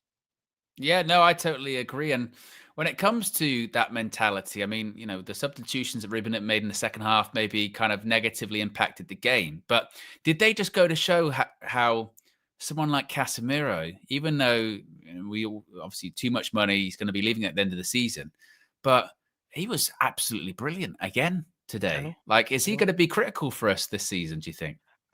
I'll put another name there. Casemiro's going to be critical for us.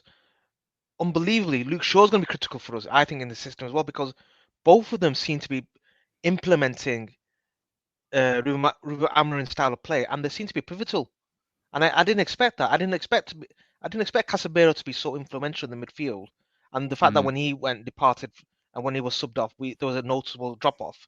And similar with Luke Shaw, I'm not. I knew Luke Shaw was talented, but for me, I don't see the longevity of Luke Shaw. But the credit I want to give to Luke Shaw was that not only was he defending, he came into the midfield and chased the players, up front, pressuring them. So these are the sort of players that you do wonder what happens when they leave or what happens when they get injured. And is the backup sufficient enough to sort of cover that? I've still got my doubts in the midfield. I saw in the chat before, Owen, I don't know if you noticed it, when Casemiro came off and Mainu came on, a lot of people were saying Mainu's been really dog poo, Dorgu's been dog poo, etc. I think that's a bit unfair on Mainu because Mainu hasn't had many games compared to Dorgu. I did think when Dorgu came on, he was really poor, in my opinion. Yeah. But I don't want to get too carried away in terms of criticizing too many of these players because they haven't had the rhythm. If players like Dorgu, Mainu and Xerxes had played a number of games consecutively and they're putting in performances like that, then I would understand. But yeah, Casemiro, I'm not worried, but there's a big question at the end of the season in terms of I think he needs to leave Casemiro because I think he's going to reach that age whereby we can't support him. So who are we going to get in who will be as good as Casemiro? So that's a question that needs to be resolved. Yeah, absolutely. And just very quickly, the goalkeeper today, he does concede 2, but he also makes big saves. What did you make of him? Oh, such a calming influence, Lamens. I have to say, though, their first goal, I do think he should have saved that. It went towards the centre of the goal, the free kick. Maybe I'm being hypercritical, but I think, for me, the most impressive thing about Lamens is that I don't have to worry. I don't talk about him. When I'm watching the game, I'm not worried that there's going to be a clanger. So typically in these types of matches, we may have played well 0-0, or Onana or Bayandé may have made a stupid mistake and we would have been 1-0 down. The fact that we're not in that position, we're keeping it flat 0-0 and is a building block. So credit to Lamens. But yeah, something that DJ mentioned before, Owen, just before I leave. Bit of a concern come January when both Mbeumo and Ahmad leave and go to African Nations. Do we have enough depth then? Bearing in mind the number of Premier League games we'll be having them will we have enough depth in the squad to replace him? So that's a bit of a question mark, but not to worry for now. Yeah, absolutely. I agree, Amanor. Big up. If Brian Bruno continues to play how he's been playing, of course he's going to be a miss. I mean, he's getting at least a couple of goals a game at the moment. And he's the one out of that front three. Like I said, if you were going to rank the player most likely to score, I mean, I know obviously Cunha gets the first goal today, but if you're going into the game going, who would you be willing to put a lot of money on he's going to score? You're going to go with Šeško and Mbumo or Cunha? I'd be like, well, I've got to start with Mbumo, because he'll get chances. Absolutely, he'll get chances, no doubt about that. Skiliano says, I thought Lommans should have saved that free kick as well, but he isn't throwing the ball in the net. Overall, he looks solid and a great signing for the future. I think that free kick, I do think it's a bit harsh. I think he gets beaten by the pace. It'll be frustrated because whenever you get your hand to it, you go, oh, could I have saved that? Maybe my position could have been a bit better. He's a young goalkeeper, and we have to also remember he hasn't actually played a ton of first-team football. I think last year for Royal Antwerp was like his first full senior season. So he's still developing. He's still going. And also critically, I said I wouldn't criticize him for that goal, but he also made really important saves. That save he made where it was a cross and it looks like it's going to creep in and he tips it around the post. I know they gave a goal kick, but that's a top save. And then we got the other end and make it 3-0. That's how the game can go like that, and that's how it's hurt us in the past. We've not been able to. We've had those moments where the keeper's not helped us, and then it takes all the momentum out of the game. Let's go to another call. Let's go to Show. 3 wins in a row for Ruben Amorim. Are you believing just yet? What did you make of it all? No, we're heading in the right direction for sure. Look, I'm happy, man. If we're winning games, we're all happy. That's it at the end of the day. And look, we made it hard for ourselves in the end. When they pulled it back to 3-2, I was like, couldn't believe it. Honestly, I was like, nah, not again. But my most favorite goal of tonight was the 4th goal, because I think maybe a couple months ago, even a couple of weeks ago, when he went 3-2, we would just been probably defending for our lives. And to be honest, after 3-2, that didn't happen. But overall, the game, the first 15 minutes was kind of even. They were causing us a few issues, but after that, we scored the first goal, grabbed a hold of the game. But I think the issue we've seen the last couple of games is that as soon as Casemiro goes off, that midfield just disappears completely. And we don't have, unfortunately, that player that we can put on ahead of him, because we've tried putting Ugarte on for Casemiro, like he did against Liverpool, and it doesn't help. Today, he put Kobe on for Casemiro, and Kobe's not a 6. So I imagine in January, that's going to be a priority to try and get that player in. I hope we can get a 6 in. But overall, look, that's the first time we scored 4 goals in the league game since Amorim's second game in charge against Everton. So it's been almost a year since we've seen our team score 4 goals in the league. Probably even 3. Even if we finished 3 something, that would have been rare for us. So actually, no, sorry, we scored 3 against Burnley. So listen, I'd take a 4-2 scoreline rather than, I don't know, scoring 1-0 early and then just defending for the rest of the game. At least today I enjoyed watching that game, barring the end bit. So I'll take that all day long. And listen, all we wanted to see is the team growing, the team getting better and results along the way, and that's what we're seeing now. So look, Mbumo was brilliant, Cunha was brilliant. I was a bit disappointed with Šeško. I thought he could have done a bit more today, Šeško. I thought, to be honest, we probably didn't do we didn't get him in the game enough, probably. But also, I thought his hold-up play wasn't as good as it's been this season. So, Šeško was the only kind of. He did get an assist. And that's good. That's good that he can have like an average game and still be involved like that. But yeah, the only like big negative. The thing is, when we see Dalot play starting left wing back, we go, oh. But then when you see Dorgu come on and play like that, it kind of makes Amorim's choice easy for the next game. Like, Dalot's going to start left wing back again, because Dorgu did himself no favors today. Like, Kobe, you can kind of excuse him because he's getting pity minutes, he's barely playing. Like, Dorgu started games this season. Like Xerxes came on and was a bit rusty, you could tell when he first came on, but I think, are those his first Premier League minutes this season, Xerxes? There might be, right? I don't know. Maybe. I mean, he looked like a player that has barely played at all. And he looked like he was very much out of the cold.